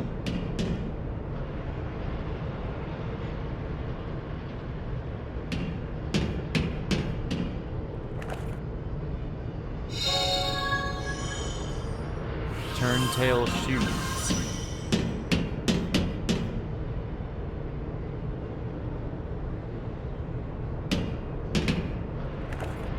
It's a shop. Does that mean I can get mana potions?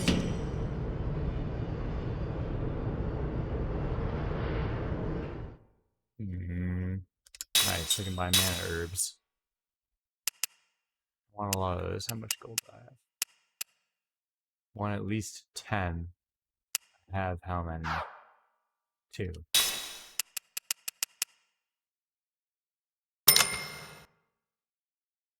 Go with that for now. Stock up on these up to 15, so I need 6.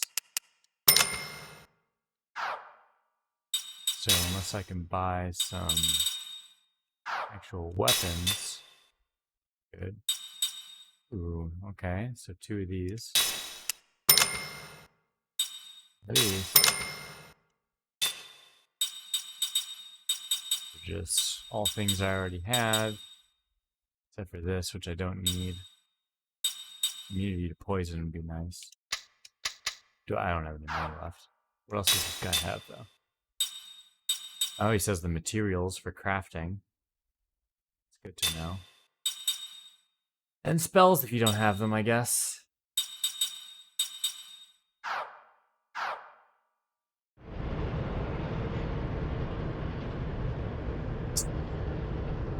Oh, weird shadow bug.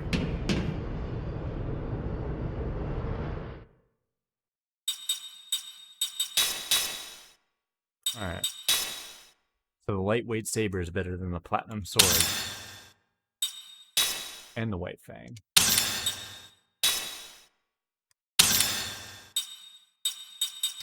Okay, then. Turntail shoes. Enables you to always flee from battle. Hopefully that's not like an omen. I'm gonna go ahead and not equip that. But we'll see. I mean, maybe learning that skill would be a good idea. Because I think the idea is like once you have the 3 stars on there and you've done the learning progress, then you can go under skill. Then you can set that as a skill. Pretty sure that's the way that works.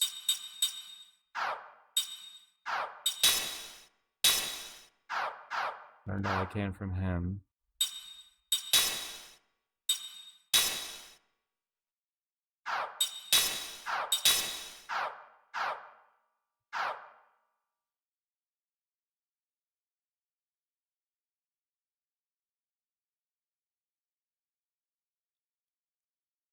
Okay. So I think there was a blocked off item over here or something. Yeah. That or I can just, yeah, now I can clear the way so I don't have to sneak around these guys.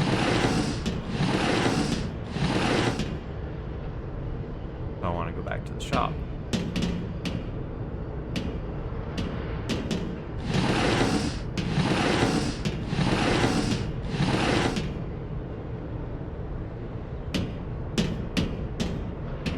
Do you have different text now? Yeah. Neat. Already did that.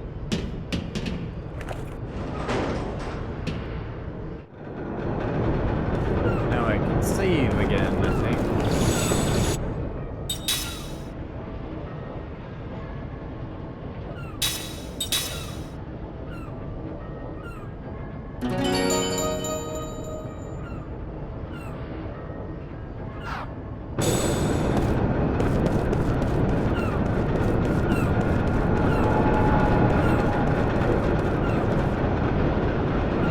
Technician taking a break, Toman. Phew, I've been crunching the numbers in the lab all day. It's more tiring than it sounds, trust me.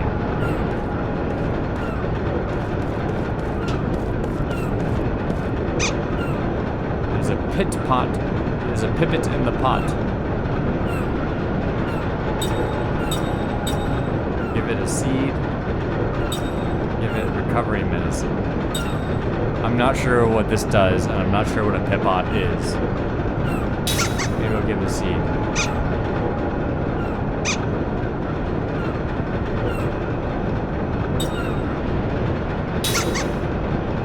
I gave it all of my seeds.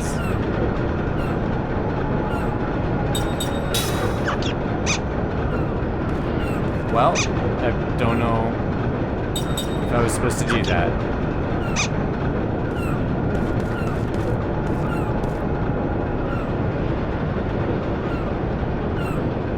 Maybe that was a mistake.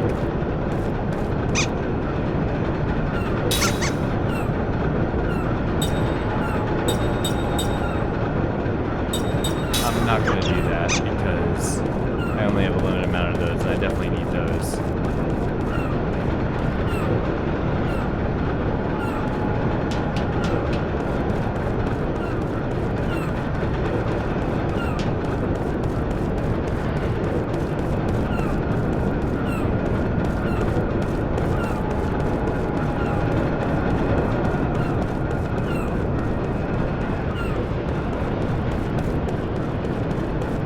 Well, probably just gave those away for no reason.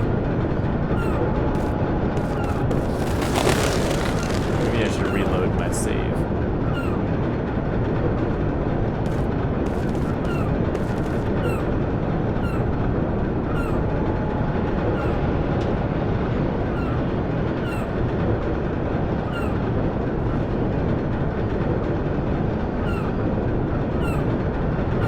Oh, okay. Blue and red. Natural healing and other special sets. Wait, so go through that again. When you target an ally in battle, you'll be shown information on that. Okay. Okay, alright. Fuck it.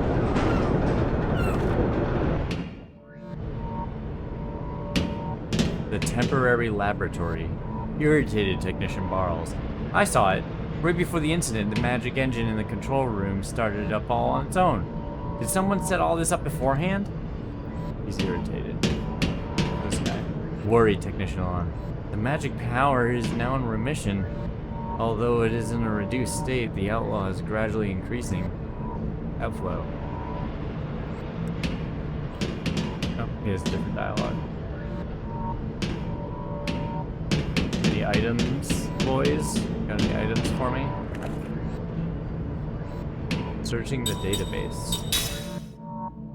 Grand Staff Construction Project was implemented by the Army Council in response to the demands of the magic and social resolution. The project, led by Councilor Gongora, the greatest sorcerer in her history, his ultimate goal is to maximize blah blah blah blah blah. Yeah, okay. The anomalies have been brought by increasing magic power in the Sea of Baus and have been widely observed. The most troubling side effect has been the wrapping. Yeah, dude, this is basically Final Fantasy VII. with the look of Final Fantasy 12. They're tapping magic energy from the planet, and it's killing the planet. What a surprise. Large, enormous sizes, and often extremely violent, these monsters have begun to attack people regularly. This transformation is believed to be caused by the magic power local to this area. Although their fearsome speed and strength have led some to believe otherwise, hypercurrents are a natural occurrence, unrelated to the recent surge in magic energy. Hypercurrents have been recorded across the world since ancient times, but recent reports have indicated that magic energy has caused an increase in their size and speed. Currently, both the hypercurrents and the areas around them are extremely dangerous to navigate. Alright. Thanks for letting me use your computer, bros. I'm out.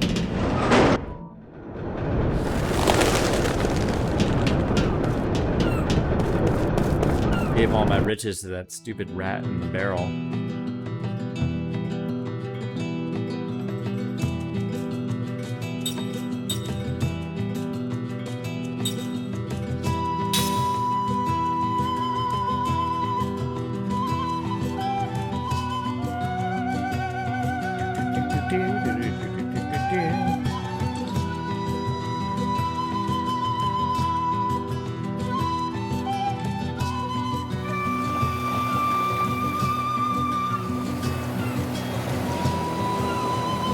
That classical guitar and the flute.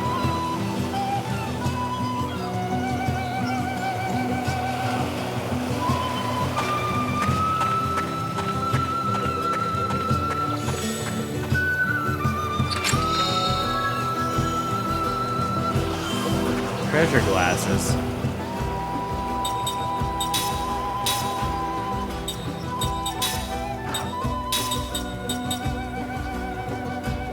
Reveals what items your enemies carry. Oh, that's good. And, you know, if it's worth stealing off of them. He's already learned that.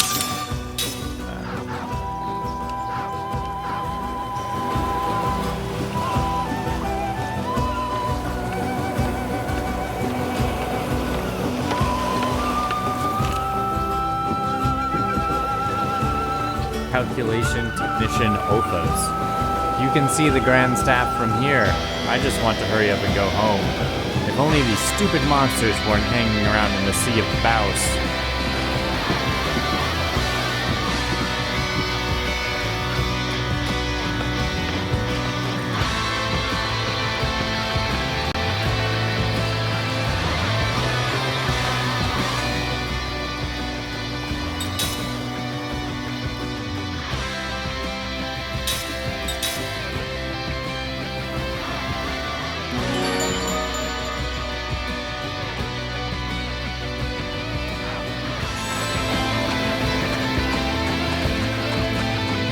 Guitar solo.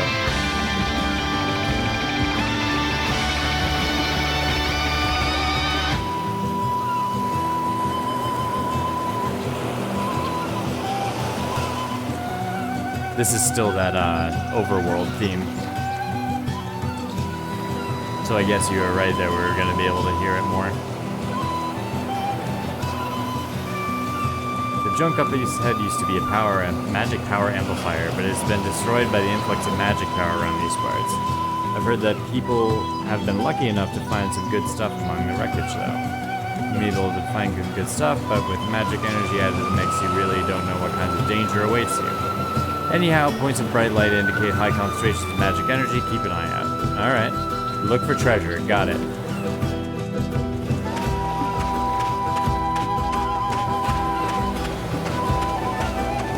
Crabs.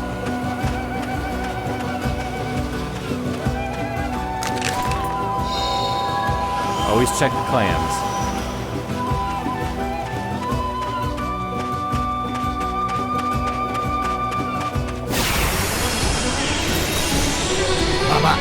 Alright, encounters out here.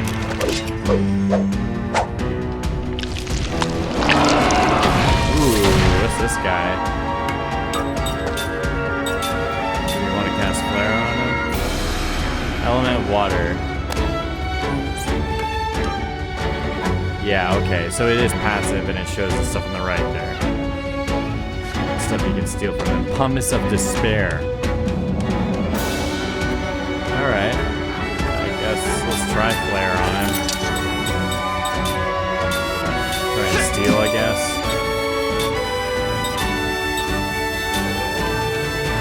I wonder if he can be poisoned.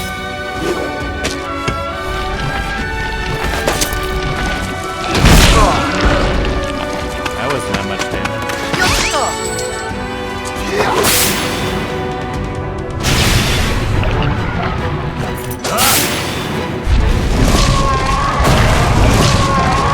Can be poisoned.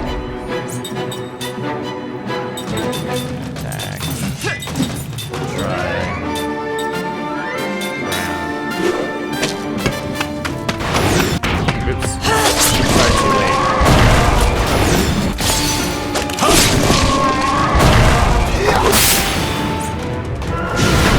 Oh yeah, there we go. Kind has those glasses on, the treasure hunting glasses. It's funny that it applies cosmetically.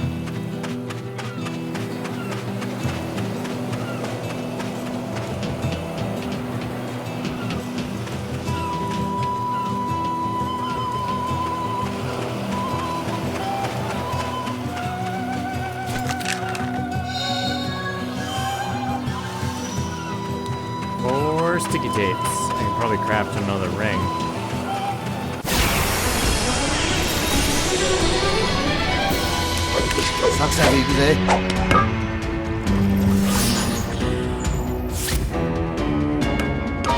His glasses. It looks like he's wearing them upside down. Mad Carapace, element water, type hardened, so he's not going to be hurt by physical.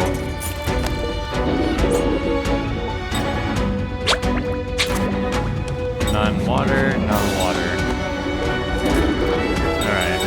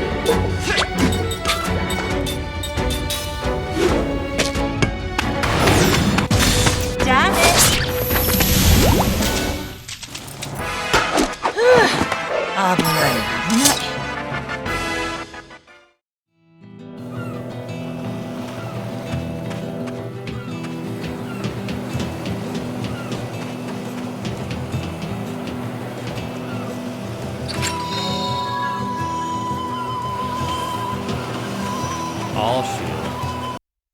Oops. That is probably worth checking out.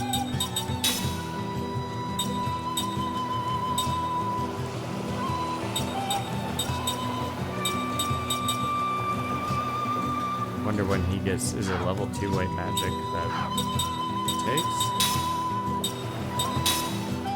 Yeah, that's level 2, so you need level 2 white magic. Question is, how do you get that? And I think that's, he just gets that as he levels up. Not sure. Like, if we look at skill length, it's still both learn everything he has to teach.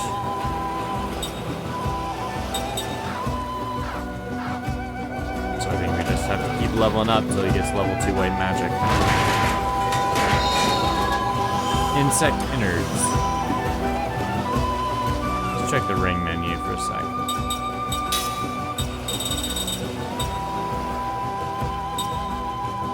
Anger ring. Critical hit chance. That poison ring, yeah, let's do that. Bio ring.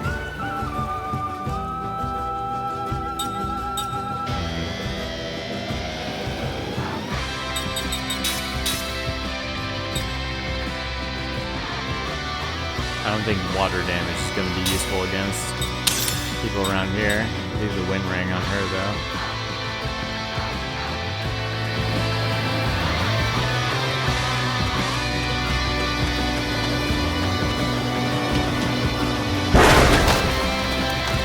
Alright. Ram it down, bud. ちょいと遊んでやろうかね。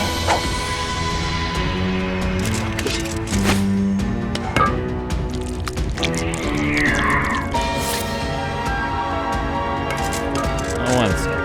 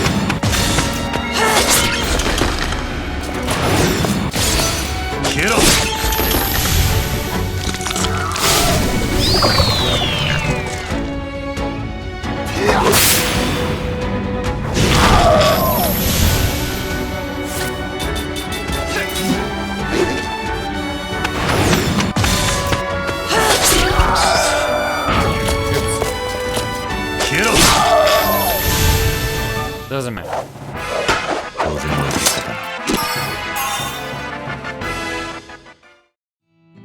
Good. Kind learn treasure analysis. Now you can take off his glasses, although I'm not sure if I want to. I just think there's probably better things he could wear. Maybe he can learn this now. And then if we go to skill... Guard heal I don't use.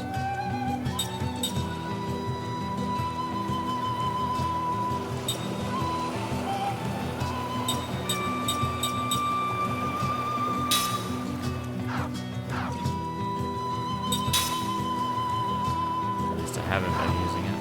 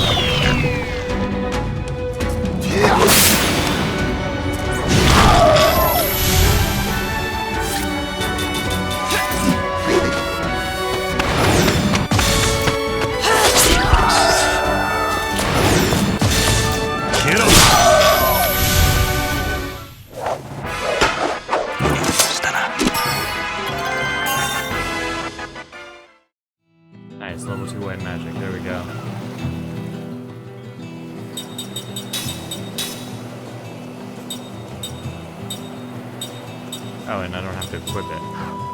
But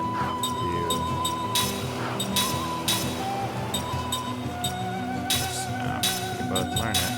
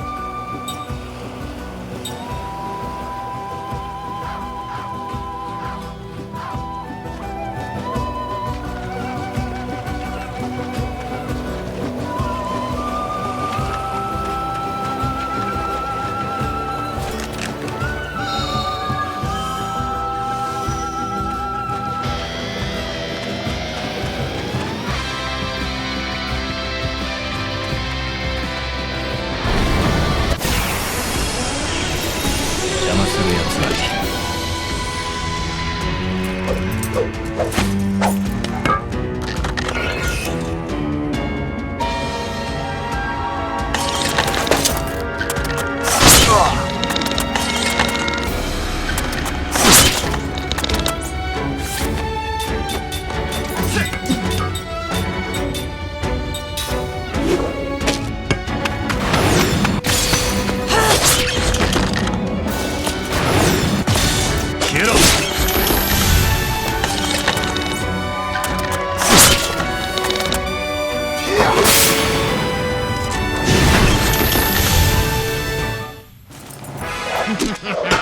俺様最高。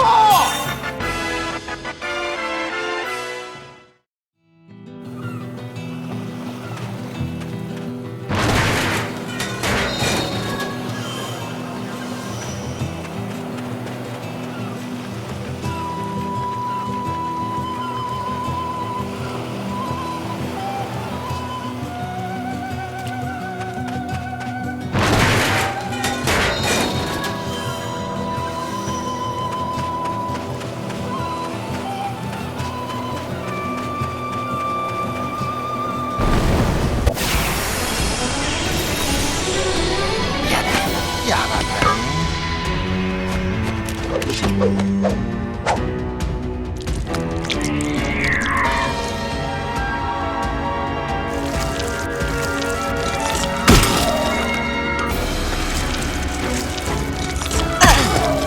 Did they already have paralysis on them?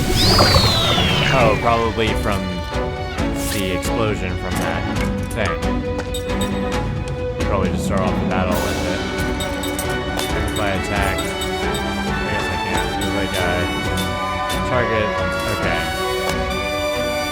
Oh, it said I could see status. Whatever.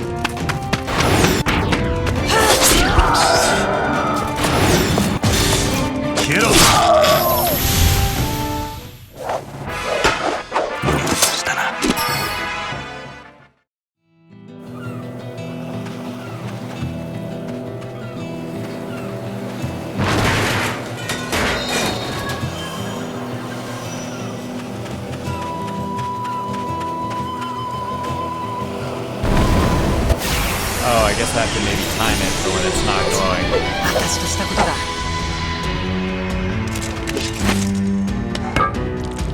So I can maybe knock it down without the encounter.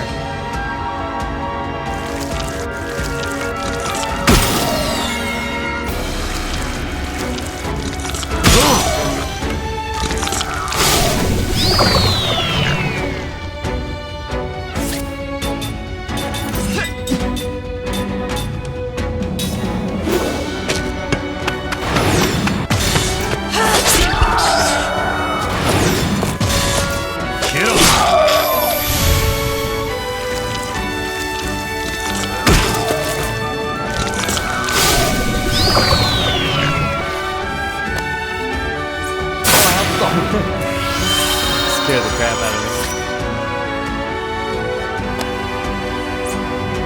I can't, I just don't have the fish is here. I'll be up in a second.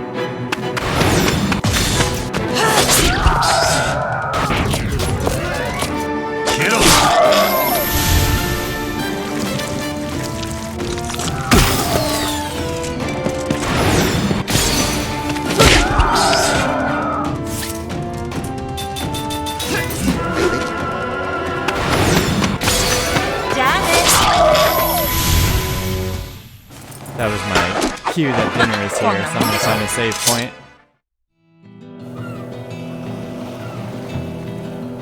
Ram it. So for the rest of these, I think you just need to dodge it while it's on. Now.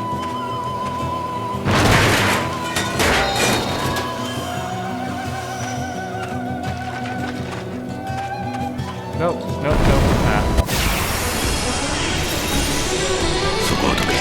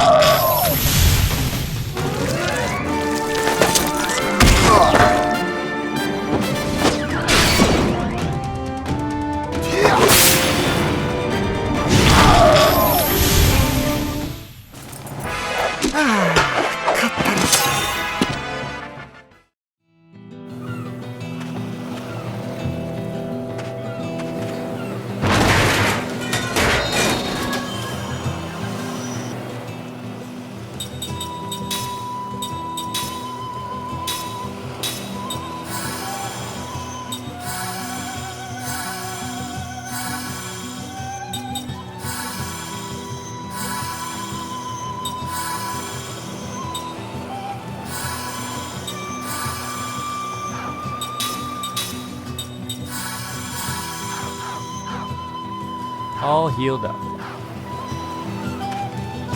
Nope. Ow.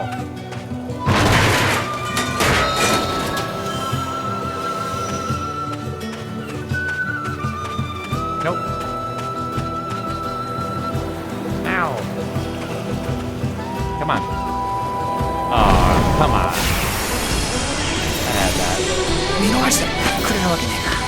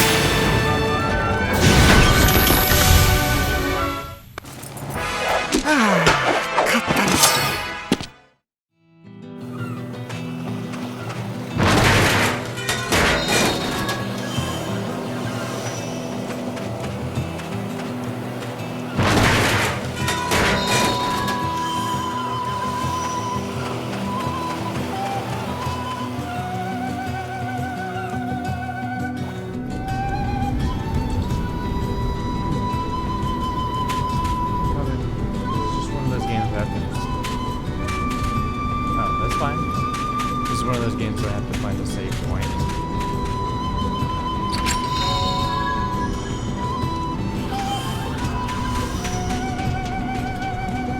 With emulators, usually you can do a thing called save states.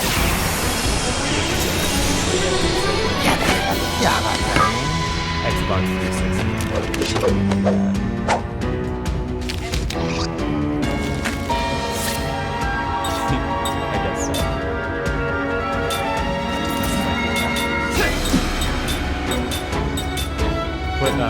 Put my stuff in the fridge, except for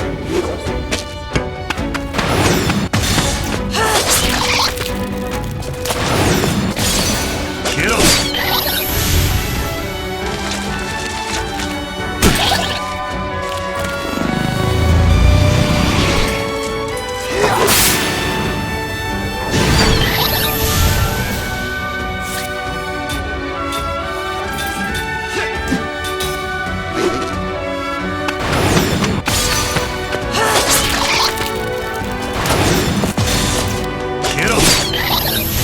not one.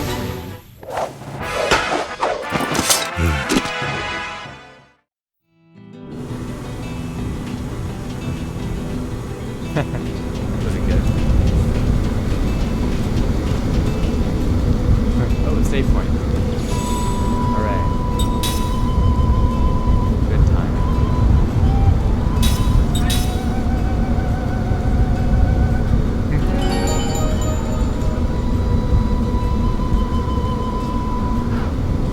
Alright. Yeah, we're gonna call it quits for tonight. See you next time. Bye-bye.